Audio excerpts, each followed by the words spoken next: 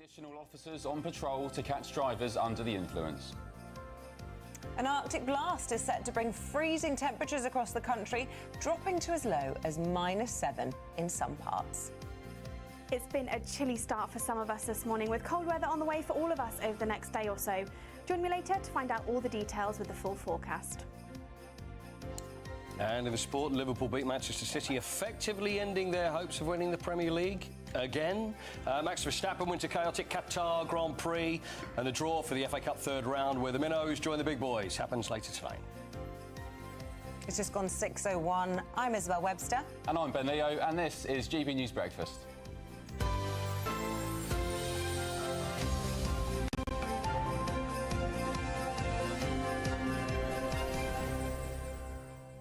There we go. Look at the new Christmas set, folks. You know what? New, isn't it? It's pretty nice, isn't it? It's lovely. You know what? It's classy. It's I think. classy. It's and when I classy. walked in, I thought Ben has really pushed the boat out and got me lots of Christmas presents. Yeah. But all these boxes that are strewn around the set are empty. Is it not too Hold early? on, hold on. Stated. You mean you've looked inside the boxes? I had a look. You did, didn't I you? had a cheeky look just in case someone had got a present, but... Yeah. Well, I'm on for 2 weeks, so... That's a present hold your horses. That's I may a present in get you one. itself. Well, it was touch and go whether or not I was going to be here myself today after the GB News Christmas party last night.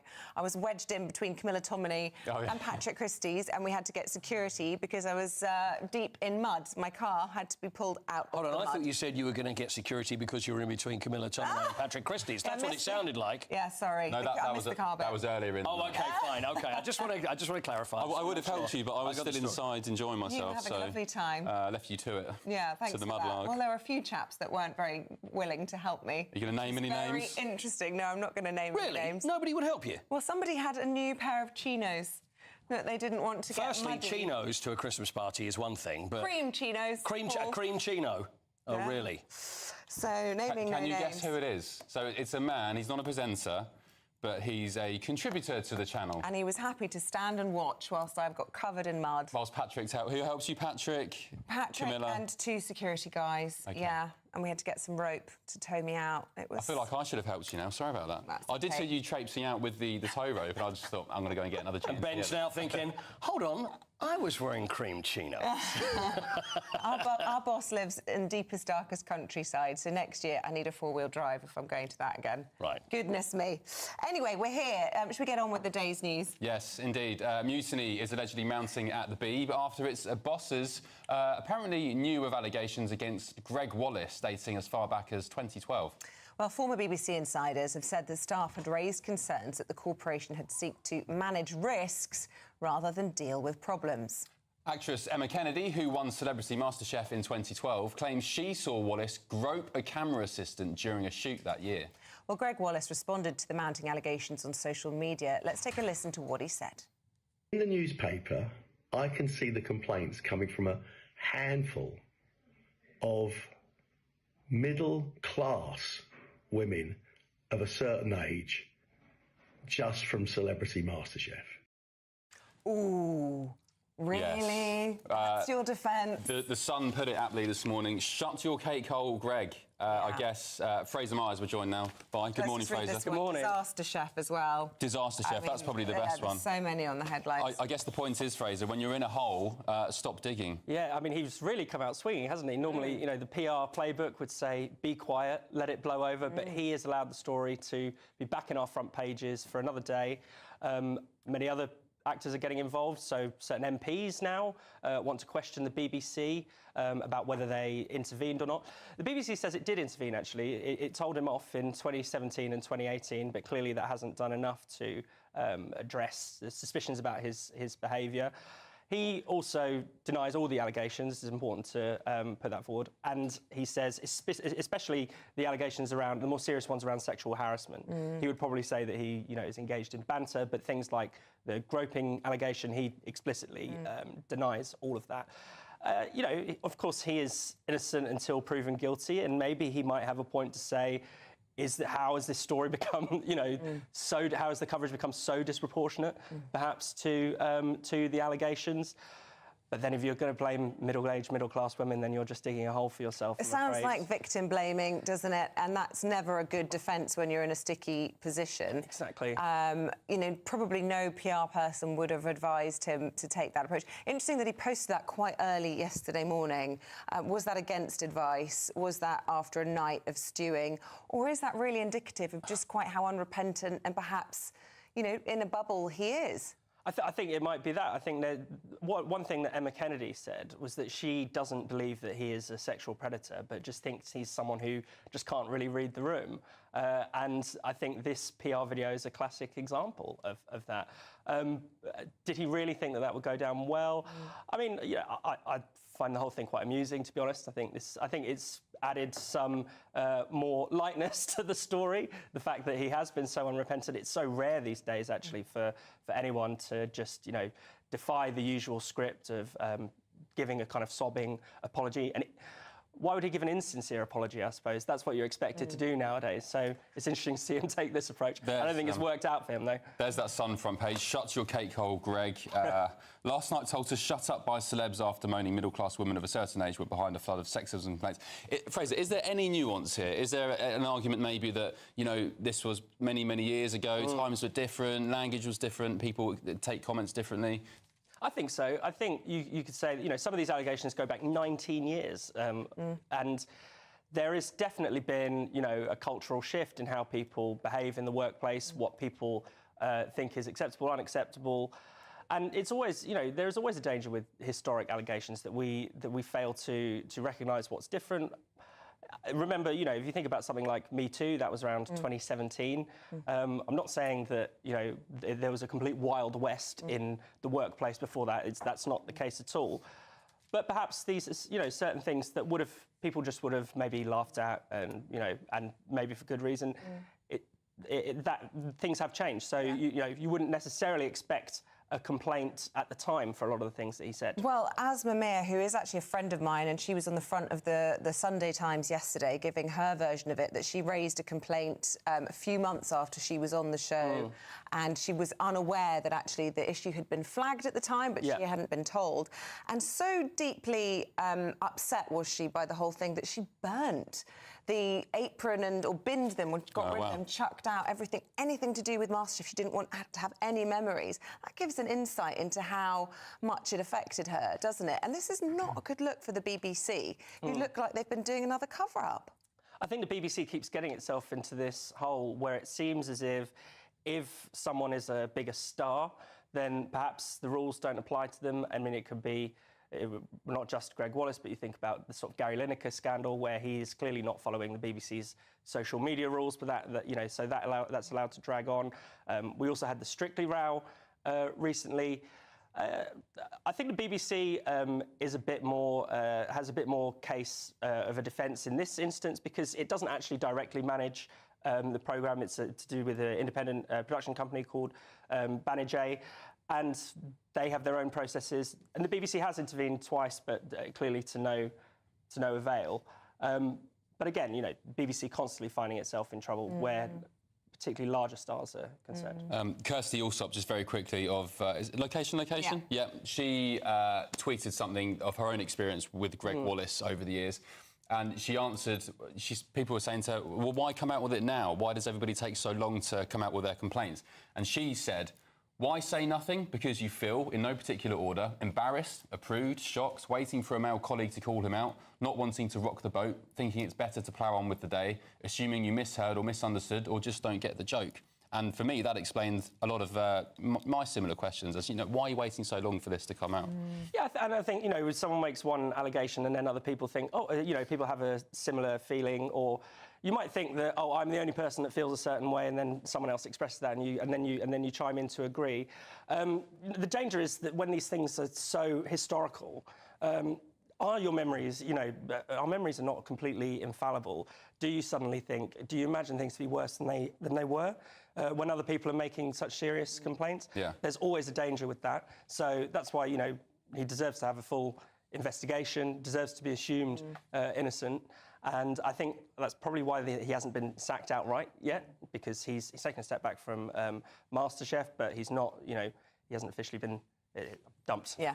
OK, well, thank you for sort of bringing us up to speed and all of that. We should give a right of reply here to Greg Wallace's side of things. His lawyers have said they strongly deny that he engaged in sexually harassing behaviour, whilst the BBC says it will always listen if people want to make us aware of something directly. OK, let's turn our attentions to the US now, where US President Joe Biden has issued a pardon for his son Hunter, describing his prosecution as, quote-unquote, unfair. Well, the 54-year-old faced up to 17 years in federal prison over tax and firearms charges. We're joined now by former Nevada Republican Party chairwoman Amy Tarkanian. Amy, good morning. Thank you for joining us. Joe Biden said earlier this year, when he was quizzed by, I think it was MSNBC, that he downright categorically would not pardon his son. So what's changed?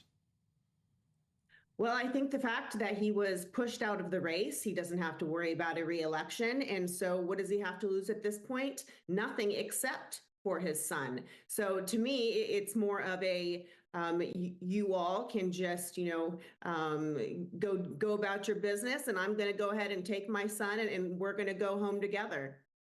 How damaging is this for the justice system in America? Because one of the reasons he repeatedly refused to step in for his son was because he had faith in the judicial process and he trusted what the jury found. And that appears to have totally disappeared in terms of a faith now. And, you're talking about the comments he made earlier this year. I think he repeated his refusal to pardon his son the day after Kamala Harris lost the election. So there's a sudden sort of about turn here.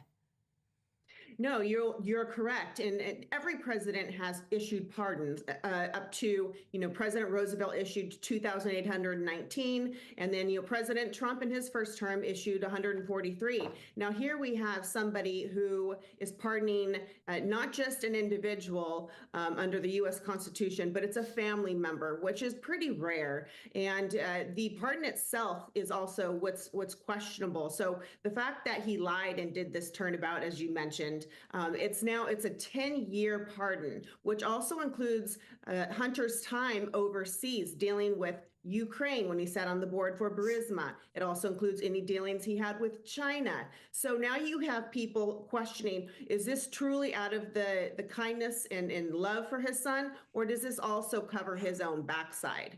Yeah, Amy, I saw that dated back to 2014, and there was conjecture about Ukraine there and the companies that he started over there and established. But I'm not sure. Are you certain on the legalities? Can he only be pardoned for a crime he's been charged with, or can he be pardoned for any misdemeanors that in the future become apparent?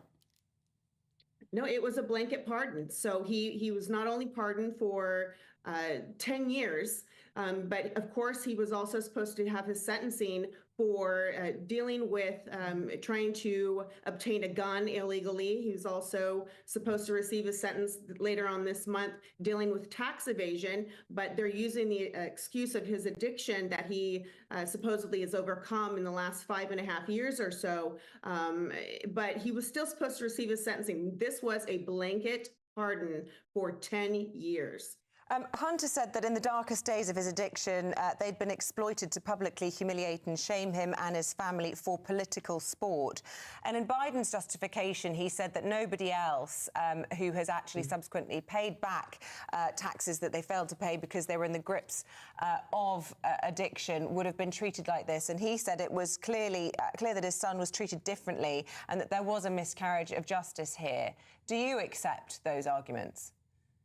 Listen, I'm sure that being in the public eye, especially at that level, you are going to be under scrutiny. There's no doubt. And it's unfortunate. And I'm glad and I hope and pray that Hunter is actually sober and he continues to be so. Nobody wishes that upon any family member. However, you still need to be, if you're found guilty, I think you should still, you're not up against the law. I mean, there's nobody who shouldn't be found to have the repercussions of what they had done at some point. However, this is something that now you're going to hear on the left where they're going to use that same excuse and say, because it was President Biden's son, that's why he was under scrutiny. And then you're going to hear from the right, because he was President Biden's son, he was not under scrutiny and everything was sidestepped at every turn. So unfortunately, it's going to continue to be politicized. It's going to follow President Biden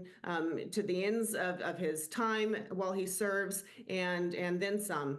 Yeah. OK, Amy Tarkanian, thank you very much. Appreciate it. I just wonder if they'd got word that maybe the incoming Trump administration were planning to go after Future Hunter. Yeah, and you know, there's this conjecture about a vengeful Trump going after everybody who put him to the sword over the past 4 years.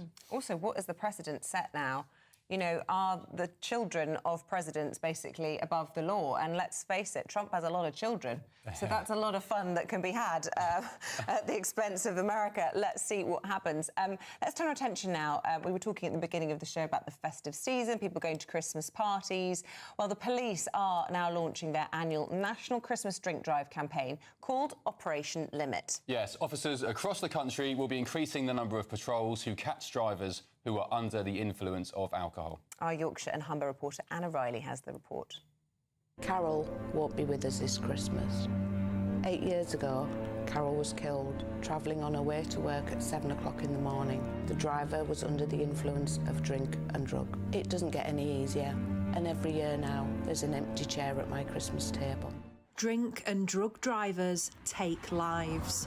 North Yorkshire Police are paying tribute to Carol Jones in their annual Christmas campaign. The 50-year-old police worker was killed on her way to work by a driver who had taken alcohol and cannabis. Officers have had to turn out and deal with that situation where she's been travelling in her car and been struck at 60 miles an hour and she's dead at the scene. You know, and what we're trying to say to people is these are the consequences of drink driving or driving whilst under the influence of drugs. You know, people might think you won't catch me, I'm a good driver, I've never had a crash. It can affect anyone. And, you know, we've got a large area to cover in North Yorkshire. We've got 6,000 square miles. And my message to people is, you know, we can't be everywhere, but we could be anywhere. As part of Operation Limit, police are increasing the number of drink and drug driving patrols. Throughout December, officers will be conducting 24/7 roadside checks and using a range of specialist tactics. So we've just pulled up here, totally unannounced. I can go anywhere within North Yorkshire, really, so can my colleagues. We know where the busier places are, we know where the higher risk areas are. We also know, through intelligence-led policing, of some drivers who will be out there and doing it with total disregard. If you know that you're going out, if you know you've got a Christmas celebration going to happen, plan for how you're going to get there and how you're going to get back safely. Don't put lives at risk. During last year's month-long operation, North Yorkshire police officers conducted 731 roadside tests. 18% of motorists tested were over the drink or drug limit. This was a 6.9% increase from the same period in 2022. The drivers who were stopped on this patrol had no alcohol in their system. I was going slightly over the speed limit, so he's just breathalyzed me and give me a few words of advice. It's a vital thing to do. I'm of that age group, which is probably guilty more so than others, a lot of others, but yeah, fully aware. I don't drink and drive. We don't want another empty seat this Christmas, is the message of this festive campaign, which ends on New Year's Day. Anna Riley, GB News. You've been stopped a few times, haven't you, by the police? But you've always, obviously, been completely fine. I've always come up trumps. Yeah. I was just telling Coity, the last time I went to a late-night poker game at a casino, I was driving back at 3 in the morning, and then the police stopped me, and they were probably expecting me to be, you know, drunk as a fart. But they said, "Where have you been?" I said, "Oh, the casino officer." They said, "Oh, I had a few drinks, have you?" I said, "Nope. Swear I haven't." And they breathalyzed me, and I got away with it. And you can see, every time you can see the look in their eyes, they're just like, "Oh, OK, off you go, off you go." It's just not worth it. It can ruin your life. Obviously, you can kill people if you're drinking and driving, but, you know, if you do get away with it, you are still risking your job, whatever else it might be. There was a lad near me on Saturday night. He ploughed over a roundabout. The car went upside down, smashed into a taxi full of people, and the poor boy, my wife knows of him, in the neighbouring town. He died, unfortunately. He's only about 30. Yeah, it's terrible. It's just not worth it. We have been showing each other our Christmas trees and our decorations, and my makeup artist has just sent hers as well. So we're going to put it out to you this morning. We'd love to see if you've been getting festive, because I know it's only the 2nd of December, but... It feels too early. I was just saying to Izzy off air. Yeah. But we've done it in the studio. We've got the trees up and the prezzies out. And I'm here for it. Why not? So I got my tree up yesterday, and actually, whilst I went to this GB News get-together, I left the kids to decorate it, and we'll show you pictures a little bit later on. But I thought that was quite brave of me to let the kids do the tree. How old are they? 9 and 6. It's the first... Last year they did it. Don't tell them. And I redid it when they were asleep. Oh. Actually, they did a great job this year. Did they not put sort of squirty cream all over it and toilet I'd roll? already curated what was allowed to go on. You told them. They had some tinsel, but that's for their bedroom only. I'll try and get my wife to send me the picture of ours. We did ours at the weekend, but I was so tired from covering Patrick's show all week. I was just zonked on the sofa watching them do it. I felt a bit bad, but I was too tired. Fair enough. So send in yours, gbnews.com/yoursay, and we'll try and put some up on the telly. Lovely. Right, let's have a look at some of the other stories coming into the newsroom this morning. More than 20,000 migrants crossed the Channel since Sir Keir Starmer became Prime Minister in July, hitting that milestone in just 5 months. However, the Prime Minister accused the Conservatives of opening the borders and promised to cut numbers after record-high asylum costs of £5 billion.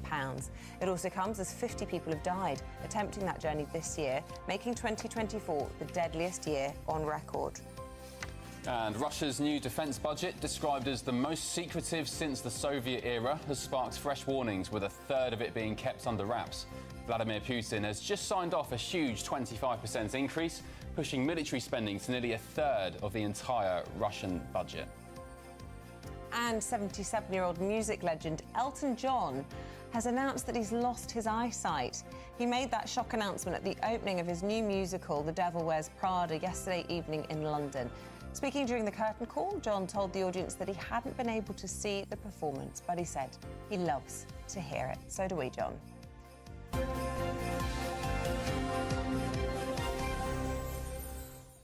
Or even Elton. Mr. John. Don't know why I called him John. Gosh, that's shocking, isn't it? Really sad. Really sad. And I know he's had a few issues with his mobility as well. Was there a reason for it? I don't know. Yeah, I think he had some sort of illness. How old is he? It was this eye infection that's gone a bit nasty. Yeah, 77. In his 70s, yeah. See, for me, that's still pretty young in the grand scheme of things. 100%, yeah. You know, I think...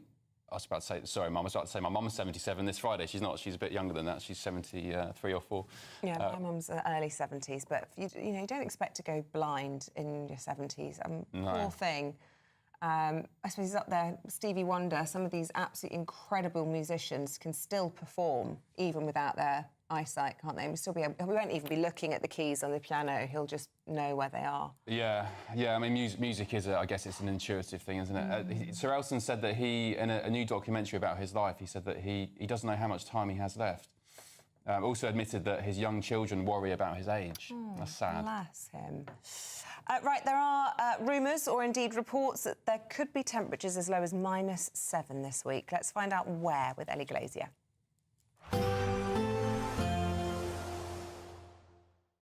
Expect a warm front, moving from the kitchen right through to the rest of the house. Boxed Boilers, sponsors of weather on GB News. Good morning, welcome to your latest GB News weather from the Met Office. It's been a bit of a chillier start for many of us this morning, with colder weather on the way for all of us as we head over the next couple of days. Back to what we've got out there at the moment though, a chilly start across parts of Scotland, some sleet and snow showers across the very far north, sinking their way southwards, and across northern parts of England, outbreaks of showery rain sink their way towards the southeast as we head towards the afternoon. For Northern Ireland, Wales, southwestern parts of England though, plenty of sunshine through the afternoon, plenty of blue skies on offer, but with northerly winds feeling much colder than over the weekend. Only 10 or 11 degrees in the south and 5 or 6 further north, and with some brisk northerly winds along eastern coast, feeling colder here through the afternoon too. As we then go into Monday evening, the outbreaks of showery rain across the southeast do linger for a time, but eventually clear their way offshore as we go through the evening. For southwest England, parts of Wales, generally staying dry through the evening, maybe 1 or 2 showers around, and perhaps 1 or 2 showers for Northern Ireland too. For Northern England, parts of Scotland generally staying dry to end the day, plenty of clear spells around. 1 or 2 isolated showers still across northern and eastern parts of Scotland. Again, these turning to sleet and snow in places. Those brisk northerly winds do continue along eastern coast, perhaps 1 or 2 showers here overnight Monday and into the start of Tuesday. But for most of us, it'll be turning drier overnight with plenty of clear spells, and light winds will mean it turns quite chilly as we start on Tuesday morning. Quite a widespread frost across the UK, down below 0 across much of Scotland and northern England, and even in the south, only around 2 or 3 degrees for many of us. So a chilly start to the day across much of the UK on Tuesday, but quite a bright start, plenty of sunshine to start the day. However, quickly turning cloudy across western areas as we see this weather front arriving, pushing its way eastwards as we go towards Tuesday afternoon, turning to sleet and snow over the hills across northern parts of the UK through Tuesday afternoon. Another chilly day to come for many of us, only 4 or 5 degrees in the north and around 9 or 10 in the south, so around average for the time of year. Woo! A chilly start will give way to a lovely, warm afternoon. Boxed heat pumps, sponsors of weather on GB News. Yeah, wrap up warm. It was cold this morning and over the weekend. Saturday was freezing. Oh, toughen up. It wasn't as bad as last week when there was actual ice on the windscreen. It was quite mild, I thought, this morning. No. Not too bad. Well, I live a lot further down south. That's true. That's true. Right, stay with us. Coming up, find out more in just a moment when we will be talking about all things sport with Coity.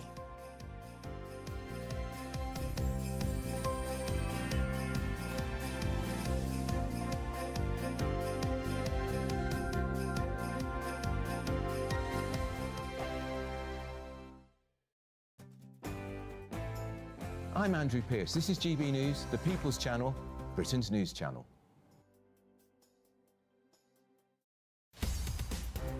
In the GB newsroom, we bring you the news as it happens. With our team of dedicated journalists across the UK, we're ready to keep you up to date with what's happening every half an hour, every single day. Bulletins here on GB News, the People's Channel, Britain's news channel. Sunday with Michael Portillo from 11, only on GB News. Serving some of the most talked about food in Chelsea, executive head chef of Number 50 Cheney, Ian Smith, has created a range of menus with a hint of the homeland, using the finest British ingredients sourced by trusted suppliers. Ian Smith was head chef at Jason Atherton's Social Eating House and spent time in the kitchens of the Galvin brothers. Ian joins me now to tell more of the story.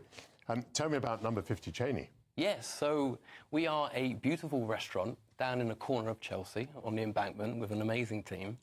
And we are really pride ourselves on, being an affordable luxury that people, really are wanting to return to week in, week out. What's the view from your restaurant?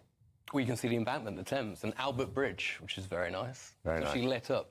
Very romantic. And tell me a little bit about your philosophy. I was talking there about having a touch of the homeland, British food, seasonal food. Yes. Yeah, I think for me, great cooking is, with simplicity on finest ingredients, cooked with simplicity, and ultimately, there to be enjoyed through... Yeah, sorry. No, I didn't mean to interrupt you. I was going to say, it starts as a young person's business. You went into it very young, didn't you? 15? Yes. Yeah, so I was 15. I sat in my parents' bedroom, called the Ritz, the Dorchester and Claridge's, and very luckily, a man on the end of the phone, 21 years ago, sent me on to a college course called the Specialised Chef Scholarship. 3 days later, I had a Ritz stamp letter through the post, and off me and my parents went, and luckily I got on the course. And how old were you when you got your first responsibility, would you say? I think the biggest responsibility in my career is today. Leading Number 50 Cheney. GB News, the People's Channel. I'm Christopher Hope. From pop stars to politicians, I'll interview anybody in a pub who's got a political opinion. Join me every Friday on Spotify, Apple Podcasts, YouTube or gbnews.com, or wherever you get your podcasts. This is GB News, the People's Channel. I'm Bev Turner. Thank you for joining us on GB News, the People's Channel, Britain's news channel.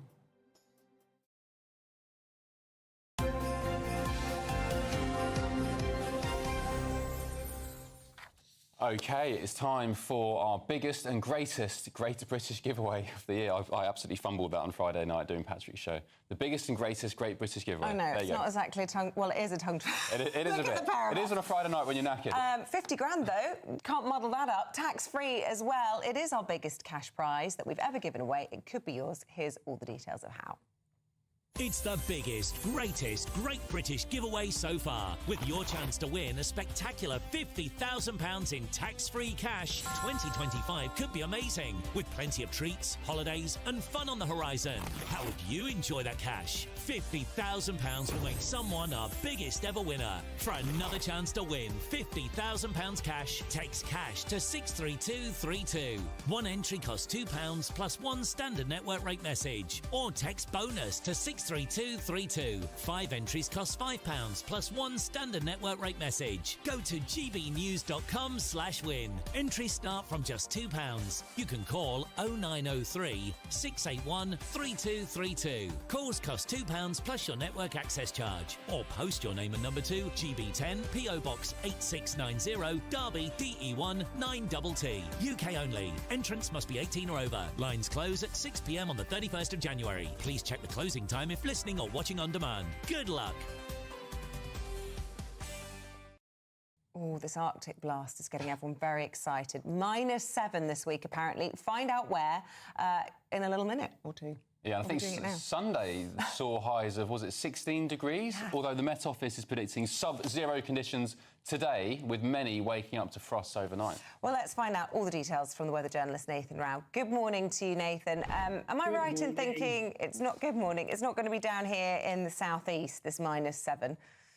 No, it's not. It's really for the north. But once again, what is really interesting is we're flip-flopping between, I mean, you're quite right, Ben. Yesterday it was 15.4 in Cardiff. And today we're talking about temperatures through the start of the week falling to freezing in the south and around about -5, possibly lower to the north and in Scotland. As again, we have another plume of Arctic air coming down from the north, and we seem to be flip-flopping between stormier, milder weather, and then immediately afterwards colder and potentially snowier weather. I've seen some headlines this morning, some very exciting headlines about 500-mile walls of snow and snow blitzes and things. I don't think it's going to be that bad, but I do think, looking at the forecast this morning, we're going to have a couple of days of very, very cold weather with sleet and snow in the north and in Scotland. And Ben, you mentioned you were cold this morning, so I'd wrap up because the next couple of days it is going to be very, very chilly. We are, after all, in the beginning of the meteorological winter. That started on the 1st of December, so officially now we're in winter. So very, very cold. And then towards the end of the week, it's back again to the mild and the stormy. So we're all over the place with the weather at the moment. Well, Nathan, was it cold this morning? Because Isabel told me to man up, and I thought it was quite cold. How cold was it down in... I don't really want to pick a side with you. Yes, it was probably colder than it was yesterday. It was milder at the weekend. Very diplomatic. Yes, the colder air has come down overnight, but it's really the next couple of days. The Met Office temperatures aren't actually in for this morning, but I'll back with you, Ben. It was probably about 3 this morning. So I see what's happening here. We've got to stick together. Us guys have got to stick together. Just you wait. If you think that was cold, Ben, wait till it hits those freezing temperatures. So we don't really know what's behind this sort of fluctuation in the weather. And I suppose, is it unusual to have had 2 lots of snow before Christmas? No, it's not unusual. And what's behind it is we have the jet stream, which is right over us at the moment. And you know me, I'm always going to be talking about the jet stream because that really is what governs our weather. And it's the jet stream that sort of drives this battle between high and low pressure. Now, whenever you're watching the Met Office talking about the weather, they're always going to be talking about high pressure and low pressure. And low pressure is what brings in that milder but stormier weather from the west and the Atlantic. And higher pressure, which we've got at the moment to the west of the UK, bringing that colder weather down from the north at this time of year. And we're just flip-flopping between the two. And as I mentioned, at the end of this week, we're going back into an Atlantic low-pressure regime and possibly another stormier spell ahead of the weekend. And it was very the same a couple of weeks ago when we had a very, very cold snap. And then we had 2 storms, Storm Bert and Storm Connell, at the end of the cold spell. We're in that sort of regime, and the long-range outlooks really predict a similar pattern right up until certainly for the next 10 days and possibly up until Christmas, with just colder than milder. It's not especially unusual. We've seen periods like this before. And in fact, in 2020 and I think 2013, we were looking at Christmas flooding, milder, very, very mild temperatures of 15 degrees over the Christmas period, rather than what everybody wants, which is a nice, crisp, cold Christmas with snow on Christmas Day. Looking unlikely, I think, this year. I was about to ask you, Nathan, the odds for a white Christmas unlikely? I know. I'm being asked a lot. The White Christmas, I have to be very, very sensible and behave myself because I get into all sorts of trouble at this time of year when I start making predictions about White Christmases. About 10 days before Christmas is when you can say with any certainty whether we're going to get snow. Now, the definition of a White Christmas is one flake of snow anywhere in the UK. So I'm going to be very, very confident and say, yes, I think we're going to get a White Christmas this year. But if you've got visions, Ben, of throwing your window open on Christmas warm morning and peering out like Scrooge into a snowy London sea, I wouldn't hold up much hope for that. I think we're probably going to be more mild and windy and wet. That's 2 weeks today. We'll book you in and we'll get your official prediction because that's 10 days until Christmas. I watched Home Alone over the weekend. That's a proper White Christmas, isn't it? If only it was like that, like in the movies. That would be good. Nathan, thanks very much indeed. Thank you very much. I don't mind if it's cold, as long as the sun's out. We saw some amazing pictures just there on the screen, just beautiful, crisp mornings and sunsets. You know, if it's cold, I don't care, as long as the sun's out. I absolutely agree. There's nothing worse than grey drizzle where you feel like there's sun just up there, the other side of the clouds. And if you ever go on a plane, there we go. This straight is the one. through it. Look at that. Beautiful. Heaven. That is heaven. Absolutely. The crunch of the ground underneath you with the frost. Oh, poetic. Oh, it's just. Did you do English literature? I gave up English at A-level. I didn't do it at A-level, funnily enough. Nice. Love it. But love it, absolutely. Yeah. All right. Still to come, Coisey's here with all the latest sports news, including that big result from Liverpool, Man City last night, top of the table clash. Who won? Find out in just a sec.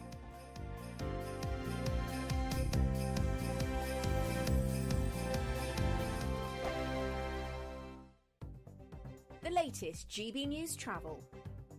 Good morning, I'm Russell Holding. In West Yorkshire, the A650 is closed in both directions between Canal Road and the A647 Leeds Road in Bradford for an investigation. In London, the A1101, the Wash Road at Welney, is closed each way because of flooding. There's a reduced rail service north of Milton Keynes Central again today because of emergency engineering works at Northampton. Delays of up to 20 minutes to trains between Milton Keynes Central and Watford Junction because of a track fault. The M25 in Essex is closed anti-clockwise from junction 27 for the M11 to 26 at Waltham Abbey after an accident causing delays. In London, the A118 is closed each way along the high road in Chadwell Heath after a fire. On the M20, there's a report of a problem westbound just before junction 4 at Leybourne, and on the M26, it's taking nearly half an hour in queues approaching the M25. That's the latest. You can stay up to date throughout the day by visiting our website, gbnews.com. Go to gbnews.com/shop now and take advantage of our biggest ever Black Friday sale with 25% off all items across our store and free shipping on orders worth £60 or more. There's never been a better time to grab something for the GB News fan in your life. From our signature clothing to drinkware, gifts, accessories and much, much more, you'll find the perfect present this festive season. Use the code BLACKFRIDAY25 on checkout at gbnews.com/shop for our best ever Black Friday deals. Hi there, I'm Michelle Dewberry and I'm going to take a second to tell you all about my show, Dubes & Co. We start off with the issues of the day. We then bring in both sides of the argument. We get rid of the disrespect. And then you throw me into the mix. And trust me, I'll tell it exactly how it is. And then, of course, the magic ingredient, you at home. We mix it all together and what have we got, in my opinion, the best debate show in town. Monday to Friday, 6 till 7 on GB News, Britain's news channel. Welcome to State of the Nation, daily plunge into the stories shaping our country. I'm Jacob Rees-Mogg, and Monday to Thursday we bring you the insights, the facts, the truth about how our country is being governed. Because what happens in Downing Street matters down your street. Tune in to State of the Nation every Monday to Thursday, 8 to 9 o'clock. Only on GB News, the People's Channel, Britain's news channel. It's Patrick Christie's Tonight, and here we do things differently. It's explaining the absolute madness of this, doesn't it? It's explosive. I mean, this is very good. It's lively. 850. Your government sat there, Sean, and it did nothing. It's controversial. And the Middle East has been in turmoil since before I was born. It's everything you need to kickstart your evening. Everyone's had their Weetabix tonight. I love to see it. That's Patrick Christie's Tonight, weeknights from 9 p.m.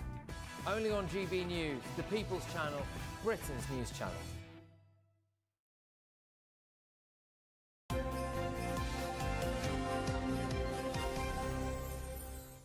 Right, sports now. Paul Coit with all the latest, including that exciting Liverpool game last night. 2-0, yeah. Liverpool won, Manchester United. Liverpool beat Manchester City 2-0.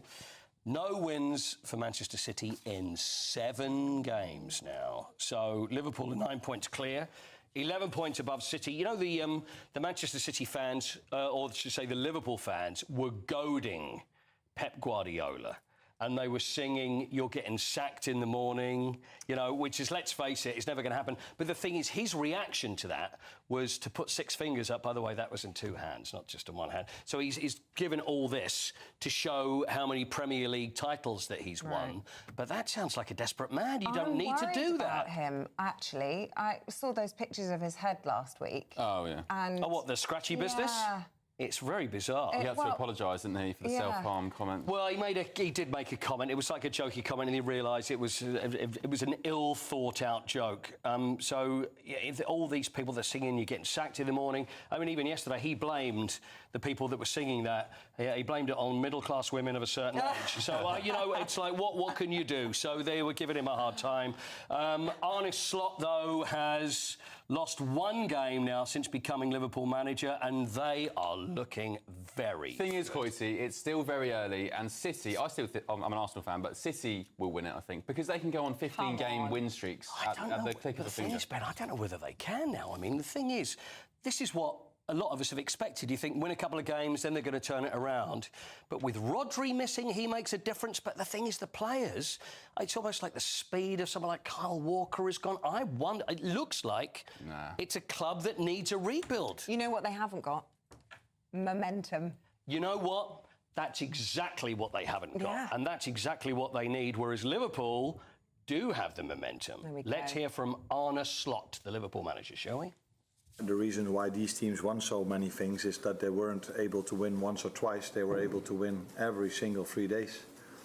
So we're really happy with these 2 wins, but we also understand if we want to achieve more than this, then winning once or twice is, even against these big teams, is not enough to win anything in the end of the season. He's done a great job, hasn't he? He's done a great job. You know what he likes? Smoking the pancakes. That's worse enough what I was thinking. He likes the blue jumper with the zip. He does. Sounds like Steve McLaren. He loves. Whenever he's singing, he loves the white shirt with the blue jumper with the zip. He always wears those. It's like his thing. Can't take you seriously when you say the word zip. You don't like the jumper with the zip? That's what he likes to wear. So anyway, Manchester United 4. It's just ridiculous, but it's funny. Sorry. Des Lynam never used to do this, you know. That's true. Manchester United 4, Everton 0. First win for Ruben Amorim in the Premier League. So 1-1 at Ipswich, 3-2 in the Europa League. So they're up to 9th. Chelsea 3, Aston Villa 0. Aston Villa having a terrible time at the moment. Oh, but did you see? Was it Cole Palmer's goal? Yeah. Oh, absolutely beautiful. It really was. It was a beautiful goal. Chelsea are looking much better now. So they're looking very good. Villa haven't won now in 8 games. Spurs won, Fulham won. Nothing really else I can say about Villa not won in 8. Haven't won in 8. That's not good. No, really not. Emery on the ropes? No. No, he's too good. But the thing is, it's just they're having a dip. But the thing is, there's no way they're going to look at the manager and think, "Oh, you're out." He's done too much for them, so he's got a lot in the bank. Spurs won, Fulham won. I was in a lounge at Spurs yesterday. Who was the famous Fulham fan that was in there? Famous Fulham fan? I'll tell you, because Go on then. Hugh Grant was. Really? But people were going, Hugh Grant's in here, but he's kind of undercover. So I walked around looking for him. I'm like, Hugh, I couldn't find you. Where were you? He's gone viral at the moment talking about all the things that annoy him. Yeah. And I agree with him on every single thing. What are they? One of them, men in Spurs suits looking for him? He hates backpacks. He hates being in crowded places. He's just really intolerant, and it just made me laugh. Yes. He's just a grumpy old man. But you agreed with everything. I did, What does that say about you as an elf? I don't know. I'm not sure either. FA Cup third round draw is tonight, which is always very exciting.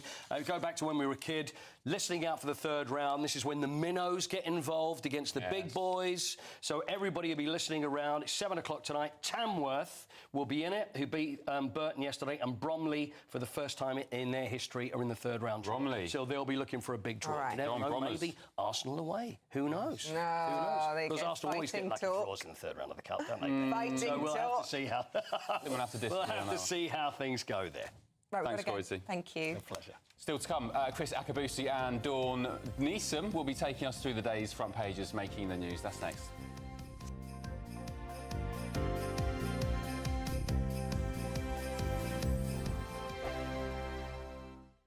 If you want your news to be straight talking... This is the nightmare for the Conservatives again. Down to earth. It's not just Nottingham where this is happening, is it? And most importantly, honest. Hard-working, middle-class taxpayers, they'll get their book thrown at them. They catch me, Martin Daubney, Monday to Friday, 3 till 6 p.m. on GB News, Britain's news channel. This is GB News, Britain's news channel. Recruiters are warning that if you're not tech-savvy, you could be missing out with your CV failing to make it through an AI-powered sifting process. So we've gone from sort of computer says no HR people ticking boxes to AI, right? Is that right? Yes, well, this applies once you're in the job as well, as a recent report revealed that employees expect AI will manage an average of a third of their tasks within the next 12 months. Well, joining us now to discuss this is Cosmo Curry, founder of Van Kuysen, a leading company in technology recruitment. Morning, Cosmo. Morning. Good Hi, morning. Ben. Well, yeah, thank you for joining us. It's very interesting, isn't it? Because AI is, of course, on the rise and now in the workplace and in universities and things. Another article came to mind. There was a student recently, I think it was in the news just the other day, that got in trouble for using AI. So there's, you know, for exam purposes and essays. So there's lots of different ways that it can be a good thing and a bad thing. But you're, of course, here to talk about the ways in which AI is a good thing within the workplace. Absolutely. I mean, AI is here to stay, for sure. And we're seeing this rise of people using it in such a clever format. And the other side of it is also we're seeing people who are using it and during the process of that, they are losing their character. We're losing the actual insight into the individual behind that. And so we've kind of got this kind of mix. And I think AI is phenomenal when you're looking at it from a point of view of optimization, point of view of speed, getting results. But I think we have to remember that, you know, the fundamental of recruitment is people. And we cannot substitute the people, the personal aspect, by replacing that with AI. GB News, the People's Channel. Join me, Nana Akweer, for an informative, interactive news programme with a difference. It's fun. No, he didn't say that, Dave. I'm so surprised. I think there's an element of truth to that. Join me from 3 p.m. every weekend, only on GB News, Britain's news channel. This is Britain's Newsroom, where your voice matters. It's just astonishing. With expert analysis and honest opinion, we don't just keep you informed. We bring you unique perspectives you won't see anywhere else. Can't argue with any of that. When the news happens, it happens here. On Britain's Newsroom, weekdays from 9:30 a.m. Only on GB News.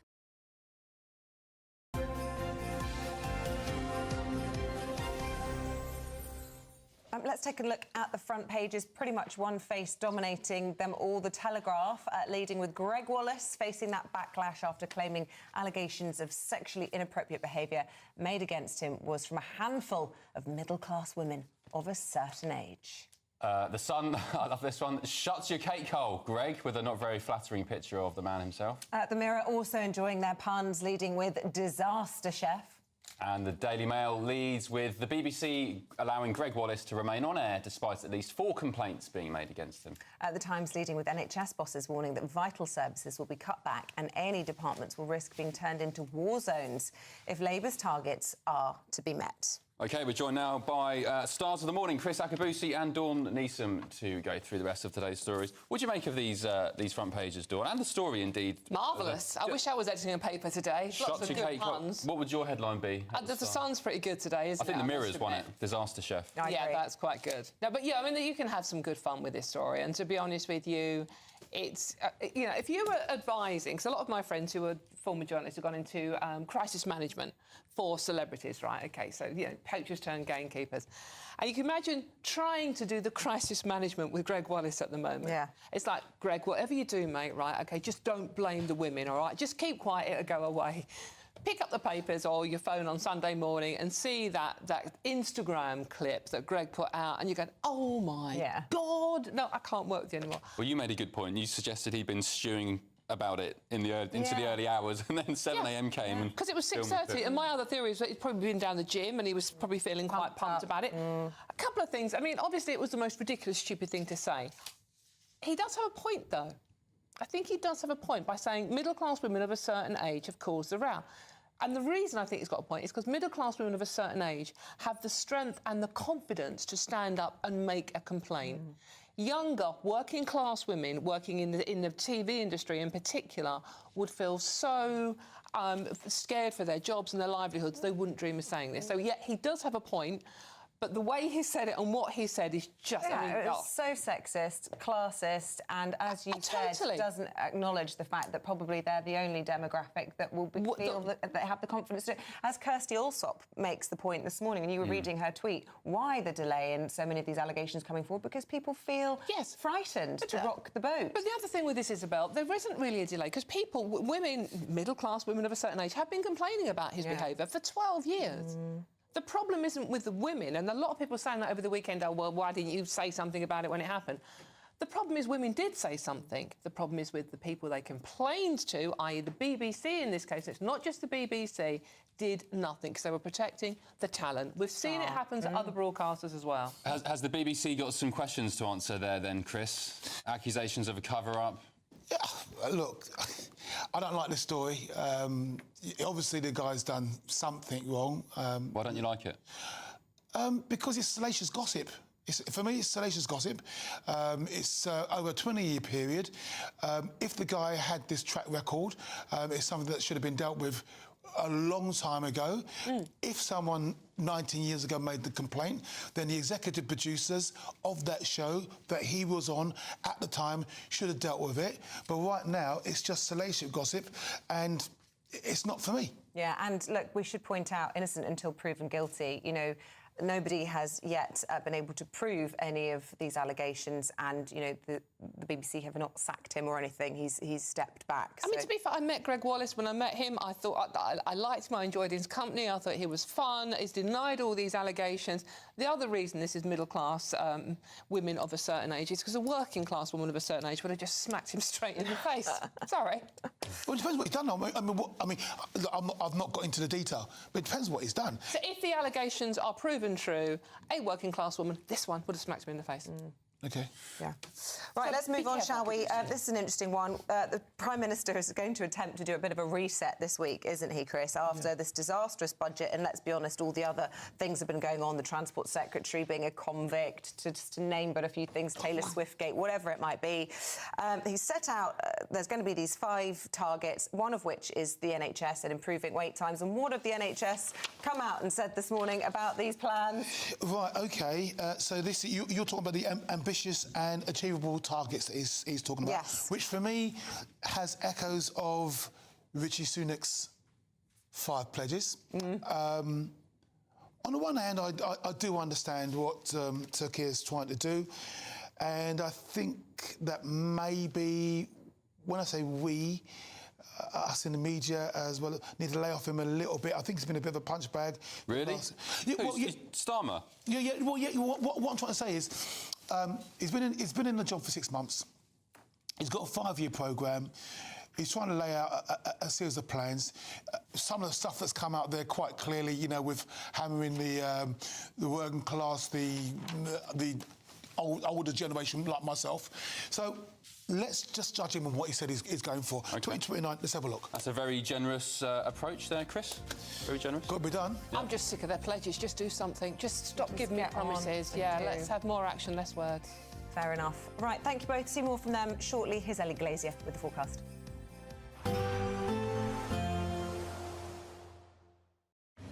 A nice bright morning will generate a lovely warm day, right through to the evening. Boxed Solar, sponsors of weather on GB News. Good morning. Welcome to your latest GB News weather from the Met Office. It's been a bit of a chillier start for many of us this morning, with colder weather on the way for all of us as we head over the next couple of days. Back to what we've got out there at the moment, though, a chilly start across parts of Scotland, some sleet and snow showers across the very far north, sinking their way southwards, and across northern parts of England, outbreaks of showery rain sink their way towards the southeast as we head towards the afternoon. For Northern Ireland, Wales, southwestern parts of England, though, plenty of sunshine through the afternoon, plenty of blue skies on offer, but with north northerly winds feeling much colder than over the weekend, only 10 or 11 degrees in the south and 5 or 6 further north, and with some brisk northerly winds along eastern coast, feeling colder here through the afternoon too.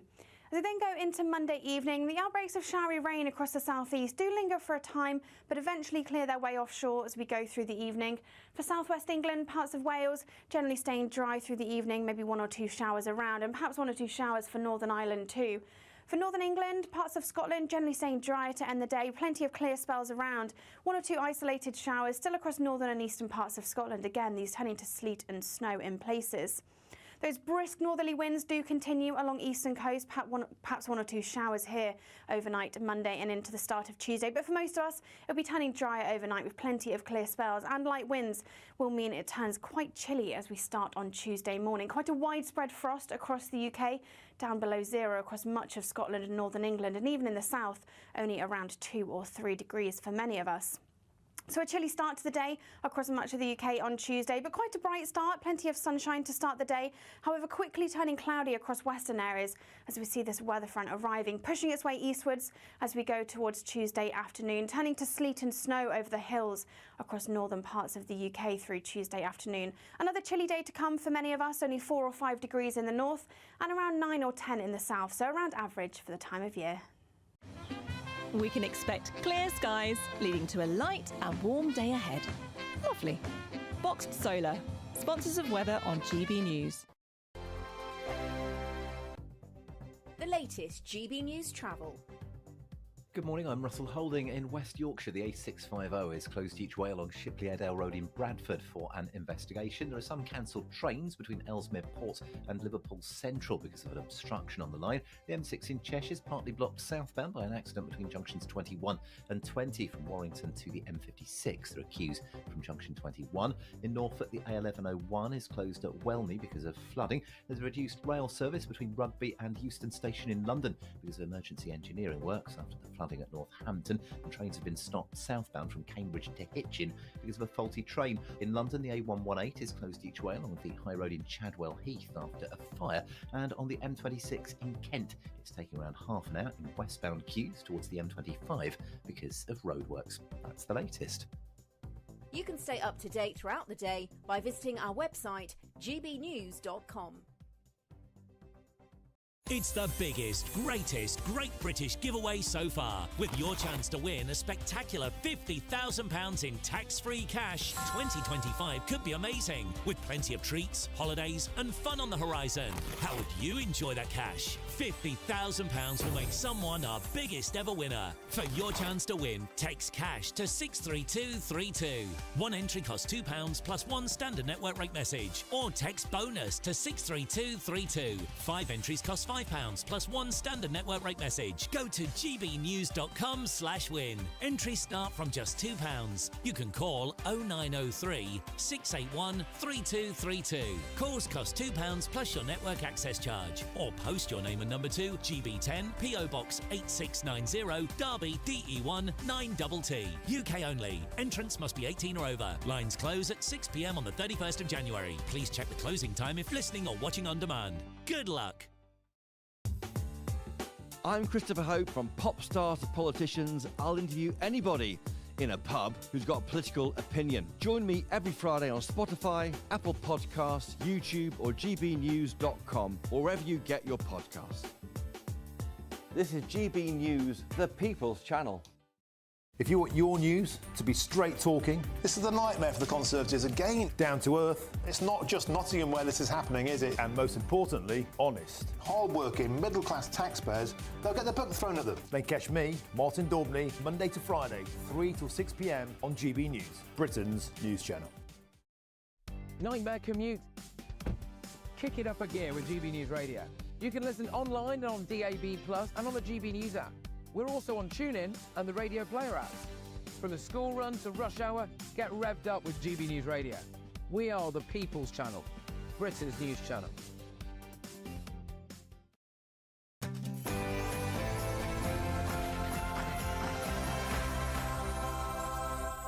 Good morning. Mutiny mounting at the BBC over disgraced presenter Greg Wallace. Anger within the organisation grows after it's revealed he remained on air despite at least 4 complaints against him. And the BBC is now under pressure to explain why they didn't act sooner over the allegations against Mr Wallace.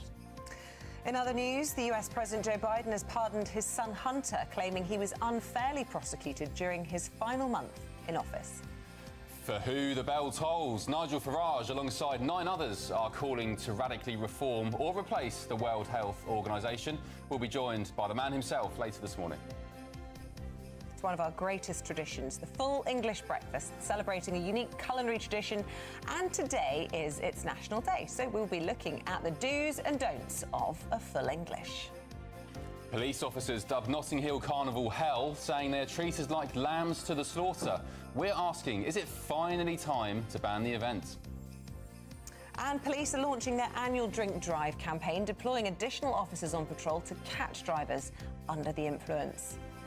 And an Arctic blast is set to bring freezing temperatures across the country, dropping to as low as -7 in some parts. It's been a chilly start for some of us this morning, with cold weather on the way for all of us over the next day or so. Join me later to find out all the details with the full forecast. And the sport this morning, Max Verstappen wins a chaotic Qatar Grand Prix and calls George Russell two-faced. Snooker has lost one of its greats, and Bernie Ecclestone is selling his collection of historic F1 cars, if you're interested. It's just gone 1 minute past 7. I'm Ben Leo. I'm Isabel Webster, and this is GB News Breakfast.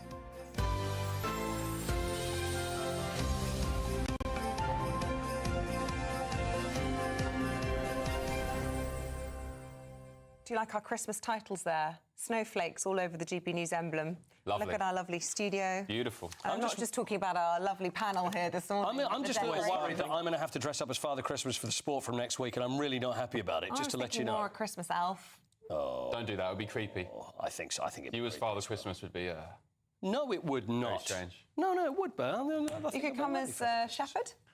As a shepherd. Are you just throwing things around? I don't know. Just let's see what people would like to see Paul come dressed up. Oh, no, let's not do that. The baby Jesus. Not do that. Baby Jesus, no, that's too far. It gives him a lot of time off in December. Today I am the baby Jesus. That'd be very moving. Only in on the 25th. OK. What about a donkey? A donkey. Nativity OK, donkey. I'll do a donkey. Yeah, that's fine. Yeah. Back end of a donkey, that'd be fine. Well, we've been asking you this morning to send in pictures of your tree if you've been putting it up this weekend. I put my tree up yesterday. I actually left the kids to decorate it. Wow, that's nice.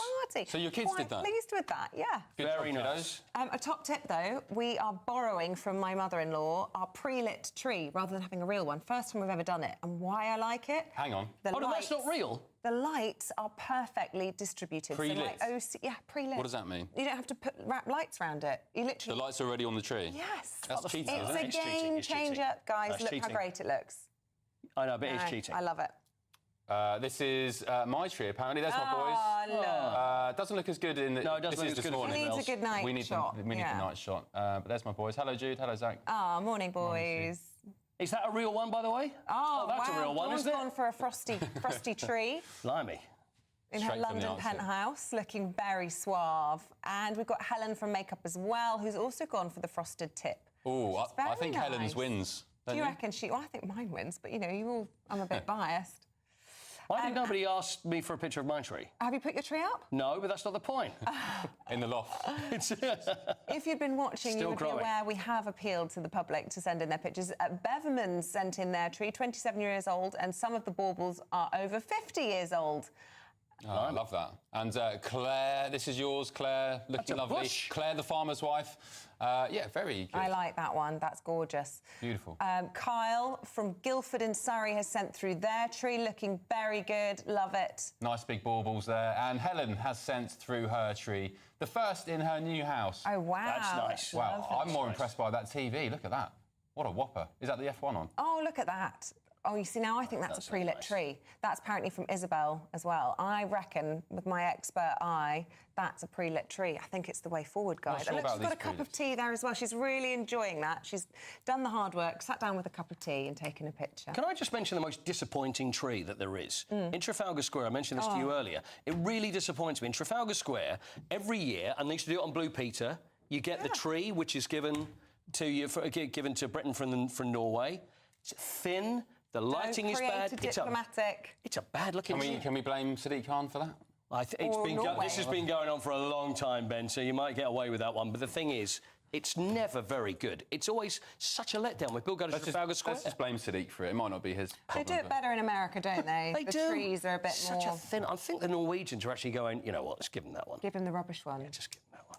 Oh dear. It's not very good. And anyway, the keep those bad. pictures coming in. And, Paul, if you'd like to be included, you're very welcome. Thank you. It'll be next week. All right, next week. I'll bring it in. Very good.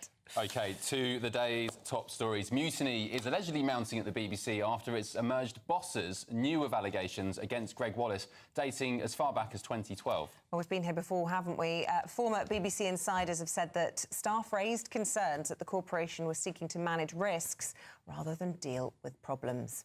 Actress Emma Kennedy, who won Celebrity MasterChef in 2012, she claims she saw Wallace grope a camera assistant during a shoot that year. Well, Greg Wallace has responded to the mounting allegations on social media. Let's take a look to what he posted yesterday morning at 6:30. In the newspaper, I can see the complaints coming from a handful of middle-class women of a certain age just from Celebrity MasterChef. Oh, no, Greg. Oh, no. If you weren't watching the last hour, Isabel's assessment was that Greg had potentially been up in the night, stewing over these allegations. And when the sun rose, he recorded that clip. And posted it against probably better advice. Let's get some thoughts from Fraser Myers, Deputy Editor of Spike. Good morning. Do you think that was a good decision, posting that, or has he dug his hole even deeper? I think, judging by some of the front pages today, it was not a good decision. Like the Sun telling him to shut his cake hole. Yeah. Disaster chef, another good headline. And the Star saying, you've in a hole, stop digging. That's their free PR advice. I think what this shows is that actually something that Emma Kennedy was suggesting, who made some allegations against him. She says she doesn't think that he's malicious. She doesn't think that he's a sexual predator, but he's someone that clearly just doesn't read the room and understand what's inappropriate and what is appropriate. And you get the sense that, there is often sometimes a banter defence for the kind of remarks that he was making. But you would think, like, if people don't laugh, stop doing it. That would be my, advice. Sometimes... There's no excuse for bad banter if people aren't finding it funny. What about the BBC and all this? They're being accused of a cover-up. There's this alleged mutiny now building. Is this yet another example of the BBC not doing enough, or even, dare I say it, deliberately, side-passing complaints of bad behaviour to cover their own backs? Well, it seems as if some of the earlier allegations, like in 2012, didn't seem to go anywhere, even when complaints were raised. But the BBC, in its defence, will say two things. One, it did actually have a word with Greg Wallace in 2017 and in 2018. And also, it's actually not the direct responsibility of the BBC, because he's not contracted them. It's to do with an independent production company. But certainly it's true to say that there is a sense that when it comes to any kind of allegation of poor behaviour, when it involves some of the biggest stars, then perhaps it's not taken as seriously as it might otherwise be. We saw, for instance, Gary Lineker breaking social media rules. That took a long time to build up and finally came to a head recently. We've seen allegations against stars of Strictly Come Dancing. Although it should be said, in that case with Giovanni, many of the most serious allegations after the investigation were not upheld. So the physical aggression allegations were not upheld. Could that also be the case with Greg Wallace? He's entitled to an investigation. He's entitled to maintain his innocence, and he says, while I don't think he'd deny some of the banter allegations, he says very explicitly, he does not engage in any kind of sexual harassment. He deserves to be treated as innocent until the results of those investigations come forward. Yeah, it's interesting. I mean, the allegations from these middle-class women, which I think Dawn made an interesting point that, perhaps he's right. They are the middle-class women who are speaking out, but perhaps because they've got the confidence and, I suppose, the sort of financial backdrop to feel they can rock the boat. As Mimir saying that she wrote a letter just to clear her conscience because she just didn't feel comfortable with what she'd witnessed, saying that his behaviour did not meet sexual harassment and bullying standards. There's also an anonymous contestant from the show who said that they had to sign a non-disclosure agreement, but that they witnessed a toxic environment. I mean, all of this it doesn't paint a rosy picture, does it? I mean, is there going to be a comeback here? Yeah, I mean, interesting that contestant who is talking anonymously says that actually Greg Wallace wasn't the only problem on the show, that there was a sort of broader culture of, she calls it abuse, maybe that, that might be a bit far, but essentially it seems like actually she's saying that Greg is being made out as a kind of scapegoat for a bigger problem in that environment. I mean, it is sometimes fair to say that when you're working on a very popular television show, reality show, it's a high-pressure environment. Some people react to that by making jokes, cracking wise. Other people don't do that. Could there be an explanation there? Is that why the culture was the way that it apparently was? It's not clear. I think calling out, middle-aged, middle-class women was such a, it's funny. It's definitely dragged the story on. But it's dug the whole 10 times deeper for him. I hope he didn't pay for that advice. Well, I think the 6:30 a.m. posting of the video suggests that there wasn't advice before that went out. Oh, the problem is for Greg, even if he's totally cleared of all these allegations, in the court of public opinion, I think he's now finished regardless. Yeah. I don't think there's any way back. Well, especially given that it's light entertainment and it's supposed to be sort of welcoming this person into your home. Yeah. Will he be welcome again? We should stress Greg Wallace's lawyers are strongly denying that he engaged in sexually harassing behaviour, and the BBC said it will always listen if people want to make us aware of anything directly. OK, let's have a look at some of the other stories coming into the newsroom this morning. US President Joe Biden has issued an official pardon for his son Hunter, saying he was unfairly prosecuted. He pleaded guilty to tax charges earlier in September and was found guilty of being an illegal drug user in possession of a gun in June.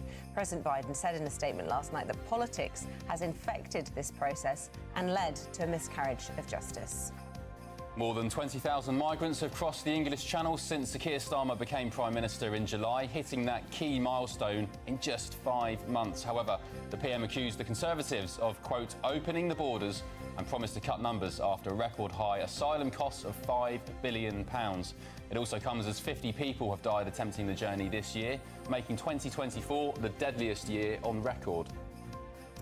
Russia's new defence budget, described as the most secretive since the Soviet era, has sparked fresh warnings, with a third of it being kept under wraps. Vladimir Putin has just signed off a huge 25% increase, pushing military spending to nearly a third of the entire Russian budget.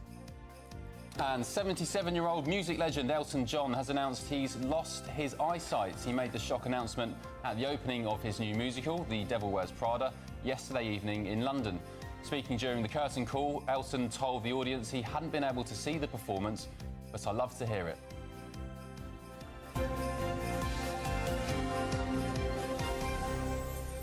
I'm not clear if he's lost his eyesight permanently, if he's now registering as blind, or if he's saying that at the moment he can't see. I know he's been suffering with this eye infection. Fingers crossed it's temporary, because, of course, he's got beautiful children. He wants to see them grow up. Oh, gosh. And, of course, all of his work. He wanted to see the show. I know. I think it sounds permanent. It sounds very permanent, but I just wasn't sure by the language, saying he's lost his sight. He hasn't said he's turned blind or... Yeah. Well, best wishes to him and his kids and David Furnish as well. It's going to be fairly chilly in the next couple of days. I think -7 in some parts, probably Scotland, as always. Sorry chilly about that. Already where we are, according to you, though. Well, it was. You told me to man up this morning, so I said it was cold. I think it was about 5 degrees. But anyway, Ellie Glazier, tell us just exactly where to expect the worst of it.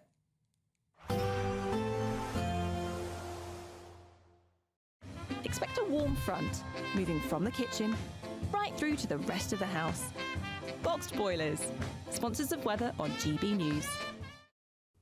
Good morning, welcome to your latest GB News weather from the Met Office. It's been a bit of a chillier start for many of us this morning, with colder weather on the way for all of us as we head over the next couple of days. Back to what we've got out there at the moment though, a chilly start across parts of Scotland, some sleet and snow showers across the very far north, sinking their way southwards, and across northern parts of England, outbreaks of showery rain sink their way towards the southeast as we head towards the afternoon. For Northern Ireland, Wales, southwestern parts of England though, plenty of sunshine through the afternoon, plenty of blue skies on offer, but with northerly winds feeling much colder than over the weekend. Only 10 or 11 degrees in the south and 5 or 6 further north, and with some brisk northerly winds along eastern coast, feeling colder here through the afternoon too. As we then go into Monday evening, the outbreaks of showery rain across the southeast do linger for a time, but eventually clear their way offshore as we go through the evening. For southwest England, parts of Wales generally staying dry through the evening, maybe 1 or 2 showers around, and perhaps 1 or 2 showers for Northern Ireland too. For Northern England, parts of Scotland generally staying dry to end the day. Plenty of clear spells around. 1 or 2 isolated showers still across northern and eastern parts of Scotland. Again, these turning to sleet and snow in places. Those brisk northerly winds do continue along eastern coast, perhaps 1 or 2 showers here overnight Monday and into the start of Tuesday. But for most of us, it'll be turning drier overnight with plenty of clear spells, and light winds will mean it turns quite chilly as we start on Tuesday morning. Quite a widespread frost across the UK, down below 0 across much of Scotland and northern England, and even in the south, only around 2 or 3 degrees for many of us. So a chilly start to the day across much of the UK on Tuesday, but quite a bright start, plenty of sunshine to start the day. However, quickly turning cloudy across western areas as we see this weather front arriving, pushing its way eastwards as we go towards Tuesday afternoon, turning to sleet and snow over the hills across northern parts of the UK through Tuesday afternoon. Another chilly day to come for many of us, only 4 or 5 degrees in the north and around 9 or 10 in the south, so around average for the time of year. Woo! A chilly start will give way to a lovely, warm afternoon. Boxed heat pumps, sponsors of weather on GB News. OK, time now for the Great British Giveaway. A whopping £50,000 in tax-free cash could be in your bank account. It's the biggest cash prize we've ever given away, and it could be yours. Here's all the details you need to win. Imagine getting a call to tell you that you've won £50,000 in tax-free cash, our biggest cash prize of the year. Oh my God. That's a big surprise. Oh my God. This is amazing. I'm in shock. That is absolutely fantastic. Thank you. For your chance to win £50,000 cash, text cash to 63232. One entry costs £2 plus 1 standard network rate message, or text bonus to 63232. 5 entries cost £5 plus 1 standard network rate message. Go to gbnews.com/win. Entries start from just £2. You can call 0903 681 3232. Calls cost £2 plus your network access charge, or post your name and number to GB10 PO Box 8690 Derby DE1 9TT. UK only. Entrance must be 18 or over. Lines close at 6 p.m. on the 31st of January. Please check the closing time if listening or watching on demand. Good luck. Good luck indeed. Now let's get stuck into some politics. We're joined now by the Conservatives. We have the Shadow Paymaster General, Richard Holden. Good morning, Mr Holden. Good to see you. Thanks for joining us. I wonder if we could start by just asking about the breaking news. Good morning. Delighted to be on with you. Thank you. Lovely to have you. Can we start with the breaking news overnight relating to President Biden's son, Hunter? Now, he has given him a presidential pardon, an absolute pardon, which I believe covers all possible future misdemeanours as well. Is this just undermining the whole judicial process? It's not something we would ever really do here, is it? No, it's certainly something that we don't do here. We have that proper separation of the judiciary here in the UK. Look, the Americans have their own system. I know President Trump did some pardoning of people when he was in. President Biden has. All different presidents have. But it's definitely not something that we're looking to ever be introducing here in the UK. Can I ask you, please, about these stories emerging over the weekend that there is fear in the Conservative Party that Elon Musk over in America could donate as much as $100 million, around £70 million sterling, to your rivals at Reform UK. Is there fear within the Conservative Party about that?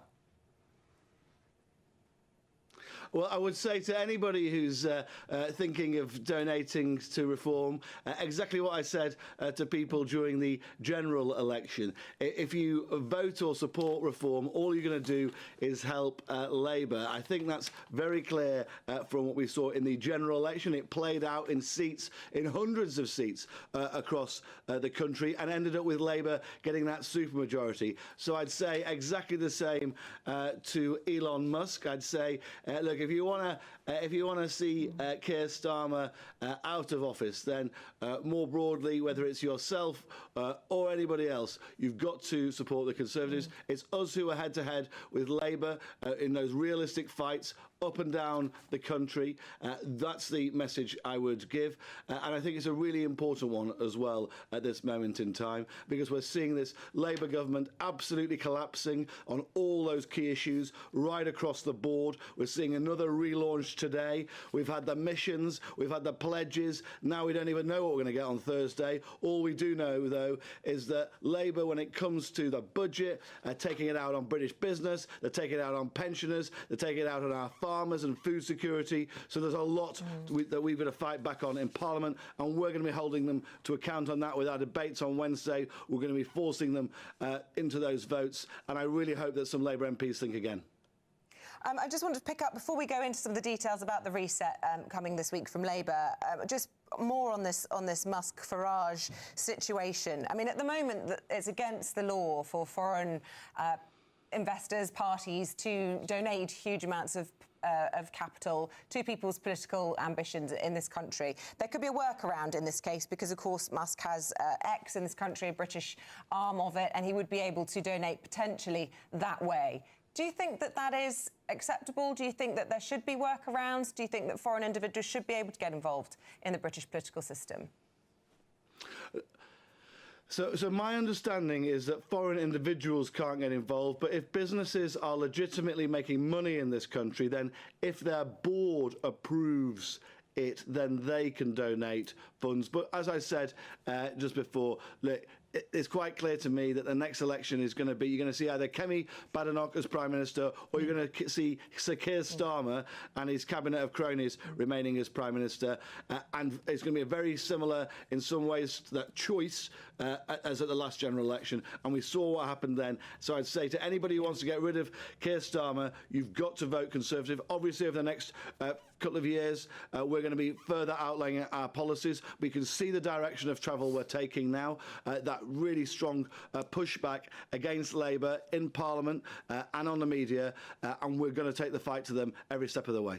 OK, Richard, let me just ask you about these comments from Keir Starmer at the tail end of last week. He accused your party of running a one-nation open borders experiment. He's not wrong, is he?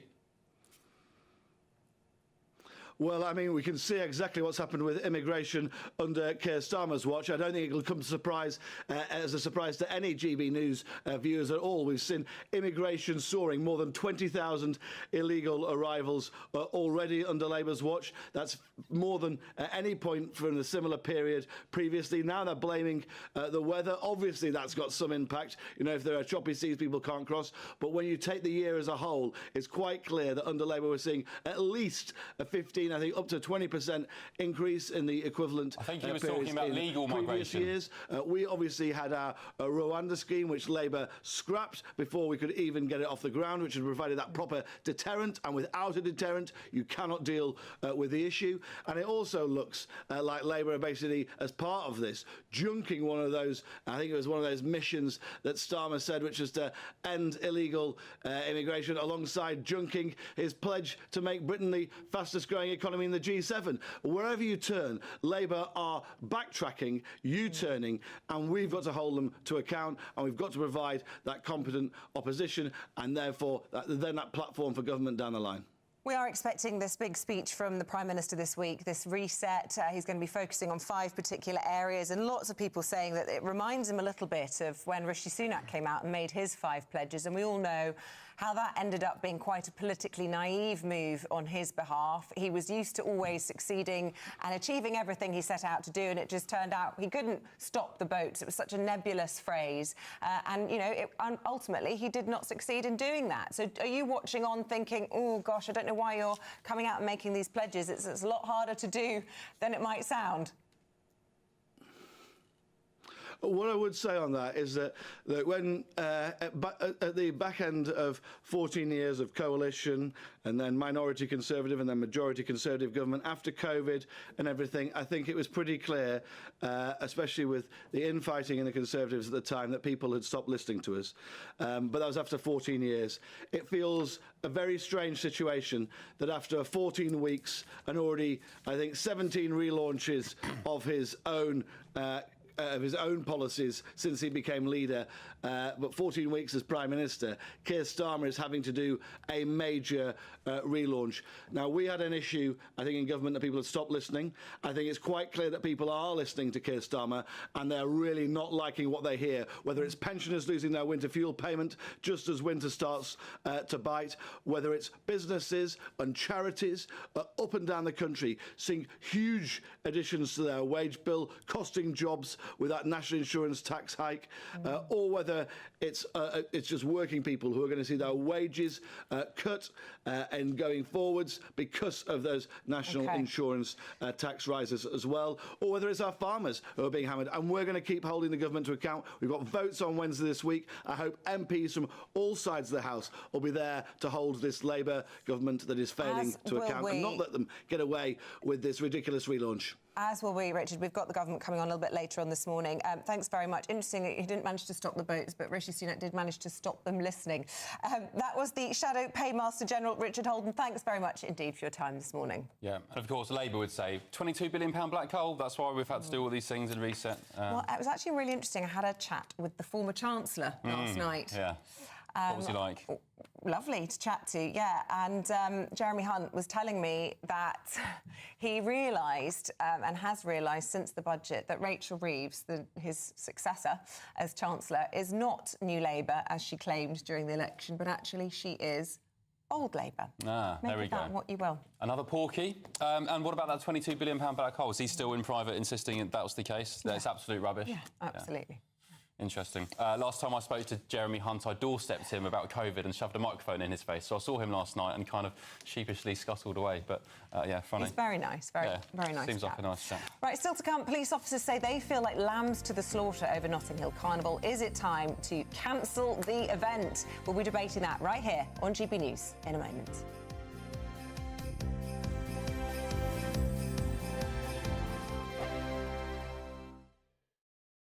Go to gbnews.com/shop now and take advantage of our biggest ever Black Friday sale with 25% off all items across our store and free shipping on orders worth £60 or more. There's never been a better time to grab something for the GB News fan in your life. From our signature clothing to drinkware, gifts, accessories and much, much more, you'll find the perfect present this festive season. Use the code BLACKFRIDAY25 on checkout at gbnews.com/shop for our best ever Black Friday deals.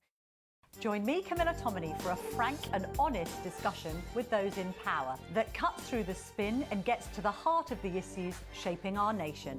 You haven't confirmed that you want to stand as leader, but you haven't ruled it out either. This report basically says that he's not fit to stand trial. Is he indecisive?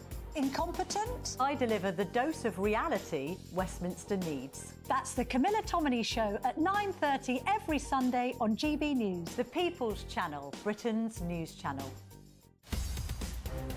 In the GB Newsroom, we bring you the news as it happens. With our team of dedicated journalists across the UK, we're ready to keep you up to date with what's happening every half an hour, every single day. Bulletins here on GB News, the People's Channel, Britain's news channel. We're proud to be GB News, the People's Channel. And as you know, we always love to hear your views. Now, there's a new way of getting in touch with us at gbnews.com/yoursay. By commenting, you can be part of a live conversation and join our GB News community. You can even talk to me, Bev Turner, or any of the members of the GB News family. Every Saturday, 10 till 12, we'll bring you all of the news that you need to know. We'll also remind you that there is so much to smile about. It's my favourite time of the week. I get to relax, enjoy some light-hearted stories, and let Ellie teach me about fashion too. That's Saturday Morning Live, every Saturday, 10 till 12. Only on GB News, Britain's news channel.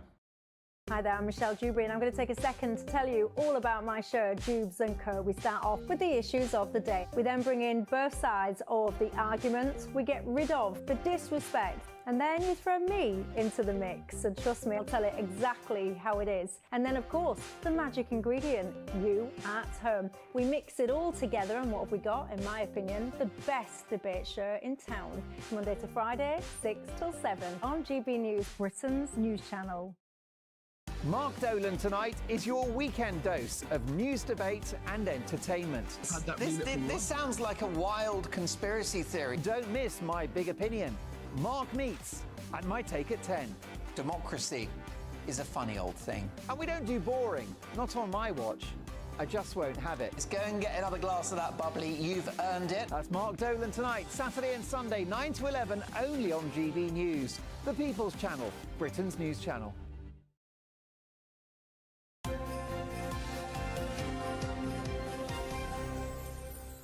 Right, we're talking about the Notting Hill Carnival now. Have you ever been?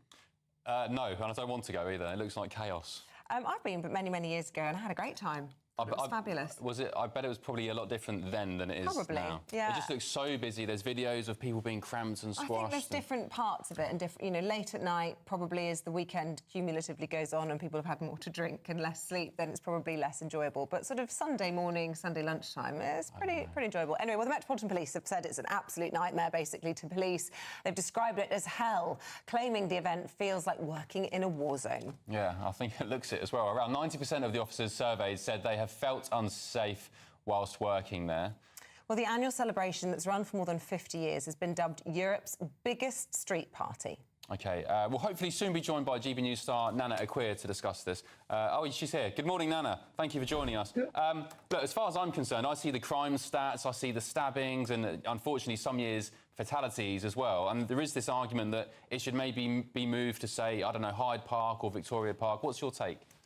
Well, I mean, I've been to Carnival many times. The first time I went, I was working for a radio station and I didn't realise we had an enclosed area. It was wonderful. It was amazing. I went a couple of times working for different stations. That's when they had all the stages. And then finally, I went as a member of the general public and I was horrified. I was lifted off my feet by the crowd towards, well, you know, those steel drum type things, towards a boiling steel drum full of jerk chicken. In fact, I mean, had it not been for the partner I was with at the time, I probably would have been branded by that hot drum. And eventually we were pulled out of the area and over a wall because we were so close to the walls. And I said to myself, I will never go there ever again. I was almost killed that day. And the problem I have with it is the fact that there is no real ability for the police to actually police it properly. They have no way of containing it. They have no way of catching people if they actually do something very bad. And it's an opportunity for those who want to take advantage of those things. Yeah. And I have an issue with that because I think potentially the police themselves are in grave danger at that event. And it's very difficult to police because of the nature of the winding streets in Notting Hill. I've got friends who say that every time the Carnival comes round, they leave London for the whole bank holiday because it's just not worth it. You can't get about and it's actually quite frightening. Should it be moved to Hyde Park? Or surely not, Anna, Nana, are you calling for it to be cancelled? Well, I'm calling for it to either be moved, and if they refuse to have it moved, then I would cancel it, frankly, because 5 people were stabbed this year. There were hundreds of officers. There were over 35 officers in one day hurt. That's on the final day. 334 people were arrested. The total is 8 people were stabbed, in total. 3 of them were left with life-threatening conditions. 2 people died, and these were in separate attacks during the event this year. And I just don't think it's worth it for those poor people who got involved in these awful incidents, probably through no fault of their own. And I remember last year when I wrote a piece for the Daily Mail, people were running through the streets with machetes. Now, if you have that in a contained area where you can actually control what's going in and out, then you can potentially stop people from going in there with weapons. So in my view, yeah, I think it's a great celebration, but either if the organisers don't accept that, the police themselves are telling them that this is really dangerous and that they don't want to police it and they're scared to be part of it, then I think the organisers need to really listen.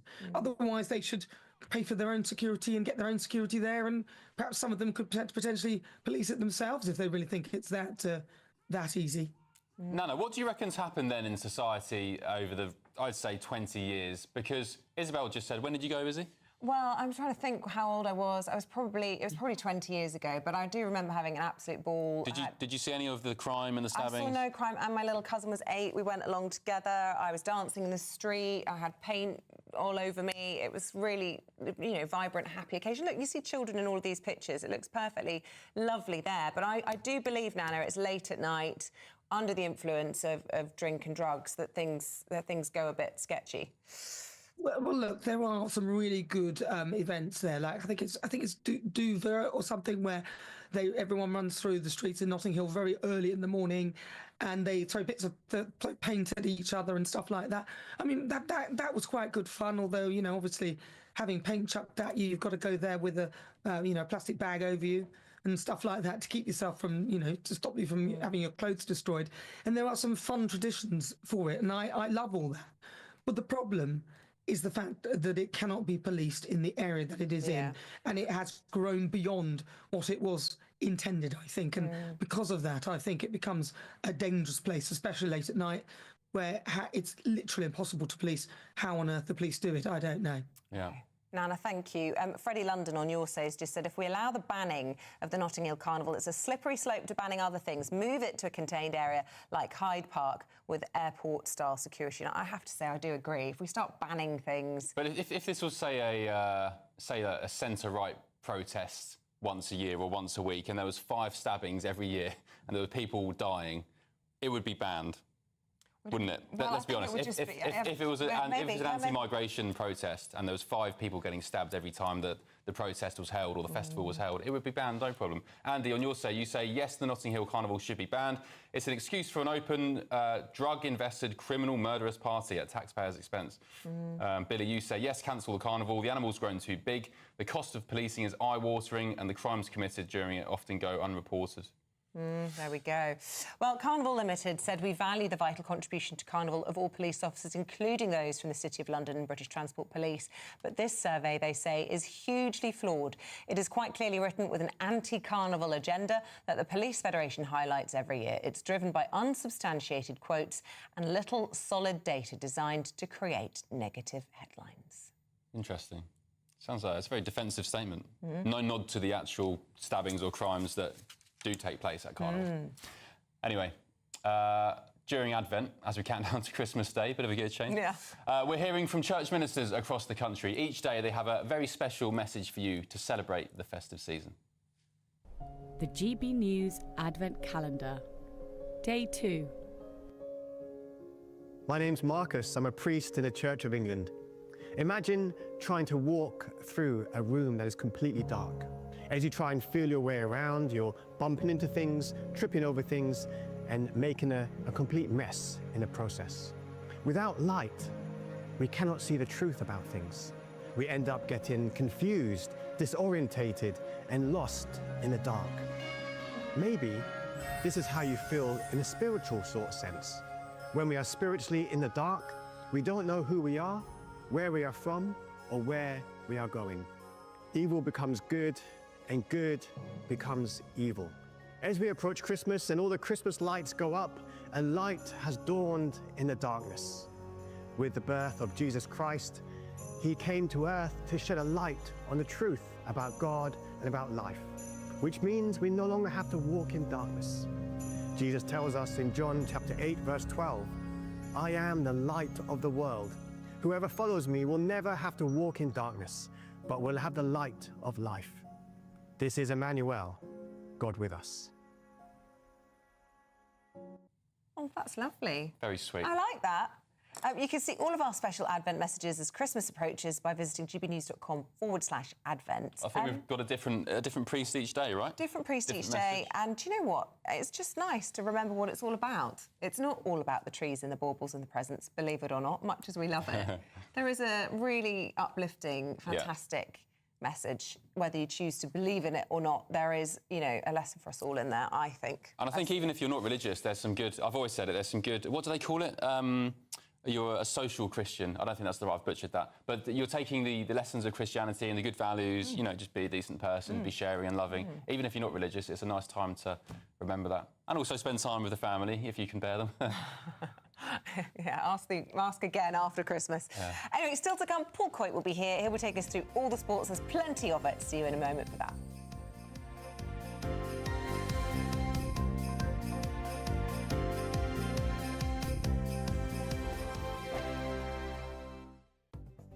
The latest GB News travel. Good morning, I'm Russell Holding. In West Yorkshire, the A650 is closed each way along Shipley-Airedale Road in Bradford for an investigation. On the M60 in Greater Manchester, there's a lane closed anti-clockwise where someone's broken down between junctions 12 and 11. From the Eccles interchange to Barton, causing delays. Trains have been stopped between Hooton and Ellesmere Port because of an obstruction on the line. In Norfolk, the A1101 is closed the Wash at Welney because of flooding. There's a reduced rail service between Rugby and Euston Station in London because of emergency engineering works at Northampton. Trains have been stopped between Cambridge and Letchworth Garden City because of a faulty train. The M1 in Bedfordshire is partly blocked southbound by a breakdown on the entry slip road at junction 10 at Luton Airport with delays from junction 11, and the A1M in Hertfordshire is blocked northbound by an accident just before junction 9 at Letchworth, causing delays in both directions. You can stay up to date throughout the day by visiting our website, gbnews.com. Go to gbnews.com/shop now and take advantage of our biggest ever Black Friday sale with 25% off all items across our store and free shipping on orders worth £60 or more. There's never been a better time to grab something for the GB News fan in your life. From our signature clothing to drinkware, gifts, accessories and much, much more, you'll find the perfect present this festive season. Use the code BLACKFRIDAY25 on checkout at gbnews.com/shop for our best ever Black Friday deals. Good Afternoon Britain isn't just about us. The wonderful thing about this programme is it's about everyone watching. It's an interactive programme. Well, there absolutely is something to see here, and we're going to be talking about it more. Whether it's breaking royal news, Will, please bring us up to date. Or indeed a particularly punchy speech in the House of Commons. Very, very curious. We bring it to you live, and then we bring you live reaction as well. That's Good Afternoon Britain, weekdays from midday. Only on GB News, the People's Channel, Britain's news channel. Hi there, I'm Michelle Dewberry and I'm going to take a second to tell you all about my show, Jubes & Co. We start off with the issues of the day. We then bring in both sides of the arguments. We get rid of the disrespect. And then you throw me into the mix. And trust me, I'll tell it exactly how it is. And then, of course, the magic ingredient, you at home. We mix it all together and what have we got, in my opinion, the best debate show in town. Monday to Friday, 6 till 7 on GB News, Britain's news channel. Welcome to State of the Nation, daily plunge into the stories shaping our country. I'm Jacob Rees-Mogg, and Monday to Thursday we bring you the insights, the facts, the truth about how our country is being governed. Because what happens in Downing Street matters down your street. Tune in to State of the Nation every Monday to Thursday, 8 to 9 o'clock. Only on GB News, the People's Channel, Britain's news channel.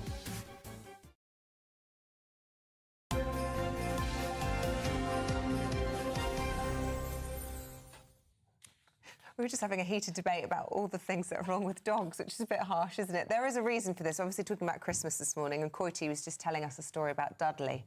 Yeah, and you were Christmas lights. Oh, I'll save that. I'll tell you in a minute. You want to know it now? Yeah, go on. Yeah. Okay, so I think when Dudley was a puppy, anyway, we put the Christmas tree up, thinking, I hope everything's going to be all right. Went upstairs, heard a bang, and like that, and then this noise, and I was like, oh my. The dog's dead. I'm going to have to run. And I thought, what am I going to see? The kids are on the dog's dead. Anyway, Dudley was sort of like looking a bit confused and the Christmas tree lights were out. So all I know is that he'd obviously bitten through it. But now, yeah, I think he did get a bit of a shock. Because, serves him right. Oh, yeah. Steady on. Come on. Steady dog. So he's a dog. Wouldn't see cats doing that.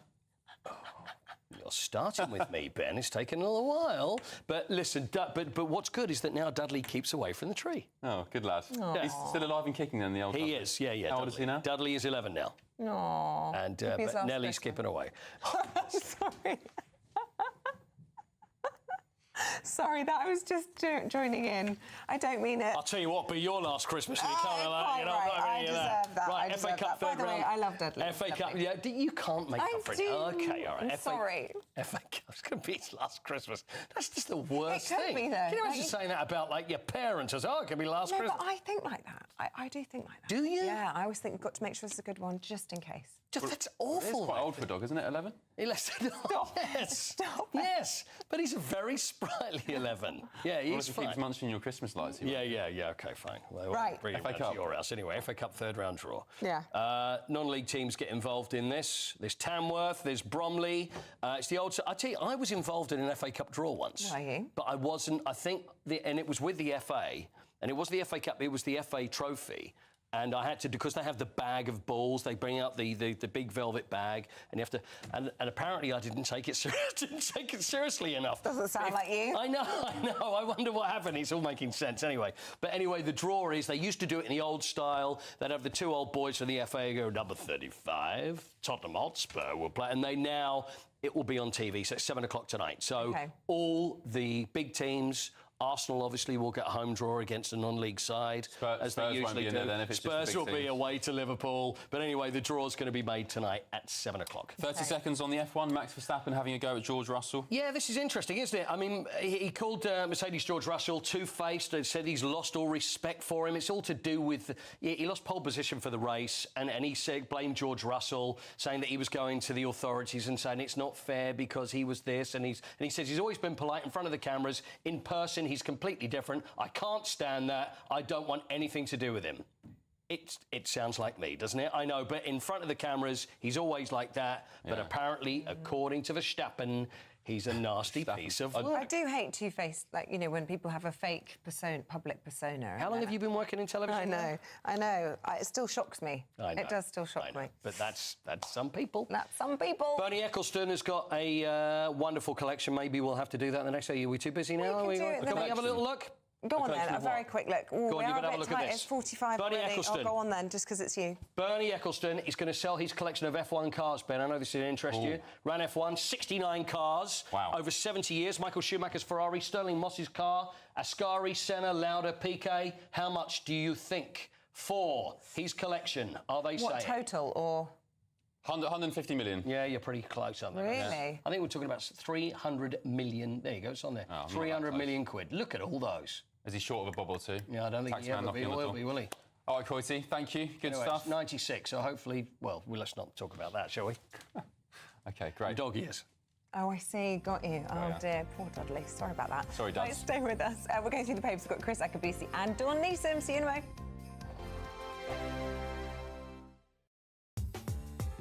I'm Christopher Hope. From pop stars to politicians, I'll interview anybody in a pub who's got a political opinion. Join me every Friday on Spotify, Apple Podcasts, YouTube or gbnews.com, or wherever you get your podcasts.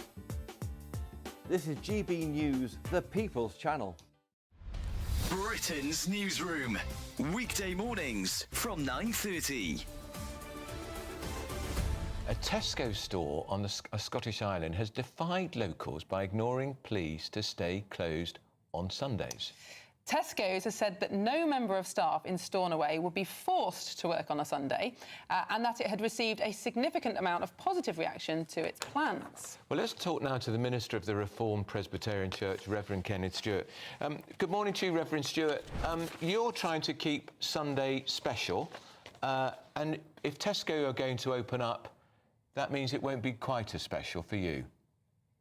Well, yes, good morning, and thanks for having me on. Yes, Tesco, for some reason, they claim it's not economic advantage, but for some reason they've decided to go against hundreds of years of tradition on this island and the deeply held religious convictions of many, many people, including, of course, their own customers who are really grieved by this decision.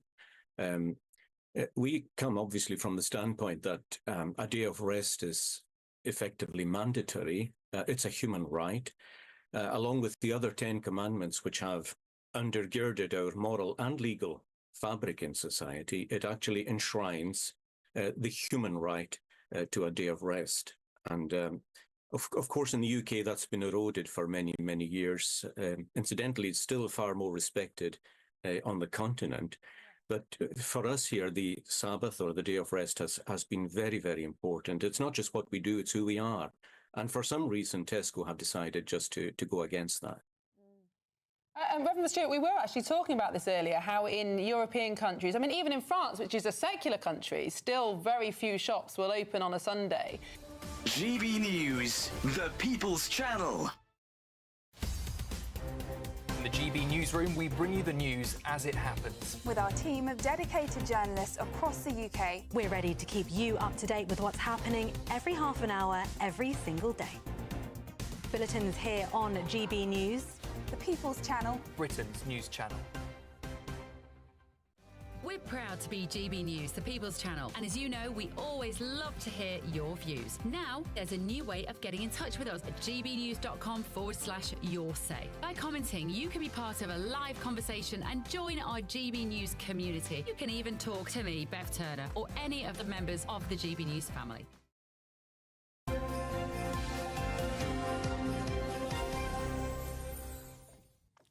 Welcome back. We're going through Making the News with Chris Akabisi and Dawn Newsom. Sorry, I didn't know who was speaking. I was waiting for you, sorry. Fine, that's fine. I was being polite. Where should we start? Should we crack on with... Well, you choose. Go on.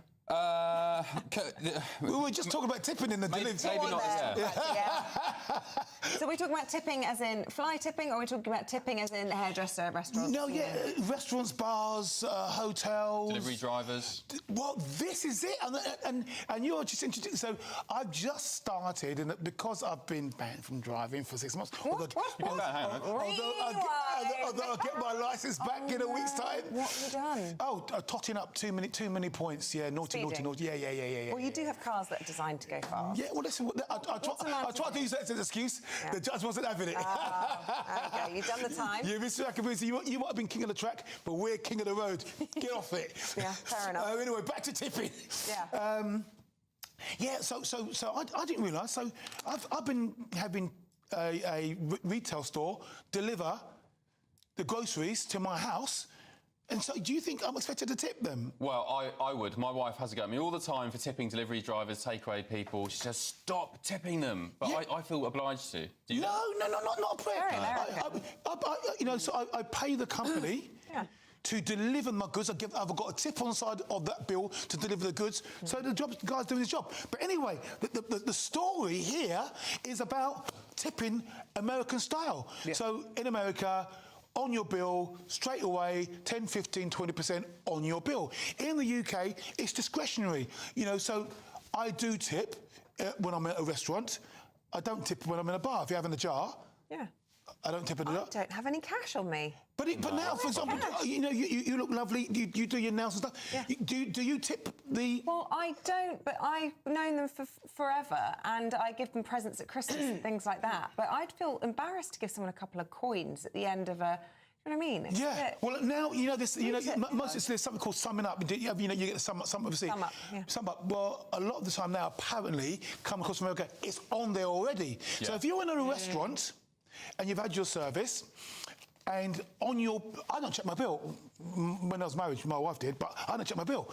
So, but now, it could have sum up 15, 20% on that bill, so you pay for it already. I find it more often than not, it is automatically added. Yeah, it is. In most restaurants will add an... I don't mind it. Have you ever asked for it to be removed because the service hasn't been good? I've been with people who've done that. It's pretty embarrassing. It takes a lot of bravery to do it. Yeah, but quite often it's been poor service, and then they're expecting 15% of a bill of goodness knows how much. Yeah. I also don't like tips being shared. I'm tipping that waitress or waiter. I don't want them shared. What about the chefs? Yeah, I know. Well, I guess that's the territory of the job, though, isn't it? If you're a chef, you expect... So now you're back to the territory of the job, which I said back to the beginning with the retailer. The job's your job. Do you get tip feed? So does someone say, hey, you know what? Great gig this morning, Ben. Wouldn't Boom! Be Boom! Here you go, Ben. It's a new section. Does anyone do that? No, I just get cups of teas made for me. That's good enough for me. But my my delivery driver, he drops off takeaways and so on. I tip him, and my wife says not to because he always has such an awful look on his face. He looks down at the tip I give him. I'll give him a £5 or something, which I think's all right. It's quite generous. Yeah. And he looks down and he looks up. I was just surprised you're giving him a tip. And then he sort of laughs and goes, thanks, and then walks off. I'm like, my wife says, stop tipping this particular man. I'm sorry if you're watching, but I don't know what right, let's talk about Panto season. Obviously, with Biggins on the we shouldn't. He's saucy, isn't he, that Biggins? So what's this story in the Mail about theatre bosses giving warnings to audiences? Yeah, it had to happen. Pantos have been slapped with trigger warnings The theatre bosses are warning audience to expect loud noises and some saucy jokes. It's a pantomime. What are you expecting? This particular story is from the Roses Theatre in Tewkesbury in Gloucestershire, and it is their performance of Cinderella, and they are saying that bringing anyone under the age of 5 or those who have a sensitive disposition may find some parts of the pantomime. In fact, don't roll your eyes like that. But surely under 5... Everybody does that. Under 5s just wouldn't get the jokes. They don't just get go the over jokes, their head. no, Well, I know. They just see the pretty lights and stuff, absolutely. don't they? I remember we were always in the children's home. Oh. You know, well, you might not, but there was a thing called Carry On films. Oh, love it. And all the adults would be screaming and laughter, and I'm looking at it and thinking, well... What's going on? Yeah. Because like you said, all the double entendres way over my head. So sweet. I like a bit of a double entendre myself. It's fun. I mean, but, you know, it's just like... People are offended and upset by everything. It's a pantomime. Exactly. What do you expect? Ridiculous. Watch out. There will be men dressed as women. Oh, my God, yeah. There will be people behind you. It's all very... But this is, you know, just the week after the British Board of Film Classification put a warning on Wicked because it's discrimination against green-skinned people. Oh, come on. I mean... Those two have ruined Wicked for me. It's my favourite musical, and they have absolutely butchered it. Have you seen the press junkets they've been doing? Yeah, that's put me off. Have you seen them? No. Oh, my God. What is wrong with those women? I don't understand what's wrong with them. Why are they doing that? It's just weird. Ariana Grande, I mean, she doesn't look well. No, she doesn't look well. She's lost a lot of weight. I've seen that. But I must say, you said it's your favourite musical. You don't like it? Oh, so Les Mis is probably my favourite. Les Mis, all day long, day long. Mamma Mia. Bring him home. Oh, I've not seen it. Oh, yes. Oh, yeah. I think Andrew's seen it like nearly 100 times. You're boring. Les Mis? Yes. No, come on, give me a break. It's not people sitting around flags. It's boring. The whole dynamic, duty, pride, courage, love. I mean, it's absolutely got it all going on. I don't really like musicals, but I don't like musicals. I like Mamma Mia. And I like Panto. Anyway, Biggins, don't start apologising for your jokes. That's all I'm going to say.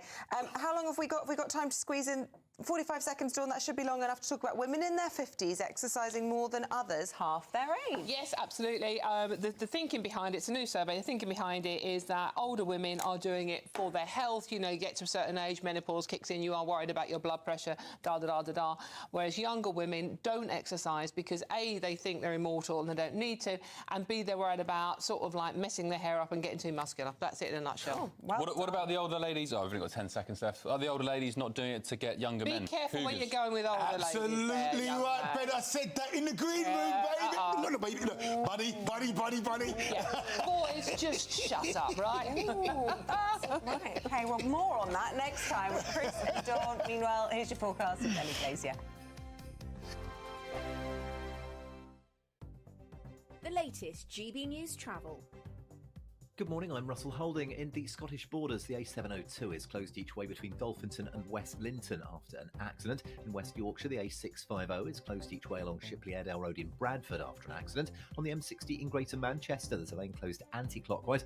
Someone's broken down between junctions 12 and 11 from the Eccles interchange to Barton, causing delays. Train services are suspended between Hooton and Ellesmere Port because of an obstruction on the line. On the M1 in Northamptonshire, the inside lane's closed southbound where a lorry's broken down a couple of miles before junction 16 in Northampton with queues from the Watford Gap services. The A1M in Hertfordshire is closed northbound from junction 8 at Stevenage to 9 at Letchworth after an accident, with queues in both directions. And on the M26 in Kent, it's taking nearly half an hour in queues approaching the M25 because of roadworks. You can stay up to date throughout the day by visiting our website, gbnews.com. You could be joining the Great British Giveaway list of winners with your chance to grab a fantastic £50,000 in tax-free cash. We've made loads of winners this year, and you could be our next. Hi, I'm Angela from Wigan, and I won £30,000 with the Great British Giveaway. It happens to people like me. For your chance to win, text cash to 63232. One entry costs £2 plus one standard network rate message. Or text bonus to 63232. 5 entries cost £5 plus one standard network rate message. Go to gbnews.com/win. Entries start from just £2. You can call 0903 681 3232. Calls cost £2 plus your network access charge. Or post your name and number to GB10 PO Box 8690 Derby Derby DE1 9TT. UK only. Entrance must be 18 or over. Lines close at 6 p.m. on the 31st of January. Please check the closing time if listening or watching on demand. Good luck. This is Britain's Newsroom, where your voice matters. It's just astonishing. With expert analysis and honest opinion, we don't just keep you informed. We bring you unique perspectives you won't see anywhere else. Can't argue with any of that. When the news happens, it happens here. On Britain's Newsroom, weekdays from 9:30 a.m. Only on GB News.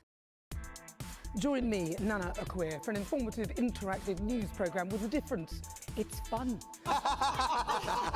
No, he didn't say that, though. I'm so surprised. I think there's an element of truth to that. Join me from 3 p.m. every weekend, only on GB News, Britain's news channel. If you want your news to be straight talking... This is a nightmare for the Conservatives again. Down to earth. It's not just Nottingham where this is happening, is it? And most importantly, honest. Hard-working, middle-class taxpayers, they'll get their book thrown at them. Then catch me, Martin Daubney, Monday to Friday, 3 till 6 p.m. on GB News, Britain's news channel.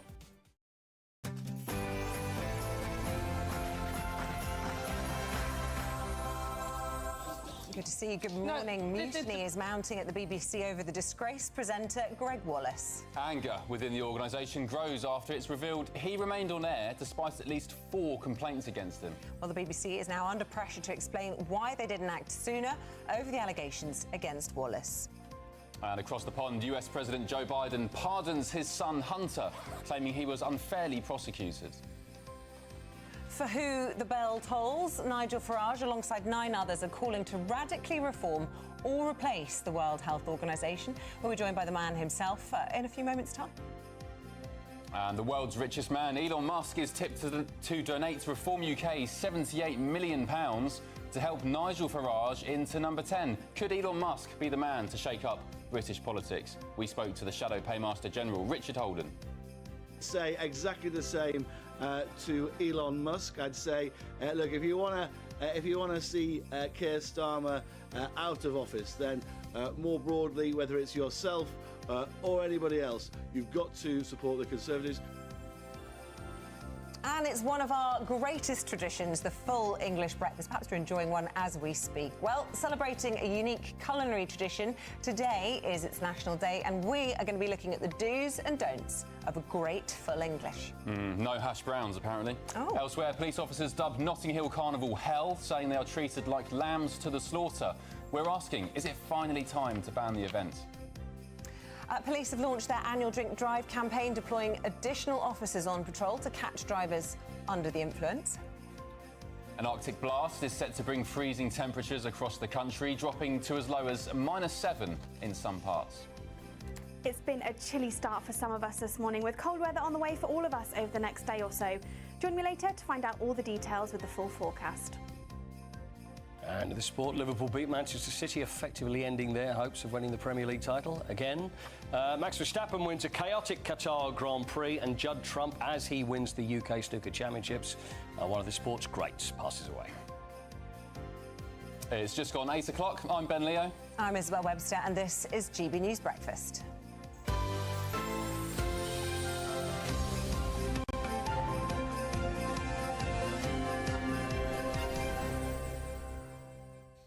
Everybody's feeling rather festive with our new Christmas titles, complete with snowflakes. And look at all the baubles, Coity. I think you're referring to me as the snowflake there. Oh, no. never. It looks lovely. I think it's great. I haven't gone early. I haven't gone too early. You know, and also, you notice real trees seem to last longer now than they used to. So if you get them up sort of around the start of December, then, because you don't want to get to the fact when you get to Christmas Eve and you've got like a stick with baubles. Well, it feels like the one in Trafalgar Square always looks like it's dying before it's even begun. You know, it's not just the tree, but the lights. They just have these lights, which are just on strings, just come down like that with a star on the top. It's so lame. Have you seen down Regent Street or Oxford Street? For non-Londoners, it's the big shopping streets in London. Not one word of Christmas mentioned. Not one word of Jesus or Christianity. Right. It's Happy Holidays, or what was the cards? Oh, they call them magical wonder lights The Christmas lights. They're Christmas lights, for crying out loud. It used to be a tradition. I don't know whether they still do that when you'd around the home counties and people would travel in to go to Regent Street to see the lights. Does that still happen? Yeah, people still go to do that. And is there still the excitement about it, do you think? I think so. I mean, Regent Street does do a good light display, and it's pretty amazing, but it feels like they do that from November onwards. But I think it's all about the pre-lit Christmas tree, where you don't have to worry about... No. Honestly, it's a game changer. Laziness. No, it's not laziness. It's about being OCD. My tree has perfectly distributed lights. Just explain again what pre-lit is, because I wasn't aware of it. So you don't have to put the lights on the tree yourself. So it's a plastic tree, which actually pays for itself. It's quite expensive as an outlay, but then instead of having a real tree every year. But putting them around... And also, do you have a tradition? When you do... See, Ben, if you have your pre-lit, but Ben, do you put the lights on first or last, and then do you turn them on at the end for the big reveal? Ben just sits on the sofa and watches. I did it at the weekend. My boys did it with my wife. Right, I was so tired from the working week. I was just watching on the settee. No, they did the lights. Are you sitting there like going, put that one up there? Put that up there. No, literally, I was.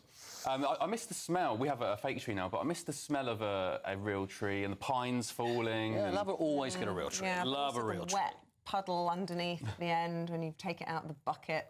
Yes. I don't know. We've gone from real trees and, a bit of organic material in your front room to plastic, to fake trees, and then pre-lit trees. There you go. It's getting worse every year. Well, thank goodness I will keep the tradition going. All right, Quoty, thank you. Right, let's talk about the World Health Organization, shall we? Action on World Health has commissioned the Bell Review, and they're launching that today. It's made up of 9 experts who are recommending proposals to either radically reform or replace the World Health Organization. And among those pushing for the changes is the leader of Reform UK, Nigel Farage. And a very good morning to you, Nigel. We've spoken about the problems within the World Health Organization with you before, but for anyone that's not familiar with it or up to date, just bring us up to speed with what it is that is irritating you about the WHO. Well, it's a government body under the United Nations. The British government's just agreed in the last 2 weeks to give it a further £310 billion of taxpayers' money. Their performance during the pandemic was catastrophic.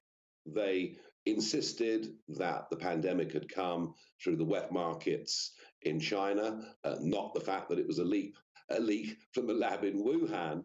And they're a very heavily Chinese-influenced organisation. Now they've gone further, and on the table they've got something called the Pandemic Treaty, which, when it goes through in a year's time, will mean they can tell us that we have to lock down. They can tell us we have to have vaccine mandates. I mean, it's incredible that the Labour government is even considering signing up to this, given what a failure the organisation has been, and that would be a total loss of sovereignty over health issues. So yes, I've been campaigning against this for some time.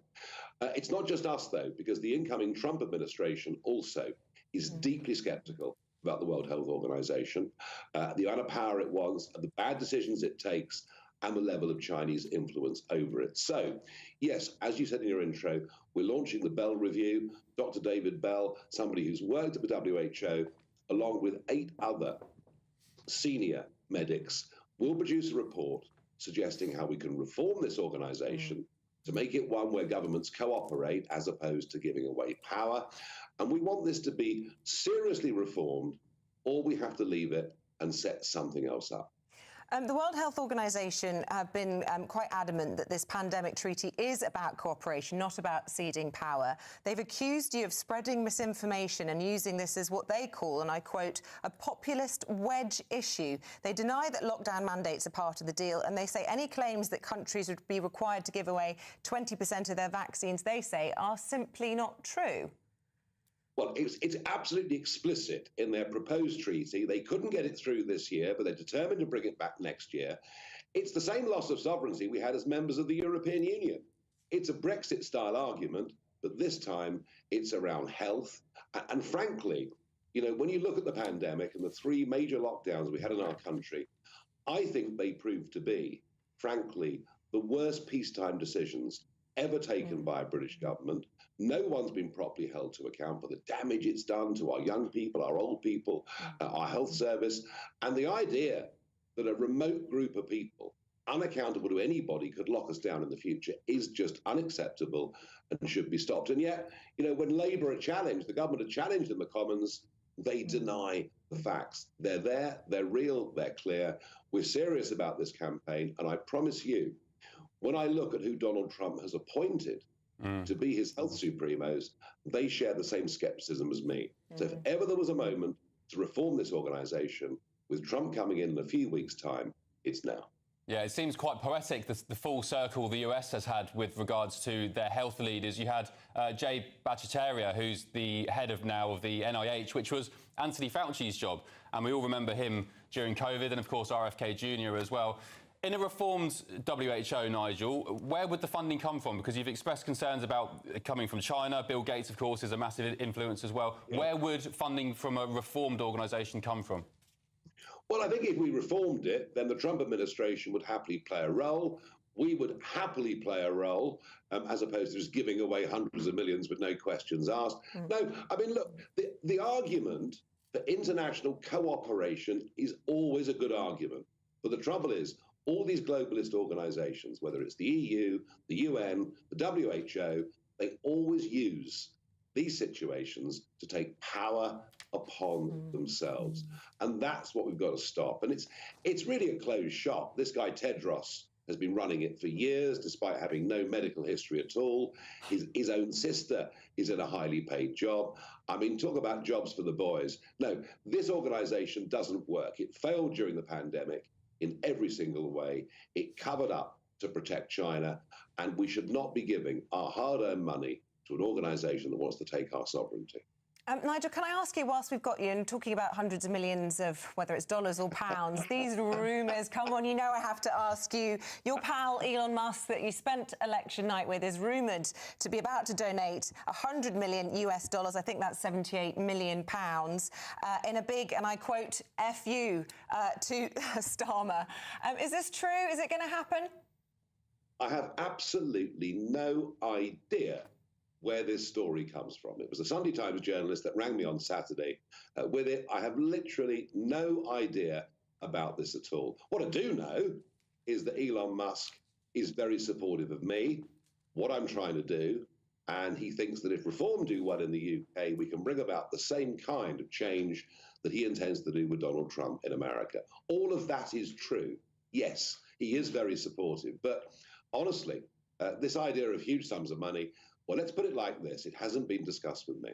Hasn't been discussed with you, but it's not a no. What about the fact that actually it's illegal for foreign activists to get involved in British politics, and it would have to be through his British arm of Twitter? Do you worry about the optics of that, or are you comfortable with that if this does prove to be true? Look, I'm not giving you a yes or a no. Oh, I don't know. I suspect this is not true. Legally, companies operating in the UK can give money to UK political parties, but I think we're a very long way away from that. Look, if it did happen, well, that'd be great. But I think it's one of those, really very good, gossipy Sunday newspaper things. Let's see, but I rather doubt it. Nigel, can I ask you about Hunter Biden? Joe Biden has said he will pardon him. That's despite, of course, denying he'd ever do such a thing earlier this year, I think on multiple occasions. Do you think Joe Biden got a whiff that maybe the incoming Trump administration was going to be going after Hunter and indeed other adversaries? I suspect that Trump will be far less vengeful than the Democrats have been against him. It's just not his nature. He wants to get on and do stuff and reform and change America. But the idea that the pardon covers everything and anything that Hunter Biden has done over the course of the last 11 years, I think is truly extraordinary. And for Joe Biden to say that the prosecutions against Hunter were politically motivated, I mean, my goodness me, talk about pot capital, given what they put Trump through over the course of the last year or so. Now, this is the end, a dying Democrat regime, and Hunter gets away with it. Nothing in America surprises me. Let's just hope that Trump reforms. I'm going to keep using that word because it's vital. Let's hope Trump does attempt to reform the American judicial system because it's no longer fit for purpose. OK, Nigel, thanks very much for your company this morning. Appreciate it. Interesting. Now, let's turn our attention, shall we, to a big issue over the Christmas period. Lots of excitement, of course, for most people, but some people not so lucky. Yeah, latest government figures show that 159,000 children will be spending the festive season in temporary accommodation, and that's the highest number on record. Some families will be spending the festive season homeless and trapped in overcrowded, damp and even unsafe housing. OK, we're joined now by the head of community at Social Impact Barbecue, Joe Curtis. Good morning, Joe. Thanks for joining us. So, under what circumstances will these tens of thousands of children find themselves in temporary accommodation? Is it because they've got no families, for example? Just explain to us how the numbers are made up. So I think those children will be with those families, and there'll be people from all different kind of backgrounds and walks of life. I think one of the things that we've seen from that time working with shelter is actually that anyone could be made homeless. It really isn't an issue that it kind of doesn't affect one person. So I think it'll be a real kind of mix. It's interesting when you go out and about, and Ben's a dad as well, but when you see the world through the eyes of children, quite often when I'm walking around now, my children see homelessness in a way that I think we haven't really seen it. It certainly appears to be on the rise, doesn't it? And my kids are really upset to see people sleeping in doorways, begging. Is it on the rise? Is there, we're seeing these sort of growing encampments, not even far from where we work here, more and more people in tents, in sleeping bags. Is it on the rise? And if so, why? So I think sadly the kind of information and the stats that we see from working with shelter do show that it is on the rise. And actually I think you'll see obviously there's street homeless, but actually there's a lot of what shelter talked about is actually the kind of hidden homelessness. So actually the numbers are much higher than that. And actually it's like where you see people that are in a kind of temporary accommodation, that's obviously quite hidden. You can't necessarily see that. I mean, we've worked with shelter for a long time. We've worked with them since 2017, and we're trying to kind of work with them to highlight this issue and kind of highlight the reality of temporary accommodation for many of those families. So raising funds in store by selling the different products that we have, and kind of really kind of actually give a kind of almost a kind of a proactive way for people to actually try and support and actually kind of do something to actually kind of give back in this moment. What kind of effect does it have on young children, particularly moving from place to place, from home to home, trying to find shelter? Any idea on the emotional effect it has? Any long-lasting side effects?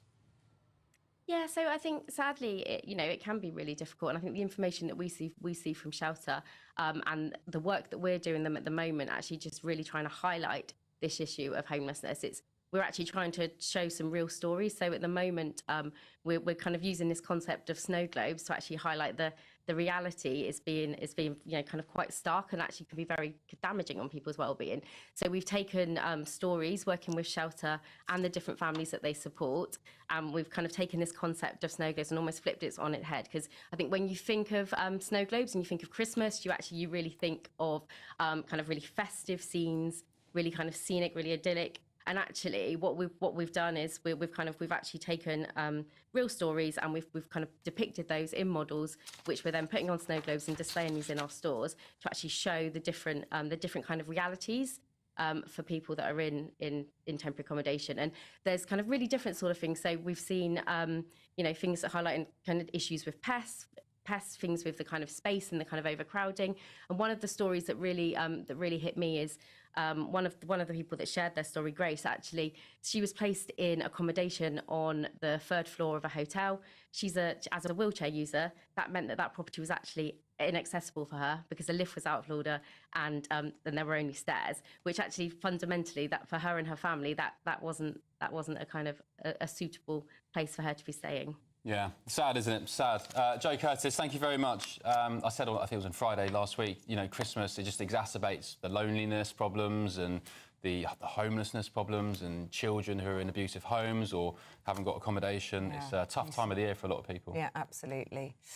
Let's take a look at some of the other stories making the headlines this morning, and we were just discussing this with Nigel Farage. Overnight, the American President Joe Biden has issued an official pardon for his son Hunter, saying that he was unfairly prosecuted. He pleaded guilty earlier to charges relating to being an illegal drug user in possession of a gun in June. President Biden said in a statement last night that politics has infected the process and led to a miscarriage of justice. More than 20,000 migrants have crossed the Channel since Sir Keir Starmer became Prime Minister in July, hitting that milestone in just 5 months. However, the PM accused the Conservatives of, quote, opening the borders and promised to cut numbers after record high asylum costs of £5 billion a year. It also comes as 50 people have died attempting the journey this year, making 2024 the deadliest on record. And 77-year-old music legend Elton John has announced that he's lost his eyesight. He made the shock announcement at the opening of his new musical, The Devil Wears Prada, yesterday evening in London. Speaking during the curtain call, Elton John told the audience that he hadn't been able to see the performance, but he said he loved to hear it.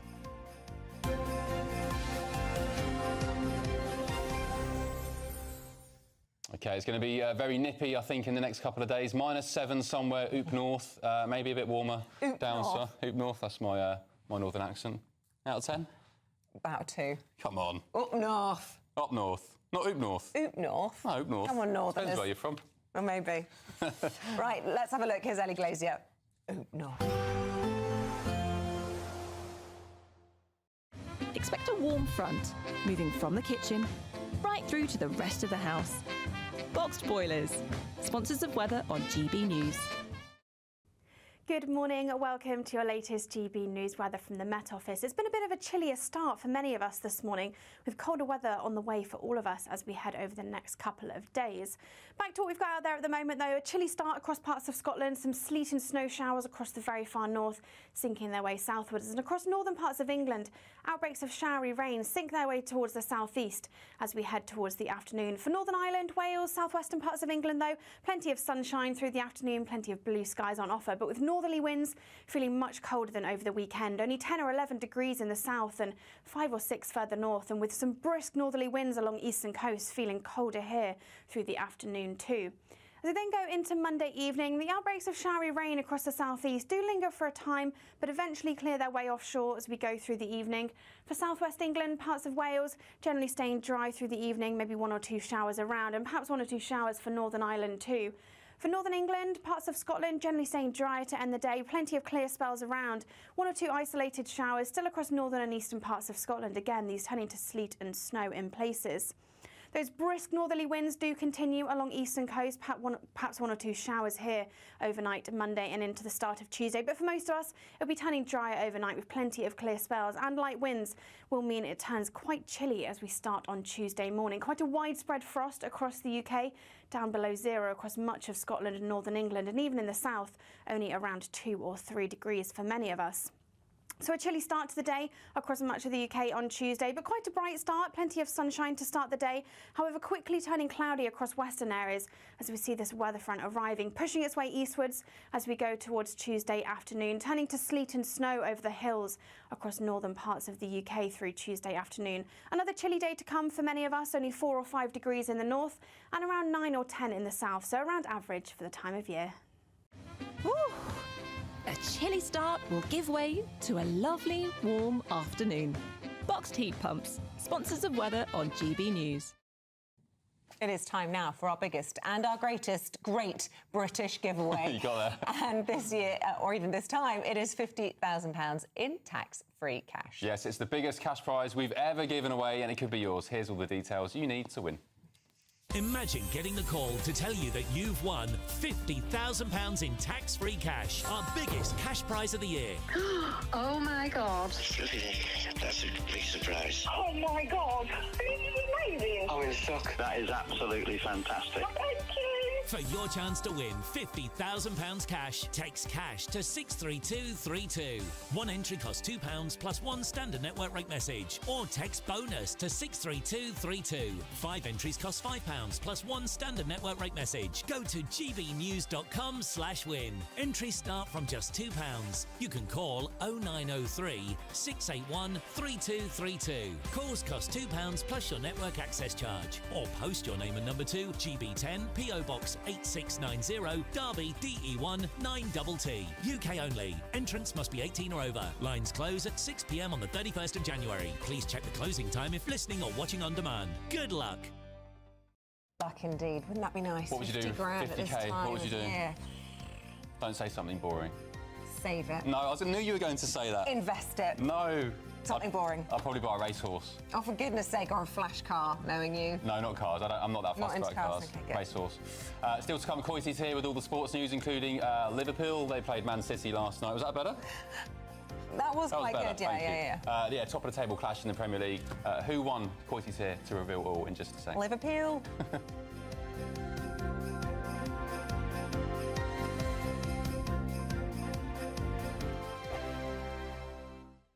Dubes & Co. Weekdays from 6 p.m. This is a topic very close to my heart. I have become fully convinced that social media, smartphones are one of the primary causes of mental health problems in children and many other serious problems beside. Lots of governments are starting to talk about this, but the Australians are well ahead in their use of legislation. What do you think about this issue? Well, I think you're right. I mean, I've got 3 young children and I'm really concerned about... I mean, they're too young to be on social media, but I'm really concerned about what lies ahead for them. I'm not sure I support what Australia's doing, not because I don't think it's a good idea to ensure that age verification is right. I'm just not sure that the age 16 is appropriate. But that's progress. If we effectively, as I do, accept the point that we need some sort of control, then we can move to a proper debate about whether that's 16, 14, 13, whatever it may be. And, of course, there are age restrictions on things like Facebook. I think, from memory, it is 13. Yes, but it's a tick box. But it's a tick box, so all you can do is you can just knock. If you're 11 years old, you can just predate your date of birth by 2 years, and you can get on. I think what Australia's proposing is interesting because it will stop young people, maybe without their parents' knowledge, short-circuiting the system because they're going to be asking for proper age verification and ID. That's definitely something we should do in the UK because it's enforced in the existing law. Query, is 16 the right age, Miriam? I completely agree with it. It's something I actually said should have been done before.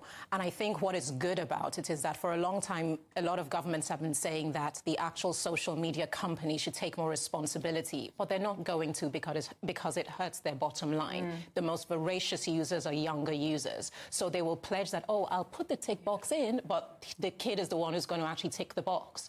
So doing something like this is saying that, OK, we will put in legislation that damages your bottom line, and I think it will force the hand because they've said it's only 12 months and they will reevaluate it. GB News, the People's Channel. Go to gbnews.com/shop now and take advantage of our biggest ever Black Friday sale with 25% off all items across our store and free shipping on orders worth £60 or more. There's never been a better time to grab something for the GB News fan in your life. From our signature clothing to drinkware, gifts, accessories and much, much more, you'll find the perfect present this festive season. Use the code BLACKFRIDAY25 on checkout at gbnews.com/shop for our best ever Black Friday deals. Welcome to State of the Nation, daily plunge into the stories shaping our country.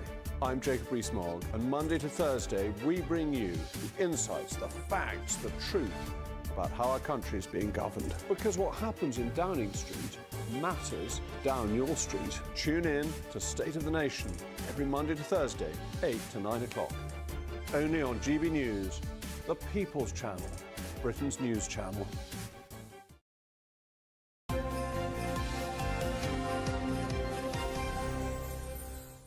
Paul Coitie is here with some sad snooker news. Terry Griffiths, one of the greats. And one of the first, I think it was the first world title I remember as a child, won it in 1979. Again, he was a qualifier back then and went right through and won the world title.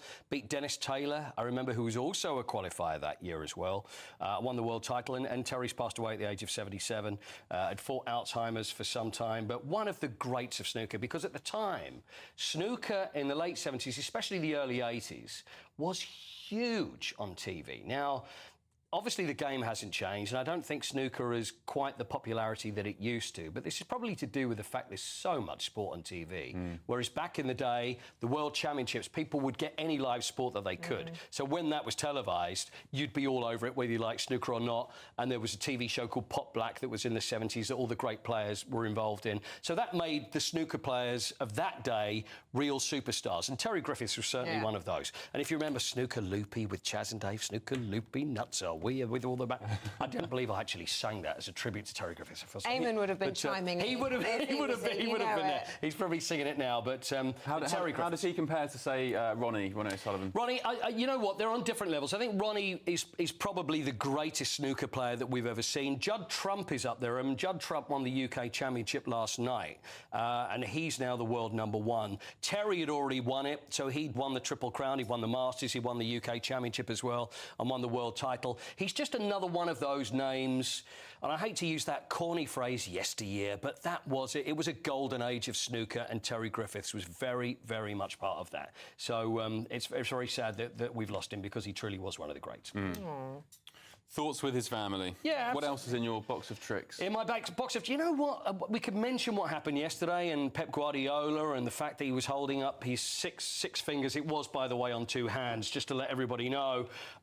Because how else would it be? You can't do 6 fingers on 1 hand, Paul. Well, there are some people that do. Well, did you... Mel Brooks. Don't get it. You know Mel Brooks, the comedian? Yeah. Mel Brooks, when he actually... I don't even believe that we've got into Mel Brooks, but when Mel Brooks had his handprint in the Hollywood Hall of Fame, because, you know, they do their hands, he actually had a prosthetic 6 finger put in there. So if you go to Grauman's Chinese Theatre, where all those handprints are in Hollywood, he did that as a joke. So you see 6 fingers. Just to be funny? Not very funny.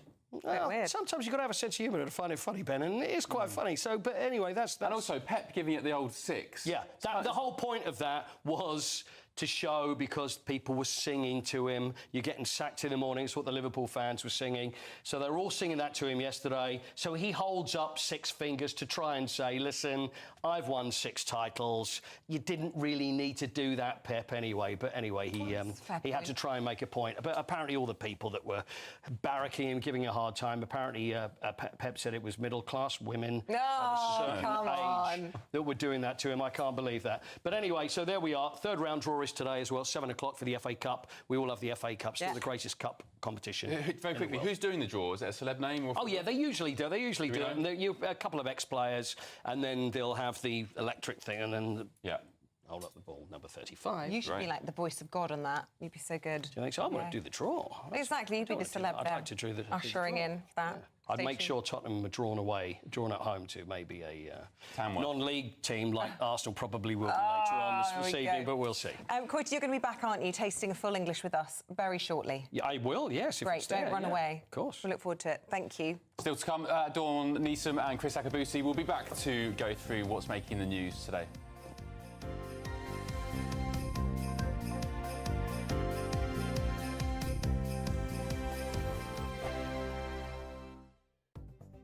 The latest GB News travel.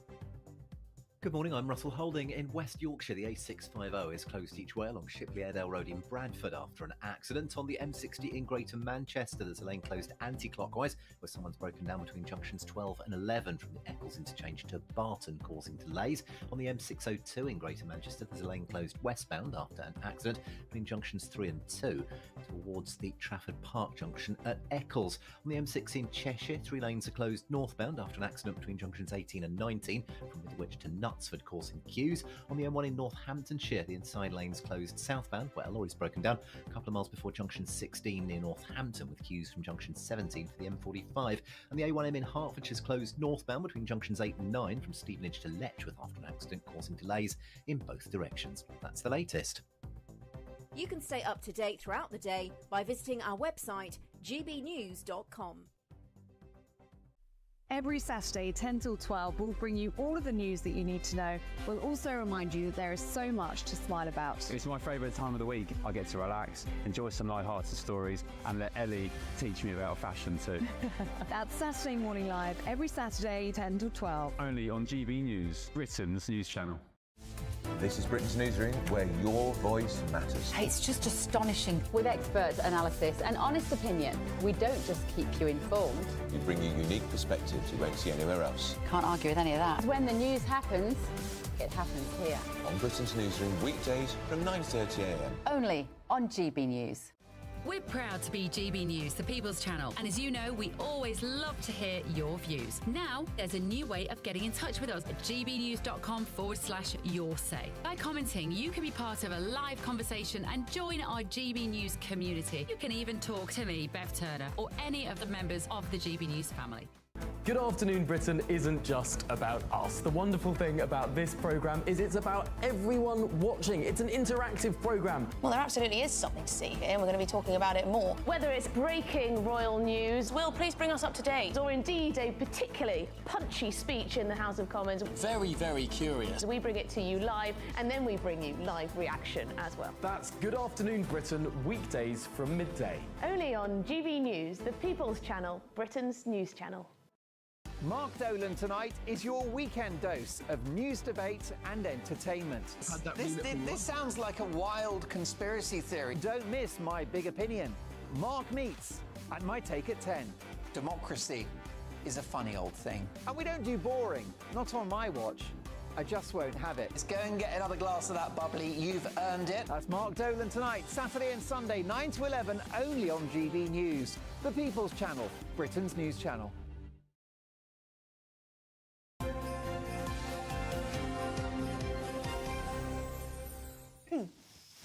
Welcome back. We were just discussing my brand new grey hairs over the weekend, so I've got one. He was delighted that he had, well, not delighted. Delighted? He thought just the one, but I've spotted a few more than one. I hate to break it to you. He's been working with you for 5 minutes and you've already got him grey hairs. Well, you saw what I've done to my other favourite. We've been working together a long time. It's not gone well. Yeah, delighted isn't the word. Mortified, maybe. Anyway. We move on. These two ladies of a certain age are hammering this poor young presenter. Stop it. How dare you talk about women of a certain age? Exactly. Let's talk about booze. That's something we can all coalesce around. Oh, yes. This is in the Mail, page 11, Dawn. Festive wine actually now has less alcohol. I know. I hate this story, which is why I picked it, because it's really annoying. That's something to mull over, the clues in the headline. Oh, my God, my seat's going down. Oh, shocking. Once you've been a star paper editor, you're always a star. Surely not. I'm going to have to stand up.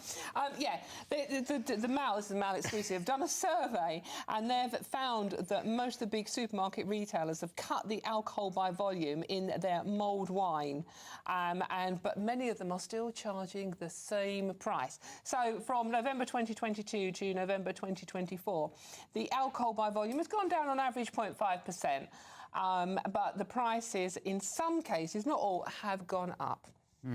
Everything's such a scam these days, isn't it? Yeah, no, it really is. Inflation and but stitching up the newsflash, alcohol. when you heat your mulled wine, you're burning off the booze anyway. Oh, really? Well, you're like, I love alcohol mulled wine. evaporates as you raise the temperature, doesn't it? That's OK, then you just chuck some brandy on top of it. 45. Exactly, yeah. No biggie. we do the same thing. When someone's Christmas punch. Yeah, I love it. absolutely. All right, there you go, top tip. Chris, let's talk about benefits worth £3,000 more than the minimum wage. This is in the Telegraph. This absolutely blew my tiny little mind. Now, I'm sure there are a lot of people who are sickness benefits who need it. Let's get it out of the way. But you can be on sickness benefits and earn £23,900, which is £3 more than someone who's sweating away on a minimum wage. What's the incentive to get yourself better? And love the guy in there who does security, because he was telling me about some of the scams that you possibly can do. So you can go on the minimum wage. You're allowed to work for 7 hours a week while you are... Not minimum wage, so pardon me, sickness. You're allowed to work for 7 hours a week. So 7 hours a week, you can do a cleaning job, get a little bit of a backhander. Some people who do this as a scam, I'm saying, can also then go and you can earn 35 grand a year claiming 67% on your benefits. What's the incentive? I'd like to know how we fare compared to, say, the rest of Europe and their welfare systems. You know, is it true that we are very, very generous, and that's why we have migrants? You know, the land of milk and honey. It's pretty generous in Holland. All I can tell you is pretty much everybody burns out, in inverted commas, every 18 months, and then they take off a long period of time off. But I was reading over the weekend about sickfluencers. Have you heard about these? No. So they're on TikTok. all different social media platforms, giving advice on how to maximise what you can get out of the state in terms of sick pay. How to scam it, yeah. No. It doesn't pay to work anymore, does it? And they have got millions of followers on those sites as well. I find it quite astonishing. And it's like, and if you go on there, and I hated myself because I was checking out the story, and they make it sound so easy to do. And it's little wonder. And the rise in sick notes at the moment is for mental health issues as well. And it's very difficult to disprove that someone genuinely has especially things like attention deficit hyperactive disorder. Yeah, when I was a soldier, if you wanted to take a week off, you had a bad back. Yeah. Because no one could see whether you've got a bad back. Yeah. You got a bad back and you had a week off, etc. Now you can... I think, you can use another excuse, like you said, about mental health. But unfortunately, those people who have genuine mental health problems then get thrown out with the bathwater. Yeah, I mean, I've got a relative that has it, who's long-term mental health, mental illness, and it's very clearly so. Yeah. And, he's one of the benefits of the state. I think the welfare bill in the next year or two is estimated to be something like £100 billion. It's just insane. It's more than we spend on defence or something like that, isn't it? That's what telling me. Should we talk about charities offering tips on how to avoid spiking? And this is interesting, Chris, because the government have just made it a law in its own right that spiking is... I mean, I'm amazed that hasn't been the case already. Look, can we get this out of the way? Spiking was illegal, right? By the way. Yeah. It was a criminal offence to spike someone's drink. So I have no idea why suddenly we need to make a big announcement that we're making spiking illegal. There are several sections under the Criminal Justice Act that make it illegal. But it's under its own right. What's important, though, about this is that actually we still do need to be savvy, and our younger people need to be savvy. We get a sense that everything's safe and secure. We do know that actually if you go to a party or a rave, there are unscrupulous people who might want to spike your drink. If you go to a country like Nigeria, where my parents come from, you would never, ever, ever leave your drink unattended and open topped. You'd always, never in a month of Sundays would you leave your drink unattended. You'd put your beer mat on top of the drink so no one can just drop something in there. Or, for example, when you get a beer brought to you, in the bottle, the top is opened up in front of you, and you consume it, and then you put the top back on. So this Why? Why, Chris? Why? It's just there we go. You wouldn't want anybody to spike your drink to poison you. Was it quite prevalent, spiking of drinks, then?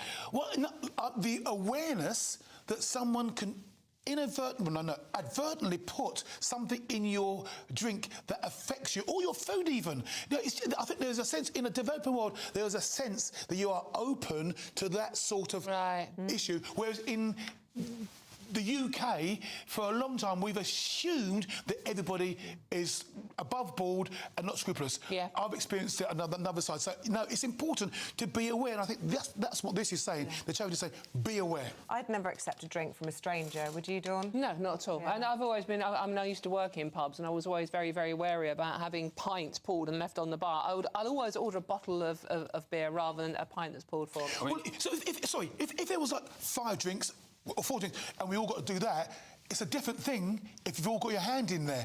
But the idea that there were 4 or 5 drinks, someone bought them, and his or her hand is not in there, are you mad? What's this the thing when you were children, when you were kids, going out in your 20s and your teens? I mean, it wasn't for me. I'm 35. No. Well, I do remember my daughter, when she was 18, I had come to pick up from a party, and I picked her up. She was absolutely gone. I couldn't smell any alcohol in her breath, but she was caned. And I knew that something untoward had happened to her. As I sat her down, I thought, my gosh, sweetheart, you were vulnerable to anybody and anything. So what's happened then?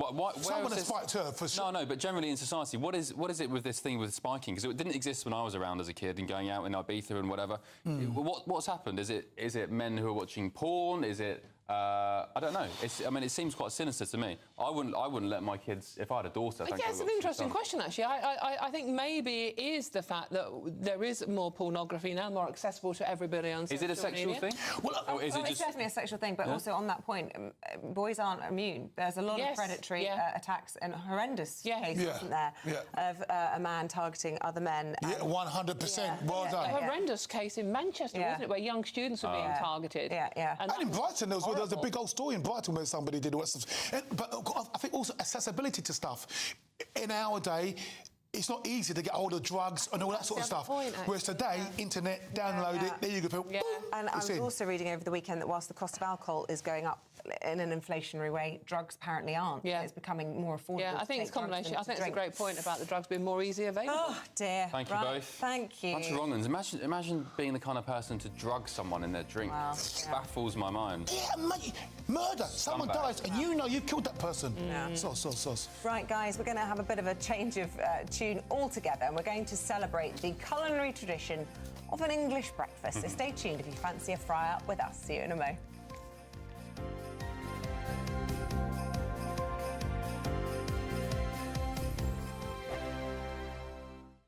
Go to gbnews.com/shop now and take advantage of our biggest ever Black Friday sale with 25% off all items across our store and free shipping on orders worth £60 or more. There's never been a better time to grab something for the GB News fan in your life. From our signature clothing to drinkware, gifts, accessories and much, much more, you'll find the perfect present this festive season. Use the code BLACKFRIDAY25 on checkout at gbnews.com/shop for our best ever Black Friday deals.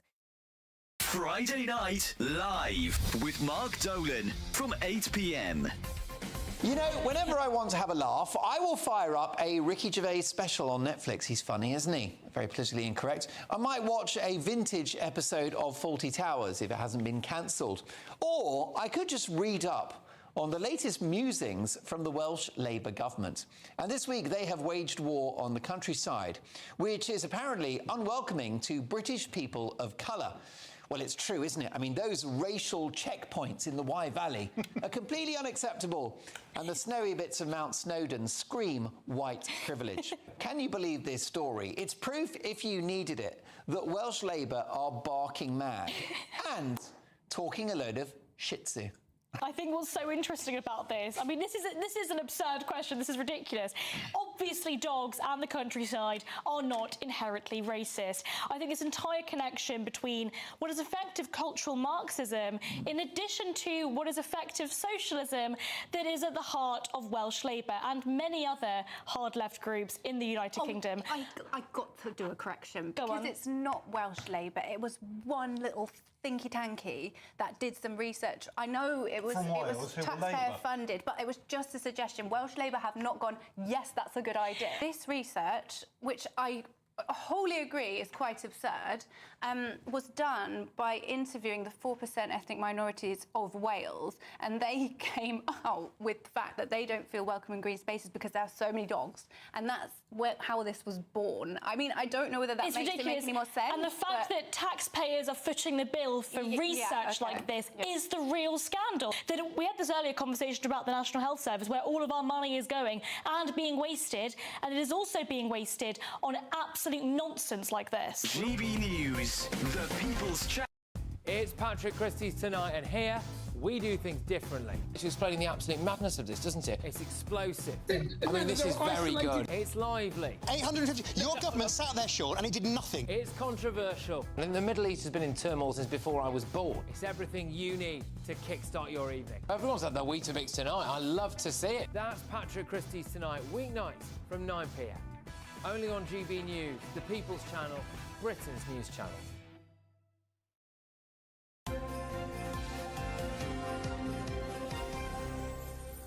A lot of excitement in the studio right now. I probably can't see because of the strap there, but if you take a look, we've just been delivered a full English each, which is a real treat, isn't it? Delicious. Especially this stage in the programme when we're, 5 hours into our day? Have you had breakfast yet? No. No, I me haven't. neither.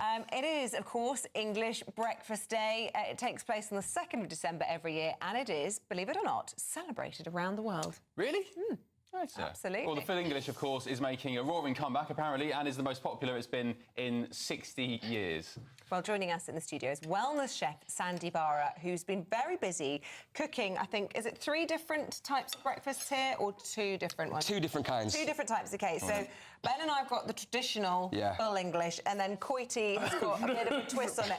He's already Am I allowed to start yet? Is that all right? Of course, yeah. Well, you can give us your verdict. Just tell us, first of all, Sandy. What's the difference? What's the difference? So, when we go back in time, traditionally a breakfast was fruits of the land. So there would be bacon, there'd be sausage, there'd be mushrooms, there'd be sautéed potatoes. Beans came in the late 1800s from America. We never used to have beans, but I thought I couldn't really give you a breakfast. Have some sort of... Yeah, so I gave you some beans. And traditionally a nice roasted tomato as well. And it was all cooked in, again, natural oils. There was no sunflower, there was no rapeseed. There would be lard, there would be dripping. All your breakfasts have been cooked in butter. So it's going to be really sumptuous, and it is really good for you.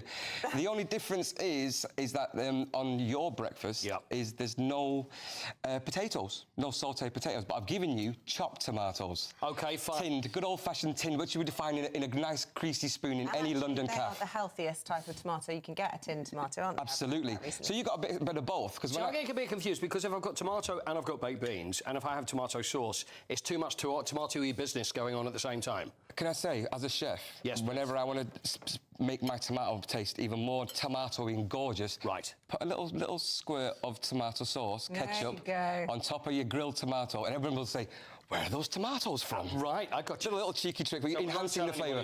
Don't tell anybody. Sandy, the only thing I can't do it. Black pudding. Yeah, it's a traditional old-fashioned meat. I've never had it in my life. Come on, give it a try. No. Come on, you can do it. 2 years ago, first time, and I was just like, why have I never had this? It's a sausage. Over it. It's a sausage. It's dried pig's blood, isn't it? Don't think about what it is. Ben, let's do this, more of this. Go on, go for it. This will be the first time I've been all the way to Bury. In my mind, this is a traditional. Like it. From Bury. My wife's family, they're Scots. They live off this stuff. There you go. Trying to talk his way out of it. Just eat the damn thing. Go for Shove it in your mouth. Oh, it looks even... Don't look at it. Don't look at it. Go for it. Do you want me to do like the train? What do you think? It's not bad, is it? It's not what you expected. Is it quite bloody? No. Oh, Isabel. I don't like it. Is it quite iron? If you don't like it, you don't like it. Actually, while he's eating this, can you tell us exactly what black pudding is? Yes. I really don't like that. Well, can I just say, Look at his little my favourite face. thing on this plate is the fried bread. It's so naughty. It's such a treat. I probably... Can I have some of that? Because I'm not allowed any. Yeah, you may have some of that. I'm just having the one... I think you should better give you black pudding over there as well. Yeah, I'm happy with it. You want it? You know what? I really like it. I'll try it a little. Sorry, Isabel. That's it. Stick it on there. But at least you know what? A fair play that you gave it a go. You gave it a go. I'm not even lying just for TV. That was the first time in my life I've ever had black pudding. And was it the last time? Yes. Yeah, fair enough. You either love it or hate it. But a fried slice, again, you imagine in the old days they were making this beautiful breakfast in one big skillet, and then all that lovely fatty juice at the bottom. What did they do? Get a lovely homemade bread that was from the bakery, that a hand slice. Put that bread on the skillet, mop up all that lovely fat. You know what? You know, lovely fat, which we've forgotten about. That's why I keep saying about wellness, fat is good. Fat is good. And they've stopped doing it. Everything is good, but all this trans rubbish, trans fat... Yeah, everything in moderation is right. Don't go crazy. No, I wasn't being all political there. Eggs. How do you like your eggs in the morning? Stop it. Well, it's a bit on a trailer, isn't it now? It's a big debate. How do you like your eggs? It depends what mood I'm in, and it depends which client I'm cooking for. Like, all my footballers love scrambled eggs. Right. Really? Love scrambled eggs. Do you cook for a lot of footballers? Yeah. And how are they? Sort of. I'm not talking about the footballers. I mean the eggs. Runny or? Oh, they don't like Gordon Ramsay's style, where it looks like. Because in France, you go to France and it's just like it is sloppy. I never do it to a slop consistency, just slightly above the slop. Just above the slop. But then, obviously, again, cooked in butter when you got that lovely creaminess. Yes, exactly. And a little trick is what I do is that I slightly burn the butter when it's in the pan, just slightly, so it's got this nuttiness. Caramelised butter. And if you try that at home, just get your butter in the pan. Yeah. And just let it caramelise a little bit before you put your scrambled eggs in. You never taste anything like it. What about these mushrooms? Because they are absolutely stunning. In butter. Is there garlic in there? Not a touch of garlic. It's basically a classic seasoning, salt. Oregano? Salt and pepper. No. Oh, I've got another question.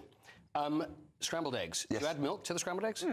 It's your call. It's your call. I use double cream. And how do you heat it?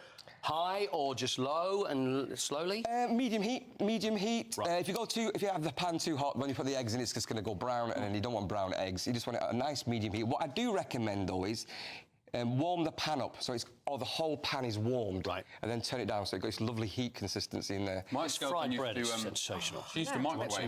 Not naked. Yeah, that's another way. Yeah, it's not cheating. I mean, some people say it's not great because it's a microwave, but hey. convenience. And also, my local calf, Sandy, they grill everything. So they grill everything. There's no frying and stuff. Yeah. Is that okay? Of course, everyone's to their own. You can grill it, you can fry it. Air fryer. Air fry it.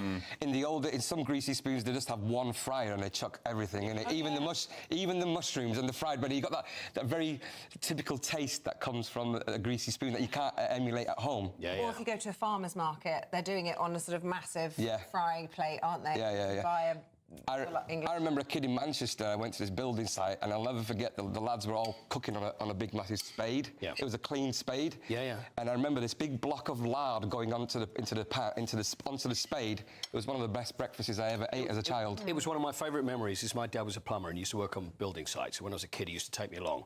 So in the morning, it was the special treat. We would go to the local greasy spoon, wherever it was, the full fry up. And you know what? And it's not just the taste, but the memory it gives me as well. Yeah. It's just unbelievable. Can you come every day, every morning, by the way? Call me, absolutely. Yes, absolutely. I'll cook you a breakfast, different styles of breakfast. There's lots of different ones. Also, the different cuts of bacon. I just had some streaky. I'm all about the streaky. Ah, yes, that was the... I don't like the full, big, chunky ones. Going back, I couldn't find an old-fashioned... Do you remember, I don't know if you remember it, a rolled bacon? So you have the whole bacon, so the back and the streaky with a nice crispy fat around the side. And it used to be sliced on a slice and it would be round. That would be a traditional bacon. That's gone now because they've separated the streaky to the back.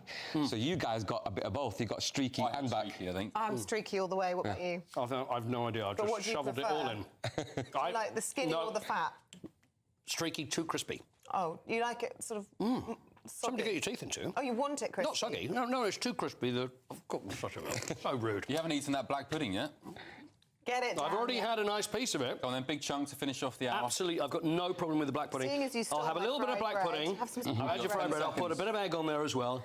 But it just shows you that it's an art to cooking a breakfast. Many times we go somewhere else and it's just not done right. But I think I've kind of made you the best breakfast. That's fantastic. Thank you very much. Barrett, thank you for helping us celebrate English Breakfast Day. If you're having one at home, let us know. Meanwhile, here's Ellie with your weather.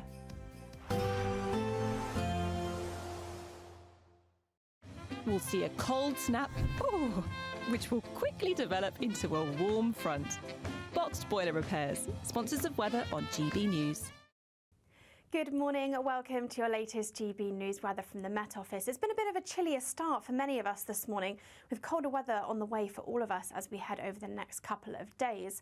Back to what we've got out there at the moment though, a chilly start across parts of Scotland, some sleet and snow showers across the very far north, sinking their way southwards, and across northern parts of England, outbreaks of showery rain sink their way towards the southeast as we head towards the afternoon. For Northern Ireland, Wales, southwestern parts of England though, plenty of sunshine through the afternoon, plenty of blue skies on offer, but with northerly winds feeling much colder than over the weekend. Only 10 or 11 degrees in the south and 5 or 6 further north, and with some brisk northerly winds along eastern coast, feeling colder here through the afternoon too. As we then go into Monday evening, the outbreaks of showery rain across the southeast do linger for a time, but eventually clear their way offshore as we go through the evening. For southwest England, parts of Wales, generally staying dry through the evening, maybe 1 or 2 showers around, and perhaps 1 or 2 showers for Northern Ireland too. For Northern England, parts of Scotland generally staying dry to end the day, plenty of clear spells around. 1 or 2 isolated showers still across northern and eastern parts of Scotland. Again, these turning to sleet and snow in places. Those brisk northerly winds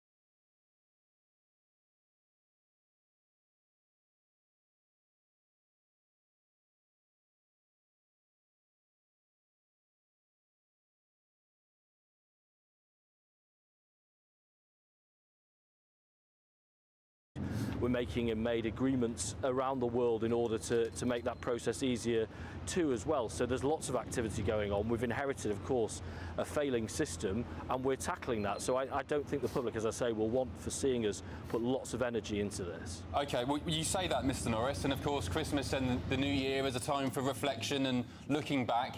That said, why is your boss's net approval rating crashing to minus 32%? It's absolutely in the gutter.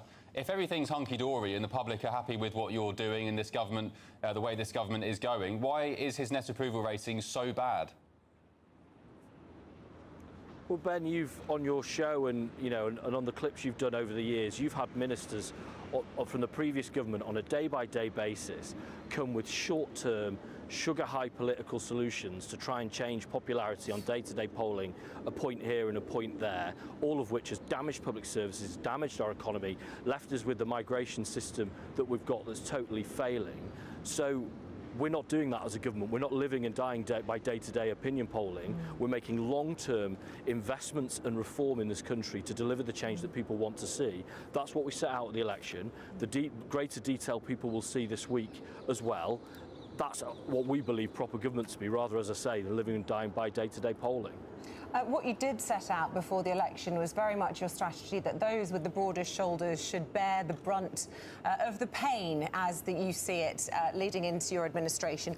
Why is it then, as you take away the winter fuel payments from our most vulnerable, with your own impact assessment seeing 100,000 of those being pushed into relative poverty, are people like your colleague, the Secretary of State for Work and Pensions, at the taxpayers' expense, claiming £350 a month to cover their energy bills? Where is the morality in that? Surely those, like her, who live in a £4 million house in Notting Hill, can afford not to call on the taxpayer to pay their bills, whilst pensioners are being pushed into poverty. Well, with regards to the winter fuel allowance, the poorest pensioners are being protected, and we would want more, and I've seen a lot of this in my constituency of people applying for pension credit so that they can get that support. If they fall just out of the qualifications for that, well, then they can apply for the household support fund to help smooth that cliff edge off. We also have to see this in greater context. Since the winter fuel allowance was brought in, we've seen the triple lock on pensions, which has greatly increased and improved the living standards of pensioners. So I have to say, accept the characterisation that you make. And with regards to individual members of Parliament, my colleagues across government, every other person that goes here today, like anybody else watching the programme who works away, has their costs of doing so met. That's an independent process set by the independent parliamentary authorities, and that's one that, as I say, people up and down the country would recognise, and it's the same for us as it's the same for anybody else. It's not a good look, though, is it, Mr Norris, when 44,000 terminally ill pensioners who rely on electricity in great demand during the winter months to keep life-saving devices going, to keep themselves warm, to wash their clothes, to dry their clothes. And indeed, by your own research, up to 4,000 pensioners could die this winter as a result of losing the winter fuel allowance. It's not a good look, is it, when your own minister who decides that legislation is claiming £300-400 a month to pay her own energy bills, all while, as Isabel said, living in a £4 million mansion? Well, as I say, support for vulnerable pensioners is available, whether through pension credit, through the household support fund. Of course, all pensioners have seen significant increases in recent years as well. It was a difficult situation for us to be in as a new government. We inherited an absolute mess from the previous administration and have had to set to making it right. So, yes, that was an exceptionally difficult decision and not one £1.5 billion you're raising. That we have any joy in making. Sorry to interject. £1.5 billion, if that, you're raising for the Treasury coffers with this policy, all while you've spent £22 billion on a carbon capture scheme that nobody likes, eco-zealots, the climate sceptics, £14 billion on foreign aid, £14 billion on public sector pay rises to train drivers who already earn up to £70,000 a year. It goes on and on. So you do say it's a choice, but it's a political choice, is it not? Well, all choices we make are political choices, Right. but we inherited a £22 billion black hole in the public's finances. We make no apology for addressing the pay, you know, whether it's nurses, teachers, or people who've had really hard times themselves and, you know, who step up every day for the nation. We make no apologies in what we've done there. There are difficult choices. This was one of them. Our mitigation for that was making sure there's the access to pension credit, and we want more people to apply for it. We're making sure we've made available the household support fund to smooth off those cliff edges. So, you know, these are difficult choices because of the inheritance we've had, and we are making our best of that situation. Yeah, Alex Norris, you are the Buildings Safety Minister, and I know that you do want specifically to talk about Grenfell 7 years on, the impact of it, and you are announcing new deadlines. You want to see those rogue landlords in jail if they fail to remove the cladding. But I just want to read out some of the concerns from campaigners who say that actually we are still far from a comprehensive solution. They say that your plans are extremely disappointing and will only make a horribly complicated process even worse with further layers of bureaucracy. I mean, it won't surprise you to hear that we don't believe that that's the case. I mean, I've spoken to campaigners, I'm seeing them again later this week, and we'll continue to engage with them.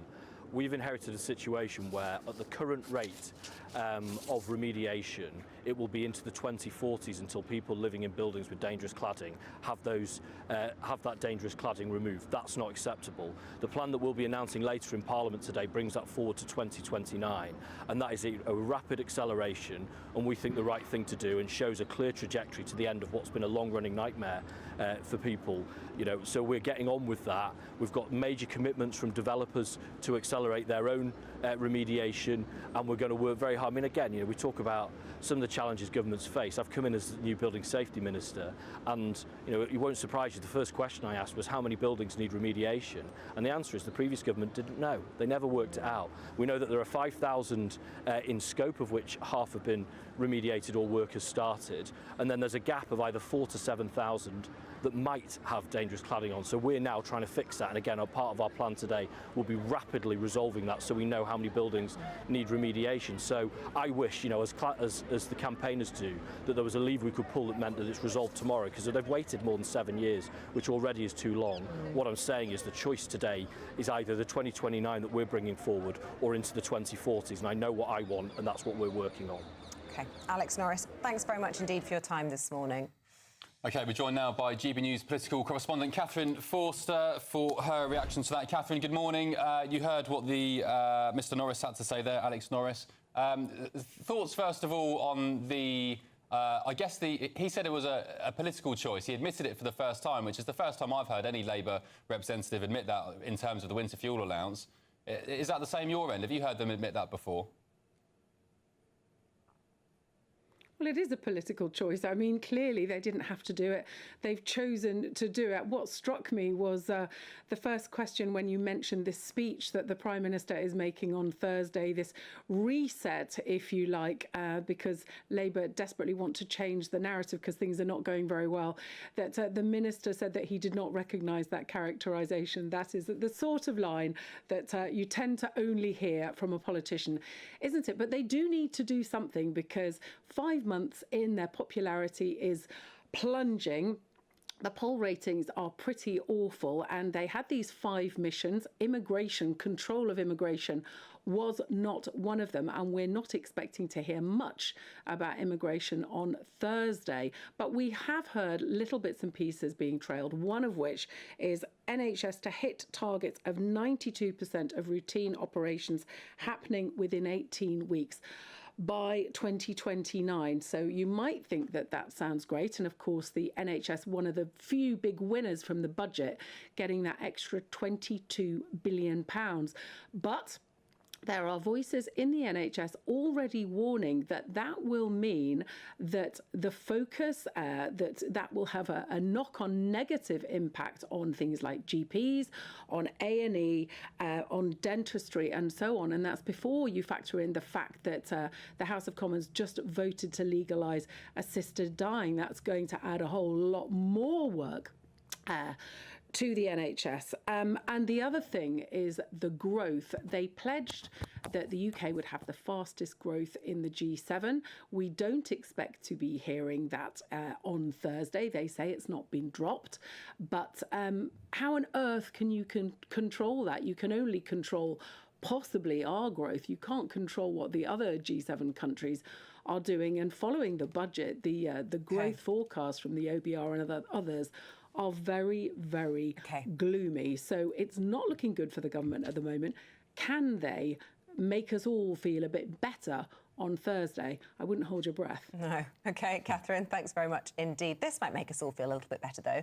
It's our biggest and our greatest Great British giveaway, and it is great, and it is big. 50 grand could be yours in tax-free cash. It's the biggest prize we've ever given away, and it could really make your new year a Bobby Belter indeed. Here's all the details you need to win. Imagine getting a call to tell you that you've won £50,000 in tax-free cash, our biggest cash prize of the year. Oh my God. That's a big surprise. Oh my God. This is amazing. I'm in shock. That is absolutely fantastic. Thank you.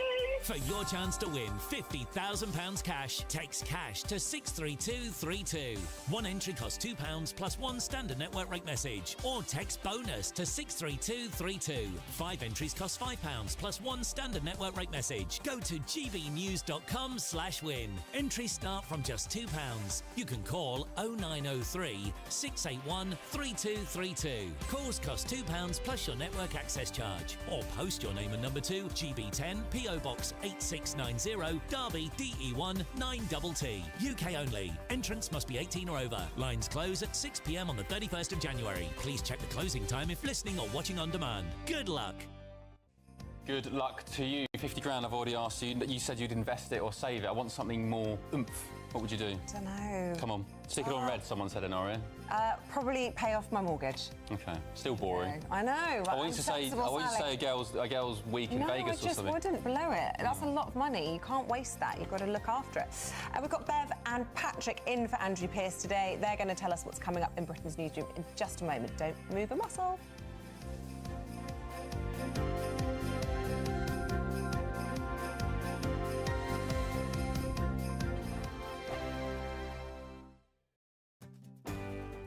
I'm Michael Portillo. This is GB News, the People's Channel, Britain's news channel. This is Britain's Newsroom, where your voice matters. It's just astonishing. With expert analysis and honest opinion, we don't just keep you informed. We bring you unique perspectives you won't see anywhere else. Can't argue with any of that. When the news happens, it happens here. On Britain's Newsroom, weekdays from 9:30 a.m. Only on GB News. I'm Jacob Rees-Mogg, and this is GB News, Britain's news channel. This is GB News, Britain's news channel. What about train Wi-Fi? The Times, it's so funny the Times did this story because I was on the train yesterday trying to do some work and connecting to the Wi-Fi, and it happens all the time. It just doesn't work. It's pathetic. And then I opened the Times and they've done a massive investigation. Loads of different rail routes from north to south. Was that the James Bond thing, right? Yes. Yeah. I think, well, that passenger got through, or almost got through one episode one James Bond movie in 8 hours. But you know, it's interesting. We call it train Wi-Fi, but it isn't. It's just really a SIM card on a train, really. So if your own phone's not going to get signal, why would we assume that the train's going to have signal? It just doesn't work like that. Unless you're in Japan or South Korea, whose infrastructure is infinitely better than ours, you're just not going to get signal. You have to download those films way before you get on There is technology that can help with that. You know, there really is. If they found ways to put it underground, they can get it on ground and get you going. I definitely think, you know, with the price that we're paying for these tickets, they can get the Wi-Fi going. There is technology. That's why it's so frustrating, isn't Call it? Elon, get a Starlink, let's go. If you're a passenger paying hundreds of pounds for a season ticket or whatever you call it, and you commute to work every single day, and you're paying all this money, and you can't. It's so expensive. You'd expect Wi-Fi at the basic. Yeah, exactly. But it happens with phone signal as well. I'll be walking down London in Park Lane or somewhere else, or down on the south coast. I just don't have phone signal, and I think to myself, what on earth is going on? Doesn't it feel like 5G's made it worse, though? Yeah. Because I feel like 4G, that didn't happen so much, but 5G just feels like... Yeah, and then I always get this little E in the top corner of my phone, and I don't get any signal. I think it's got worse over the past couple of years. Yeah, especially with 5G. I agree with that. GB News, the People's Channel. If you want your news to be straight talking... This is a nightmare for the Conservatives again. Down to earth. It's not just Nottingham where this is happening, is it? And most importantly, honest. Hard-working, middle-class taxpayers, they'll get their book thrown at them. They catch me, Martin Daubney, Monday to Friday, 3 till 6 p.m. on GB News, Britain's news channel. I'm Mark Dolan, and this is GB News, the People's Channel, Britain's news channel.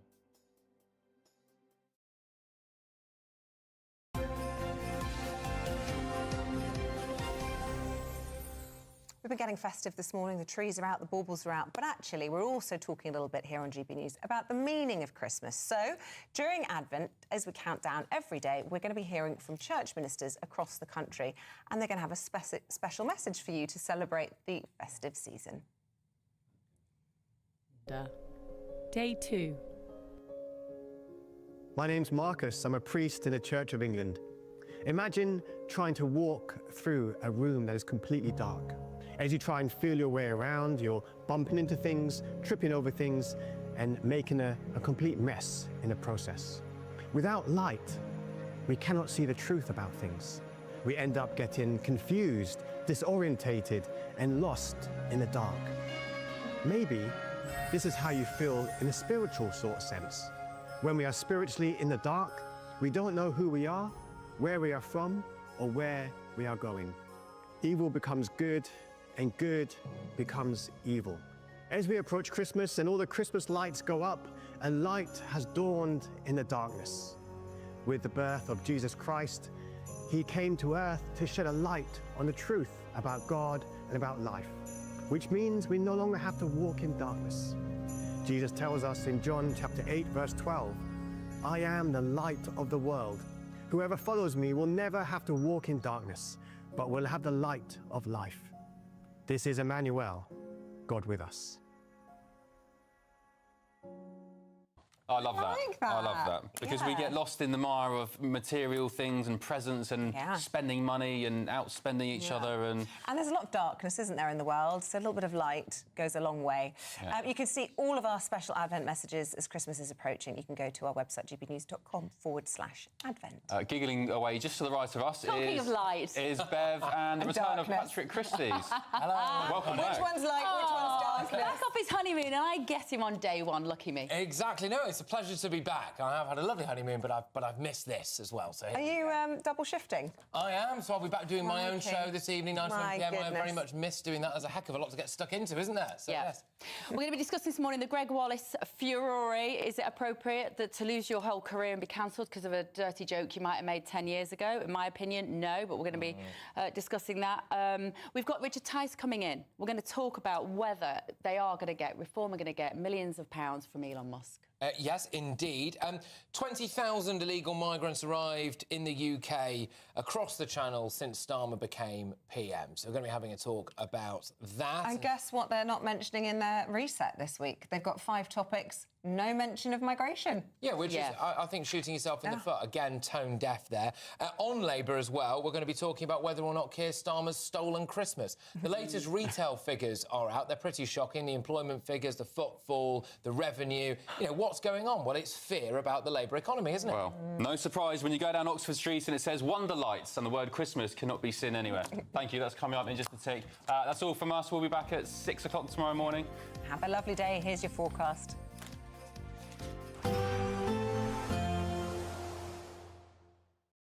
Expect a warm front, moving from the kitchen right through to the rest of the house. Boxed Boilers, sponsors of weather on GB News.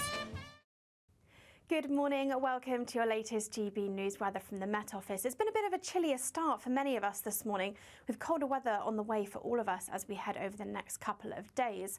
Back to what we've got out there at the moment, though. A chilly start across parts of Scotland, some sleet and snow showers across the very far north, sinking their way southwards. And across northern parts of England, outbreaks of showery rain sink their way towards the southeast as we head towards the afternoon. For Northern Ireland, Wales, southwestern parts of England, though, plenty of sunshine through the afternoon, plenty of blue skies on offer. But with northern northerly winds feeling much colder than over the weekend, only 10 or 11 degrees in the south and 5 or 6 further north, and with some brisk northerly winds along eastern coast, feeling colder here through the afternoon too. As we then go into Monday evening, the outbreaks of showery rain across the southeast do linger for a time, but eventually clear their way offshore as we go through the evening. For southwest England, parts of Wales, generally staying dry through the evening, maybe 1 or 2 showers around, and perhaps 1 or 2 showers for Northern Ireland too. For northern England, parts of Scotland generally staying dry to end the day, plenty of clear spells around.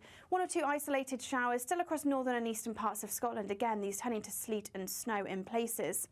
Those brisk northerly winds do continue along eastern coast, perhaps 1 or 2 showers here overnight Monday and into the start of Tuesday. But for most of us, it'll be turning drier overnight with plenty of clear spells, and light winds will mean it turns quite chilly as we start on Tuesday morning. Quite a widespread frost across the UK, down below 0 across much of Scotland and northern England, and even in the south, only around 2 or 3 degrees for many of us. So a chilly start to the day across much of the UK on Tuesday, but quite a bright start, plenty of sunshine to start the day. However, quickly turning cloudy across western areas as we see this weather front arriving, pushing its way eastwards as we go towards Tuesday afternoon, turning to sleet and snow over the hills across northern parts of the UK through Tuesday afternoon. Another chilly day to come for many of us, only 4 or 5 degrees in the north and around 9 or 10 in the south, so around average for the time of year.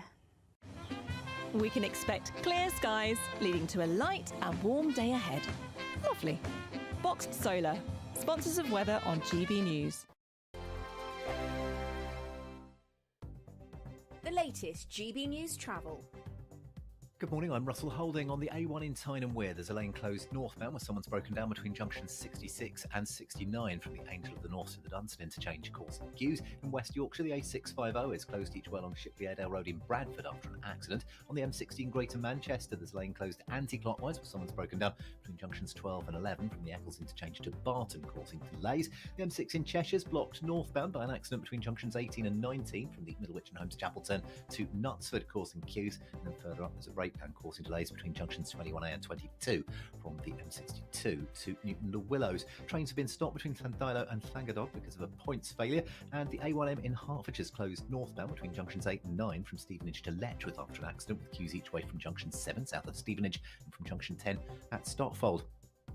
You can stay up to date throughout the day by visiting our website gbnews.com.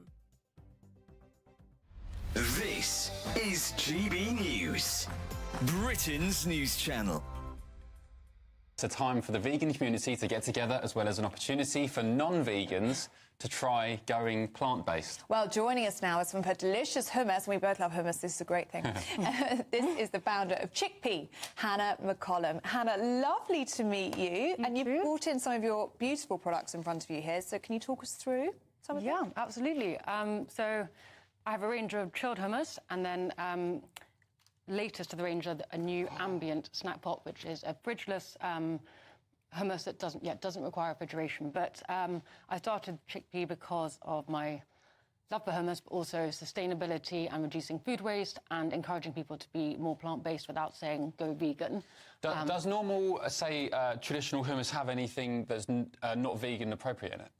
Not really. No, I think it's always chickpeas, olive oil, maybe some other bits. Yeah, lemon juice, aquafibre or water to help with the consistency, garlic, and rapeseed oil or olive oil. And there's a bit of a misconception about veganism that I hear a lot, where people say, look, I'm not a vegan, I love my steaks, I'll just get out of there now. But there's a misconception that you don't get the protein, you don't get the fats, and you're kind of just eating processed salads and, fake meat and things. But that's not quite the case, especially with chickpeas, right? Yeah, I think protein is really important, and actually a lot of people think I need a certain amount of fish every week or meat, but actually a lot of the fish and meat that you're eating are eating higher protein foods, so algae, seaweed, pulses, all these types of plant-based foods. For me, veganism is like you could have a delicious rye seeded bread with just loads of roasted vegetables, seeds, tahini sauce on top. That sounds and there's nothing beige in there at all. GB News, the People's Channel.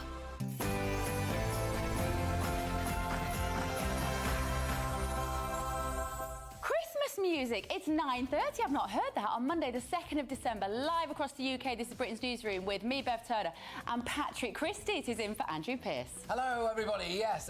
Do middle-class women of a certain age have a lower threshold when it comes to sexual harassment at work? Well, Greg Wallace certainly thinks so.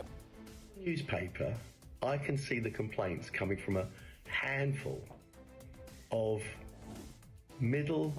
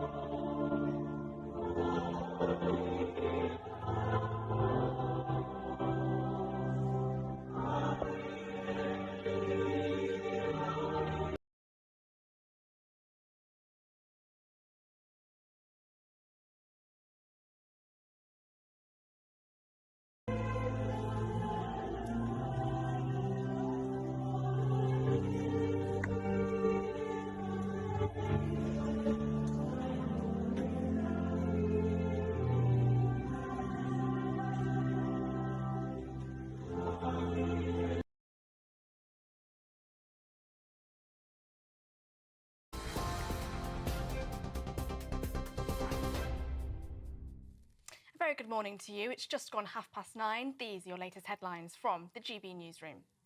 The BBC is facing questions this morning over when they were made aware of allegations against Greg Wallace. Former BBC insiders say chiefs at the corporation reportedly knew about the allegations against the MasterChef star back in 2012, and bosses were warned about his alleged behaviour 4 times. Mr Wallace prompted further backlash yesterday after saying that accusations of inappropriate behaviour against him were coming from a handful of middle-class women of a certain age. In a statement, the BBC said, "We take any issues that are raised with us seriously, and we have robust processes in place to deal with them." Greg Wallace's lawyers say it is entirely false that he engages in behaviour of a sexually harassing nature. To the US, where President Joe Biden has issued an official pardon for his son Hunter, saying he was unfairly prosecuted. Hunter Biden was set to face sentencing this month on federal felony gun and tax convictions. He pleaded guilty to tax charges earlier in September and was found guilty of being an illegal drug user in possession of a gun in June. That made him the first child of a sitting president to be convicted of a crime. President Biden said in a statement last night that politics has infected this process and led to a miscarriage of justice. US President-elect Donald Trump has called the pardon an abuse and miscarriage of justice. Back at home, Sir Keir Starmer is set to unveil his plan for change this week, with the Prime Minister saying it will be the most ambitious yet honest delivery plan in a generation. It's being reported that Mr Starmer will pledge that by March 2029, the NHS will meet its target of carrying out 92% of routine operations and appointments within 18 weeks, a target that has not been achieved for almost a decade. NHS bosses have warned, though, that that target would turn A&E into a war zone. It comes as the Prime Minister has seen an 8-point drop in his net approval rating. Parliamentary Under-Secretary Alex Norris MP spoke to GB News earlier on. Won an election in July based on commitments that we made to the public about the change we want to see for our country and they want to see for our country. What we'll be setting out in the days to come is what that change looks like. You know, I think it's reasonable that the government of the day should want to be really candid and honest about delivery. It's not been something that we've seen in recent years, but we are. So that's what we'll be setting out. It's perfectly consistent with our approach at the election, and we think it's the right way to do in order for the public to be able to hold us to account. Those are the latest GB News headlines. Now it's back to Bev and Patrick. For the very latest GB News direct to your smartphone, sign up to News Alerts by scanning the QR code or go to gbnews.com/alerts.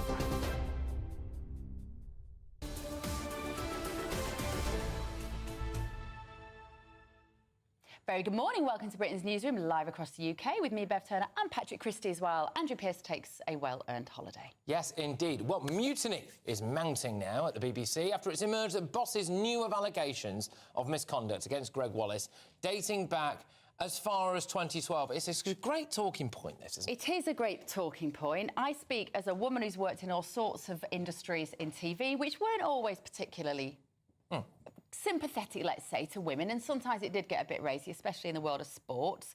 But I think there's a massive difference between the odd off-colour joke and actually being discriminatory against women or committing some sort of sexual offence. Let's see what Emma Kennedy said. She was the actress who won Celebrity MasterChef in 2012. She said that she thought she saw a camera assistant, a female camera assistant, bend over, and Greg Wallace, she said, went for and put his hands near her bottom, but she said, I can't be sure that he touched her. OK, so she can't be sure. She can't be sure. All right, well, whilst a former staff member has now claimed that Wallace made offensive Asian remarks on the set of MasterChef, where he apparently made a kung fu fighting noise. So now, Greg Wallace responded to the... What's a kung fu fighting noise? I'm not going to do it because I'll end up like Wallace. Everybody was... Maybe he was singing. Maybe he was just singing. Greg Wallace responded to the mounting allegations on social media. Here's what he said. In the newspaper, I can see the complaints coming from a handful of middle-class women of a certain age just from Celebrity MasterChef.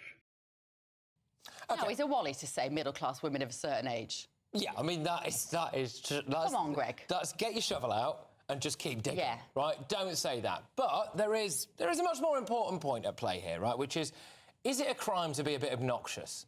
Well... Oh. Well, no. No. But... I mean, a lot of men I've worked with would be in prison if it was a crime to be obnoxious. Exactly, but... Is he just obnoxious, or is he, you know, some kind of sex pest? He's a barrow boy, right, for me. And I think that's why he said middle-class women, because what he's saying is he doesn't see himself as that. He sees himself as a working-class boy. Maybe the jokes are a little bit grittier. That's why I think he said that. He's making out it's a class issue, not necessarily a gender issue. Should we look at the actual allegations? Because I think that's kind of important here. 2012, that was when that incident with the Emma Kennedy mentioned. In 2011, apparently, there were 2 occasions he used sexually suggestive language, whatever that is. 2017, he did make a joke that used the word rape, and it was a bit off... Well, it was definitely off-colour, but it was a joke. And apparently he undressed in front of colleagues during production and made some jokes about it. And there is an incident where they said he had no clothes on, but he had a sock on his willy. Yeah, look, let's be honest, who hasn't been there? But, but it's not a stag do. Maybe this is the thing. If you're on a stag do, maybe that's OK. If you're in the office place, that might not be OK. But I have a real problem that a man's whole life has been cancelled because of things that he said.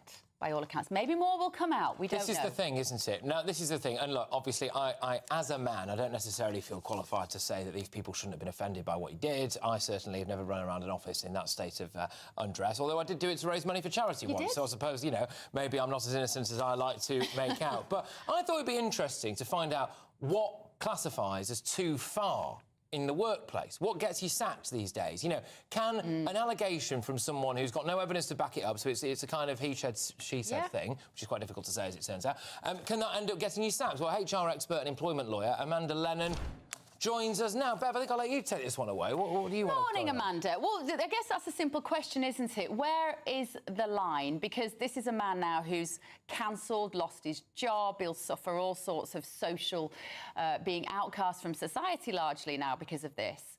Does it sound to you like he's crossed the line?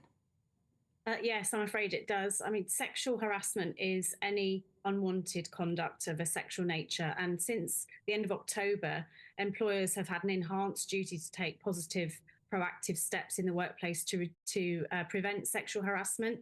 So the BBC is under a duty of care, not to say it wasn't before October, but that is now enhanced. So I think unfortunately for Greg Wallace, that really there's no excuse for the comments that we're seeing coming through, if indeed he did make them. I think, in fairness to Greg, the BBC does have to investigate these comments in full. They do have to look at what the evidence is and make they're substantiated before they can take action against him.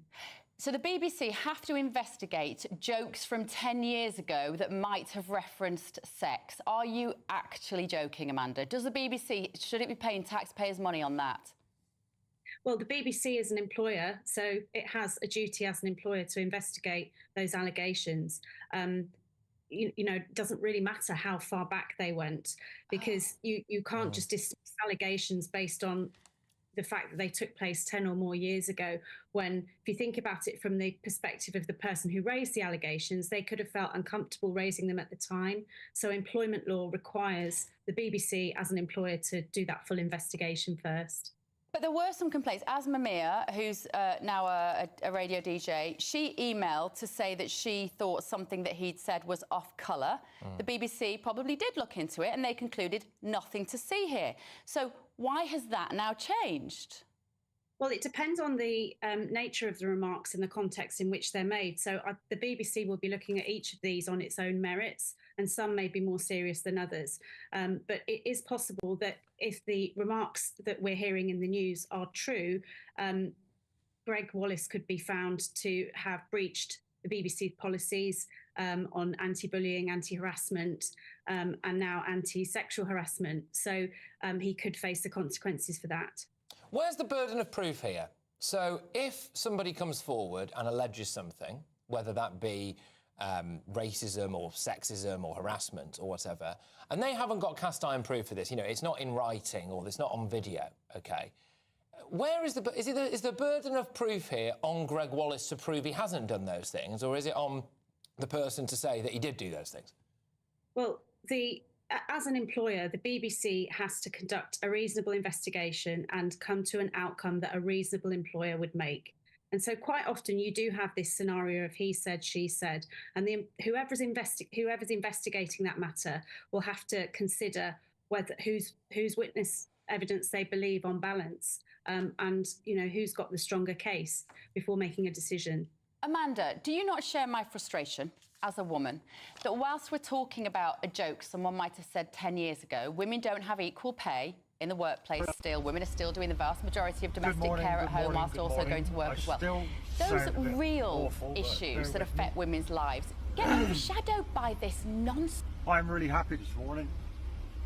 Makes a change, I know. But, oh, Arla. Oh, have you fucked up? Well done, people. I am so happy that people have actually stood up and said, no, we are not having this. It's about time. This is what this industry needs. And it's not just the industry, it's you wonderful people as well. I am so pleased. Arla, oh dear. There's loads of pages popping up on TikTok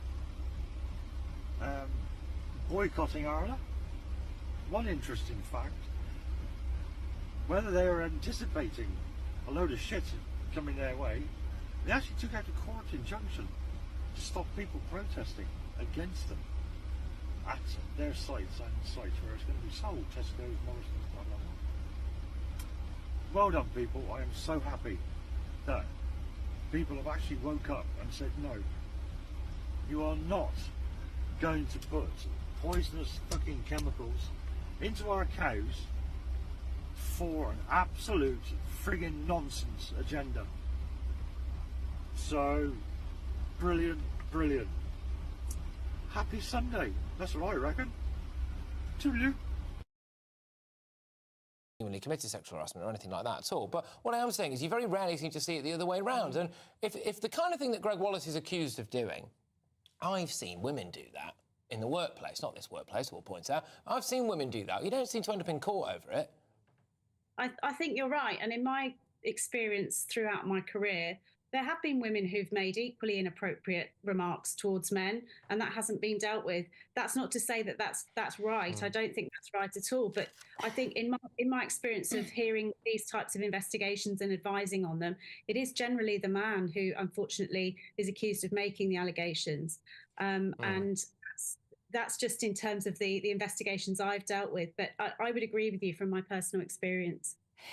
OK, all right, thank you. Fascinating, Amanda. Thank you so much. Employment lawyer Amanda Lennon joins us there. This idea of sexual harassment, though, like if somebody's pestering you in the workplace to go on dates with them, go to bed with them, that's harassment. If somebody bends over and someone goes, "Oh, nice bum," that's not... Is that sexual harassment? That's kind of what we're saying here. I think the thing for me is the historical nature of some of, not just with Greg Wallace, but with a lot of different people. There is that idea, isn't there, that you can go through 10 or 15 years of your professional life with a seemingly unblemished record, and then someone relays a joke you may or may not have made at like a Christmas party or at a wedding or something, you know, more than a decade ago, and you find yourself being cancelled for it. I find that worrying, and I think it should worry. I think it should worry everyone. That said, again, we don't know if there's more going to come out of Greg Wallace. And look, there's plenty of people who are queuing up to say that this bloke is a bit obnoxious, right? So I don't think he's entirely blameless in everything, you know. But it's not a crime to be obnoxious, and it's not a crime. If you watch some of the Carry On films now, which are just innuendo. Little Britain. You could have made Little Britain even more recently, yeah. The airport, or whatever it was that they did. You couldn't do that now. Right, let us know your thoughts. gbnews.com/your say, but still to come find out why some people are saying that Labour have stolen Christmas this year. Yeah, so we're Britain's newsroom right here on GB News.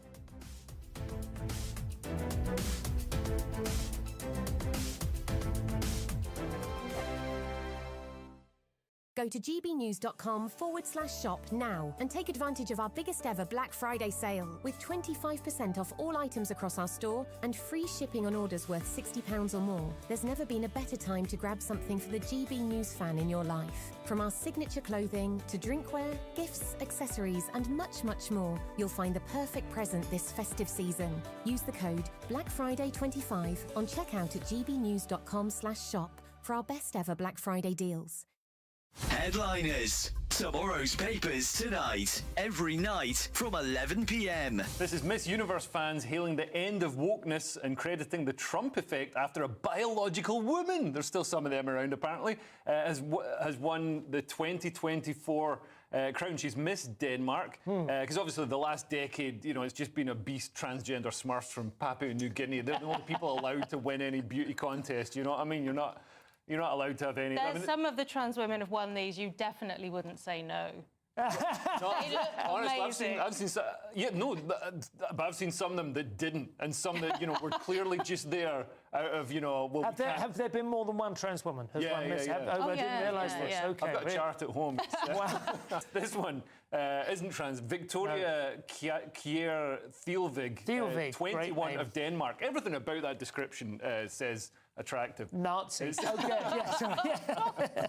I have seen pictures of her. She is very attractive. Yes. She is. Yes. I don't know exactly how to put it, but she is kind of not retro or vintage or so. She's quite an old-fashioned notion of beauty, like just absolutely ice blue eyes, you know, no penis. Absolutely extraordinary, clear skin and gorgeous blonde hair. I mean, it's absolutely kind of mid-70s, you know, No, apparently the sanity's returned to the beauty pageant industry, so they can get back to, you know, sexualising 4-year-olds and promoting anorexia like they used to. So there is that. She will earn an estimated $250,000 annual salary working full-time as Miss Universe, and will live in a luxurious New York City apartment as she carries out her duties, which involve glass coffee tables and rich Saudi businessmen. Glass coffee tables. And visiting other planets and solar systems and constellations, I would imagine, in Miss Universe. Being concerned about animals. Yes, absolutely, and wanting to bring about world peace. I miss those days. GB News, the People's Channel. Mark Dolan tonight is your weekend dose of news, debate and entertainment. This sounds like a wild conspiracy theory. Don't miss my big opinion. Mark meets at my take at 10. Democracy is a funny old thing. And we don't do boring, not on my watch. I just won't have it. Let's go and get another glass of that bubbly. You've earned it. That's Mark Dolan tonight, Saturday and Sunday, 9 to 11, only on GB News, the People's Channel, Britain's news channel.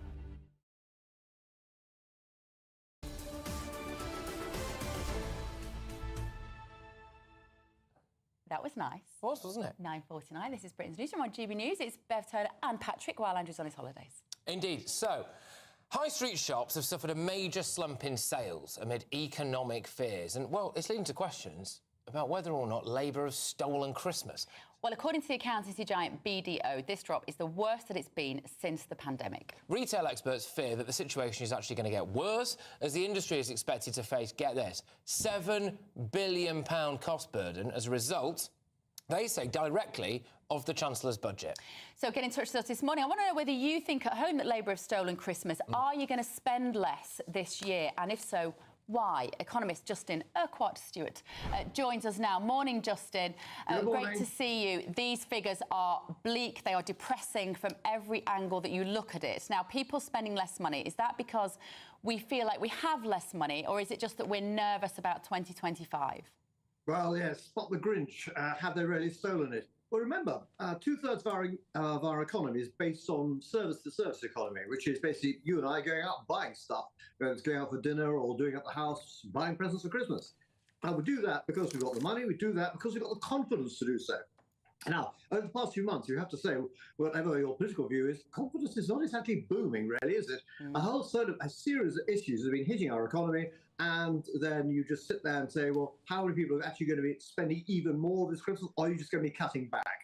And I'm afraid at the moment what you're seeing... Can I just reel in with a couple of facts here and get you to respond to them? Is that all right? So sales in November were down 5.8% year on year. Apparently, shops have suffered the worst slump since the pandemic. People don't want to hire new workers. I wonder why that could be. Could it be because they're going to end up paying more in national insurance, etc., etc.? I mean, I, for one, am glad that the adults are back in the room, Justin. Oh, I mean, the whole thing is actually trying to make sure that people feel that they want to go out and spend more.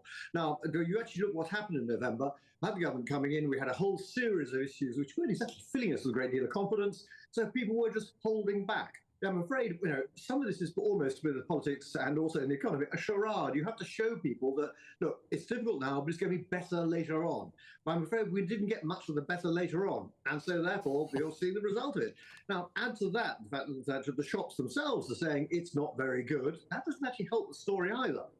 So a combination of those sort of issues, and then give us some really rather unpleasant weather. Well, all of those elements add together. It could hardly be surprising that things are actually going to be pulling back at the moment.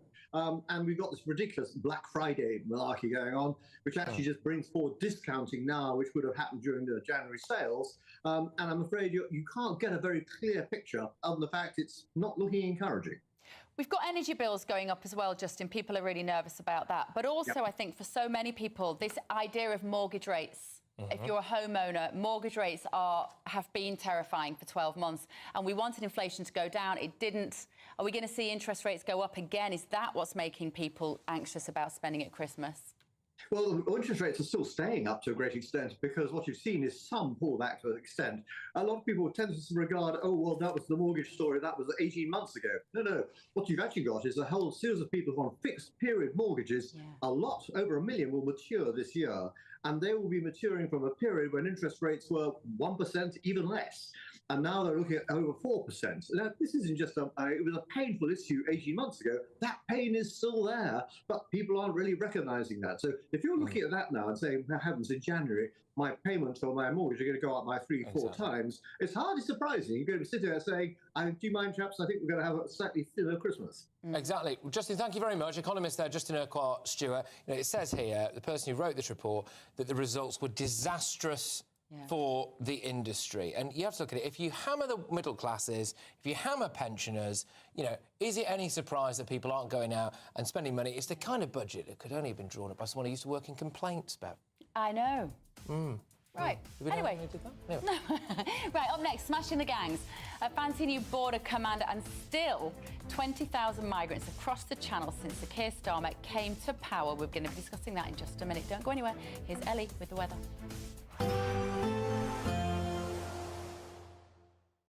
Expect a warm front moving from the kitchen right through to the rest of the house. Boxed Boilers, sponsors of weather on GB News. Good morning, welcome to your latest GB News weather from the Met Office. It's been a bit of a chillier start for many of us this morning, with colder weather on the way for all of us as we head over the next couple of days. Back to what we've got out there at the moment though, a chilly start across parts of Scotland, some sleet and snow showers across the very far north, sinking their way southwards, and across northern parts of England, outbreaks of showery rain sink their way towards the southeast as we head towards the afternoon. For Northern Ireland, Wales, southwestern parts of England though, plenty of sunshine through the afternoon, plenty of blue skies on offer, but with northerly winds feeling much colder than over the weekend. Only 10 or 11 degrees in the south and 5 or 6 further north, and with some brisk northerly winds along eastern coast, feeling colder here through the afternoon too. As we then go into Monday evening, the outbreaks of showery rain across the southeast do linger for a time, but eventually clear their way offshore as we go through the evening. For southwest England, parts of Wales, generally staying dry through the evening, maybe 1 or 2 showers around, and perhaps 1 or 2 showers for Northern Ireland too. For northern England, parts of Scotland generally staying dry to end the day, plenty of clear spells around. 1 or 2 isolated showers still across northern and eastern parts of Scotland. Again, these turning to sleet and snow in places. Those brisk northerly winds do continue along eastern coast, perhaps 1 or 2 showers here overnight Monday and into the start of Tuesday. But for most of us, it'll be turning drier overnight with plenty of clear spells, and light winds will mean it turns quite chilly as we start on Tuesday morning. Quite a widespread frost across the UK, down below 0 across much of Scotland and northern England, and even in the south, only around 2 or 3 degrees for many of us.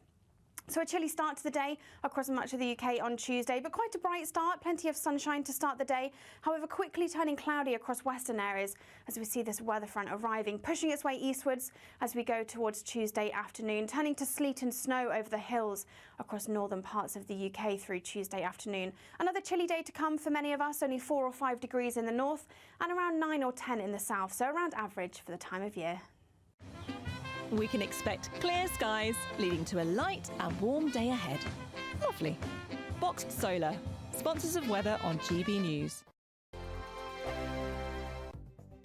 The latest GB News travel. Good morning, I'm Russell Holding. In West Yorkshire, the A650 is closed each way along Shipley Airedale Road in Bradford after an accident. The M62 in West Yorkshire is partly blocked eastbound by an accident between junctions 27 and 28 from Gildersome to Tingley, causing queues. The M6 from Merseyside into Cheshire is partly blocked southbound by a breakdown between junctions 22 and 21A from Newton Willows to the M62 Croft interchange. It's taking an hour and a half in the queues. The M6 in Cheshire is blocked northbound by an accident between junctions 18 and 19 from the Middlewich and Holmes Chapelton to Knutsford, causing queues. Trains have been stopped between Llandilo and Llangadog because of a points failure. The A1M in Hertfordshire is closed northbound between junctions 8 and 9 from Stevenage to Letchworth after an accident and oil spill, with queues in both directions. And in East Sussex, the A27 is partly blocked eastbound by an accident between Southern and Beddingham roundabouts. You can stay up to date throughout the day by visiting our website gbnews.com. You could be joining the Great British Giveaway list of winners with your chance to grab a fantastic £50,000 in tax-free cash. We've made loads of winners this year, and you could be our next. Hi, I'm Angela from Wigan, and I won £30,000 with the Great British Giveaway. It happens to people like me. For your chance to win, text cash to 63232. One entry costs £2 plus 1 standard network rate message, or text bonus to 63232. 5 entries cost £5 plus 1 standard network rate message. Go to gbnews.com/win. Entries start from just £2. You can call 0903 681 3232. Calls cost £2 plus your network access charge, or post your name and number to GB10 PO Box 8690 Derby DE1 9TT. UK only. Entrance must be 18 or over. Lines close at 6 p.m. on the 31st of January. Please check the closing time if listening or watching on demand. Good luck. Why go out on a Friday night when Friday night comes straight to your home? Talking about. Join me and my A-team of top pundits. Chemistry tonight is electric. As we tackle the big stories of the day with wit, insight and fearless energy. Man of the people. It's all vibe. Just a filing cabinet on wheels with a tie on. So, order in Friday Night Live with me, Mark Dolan, every Friday at 8, only on GB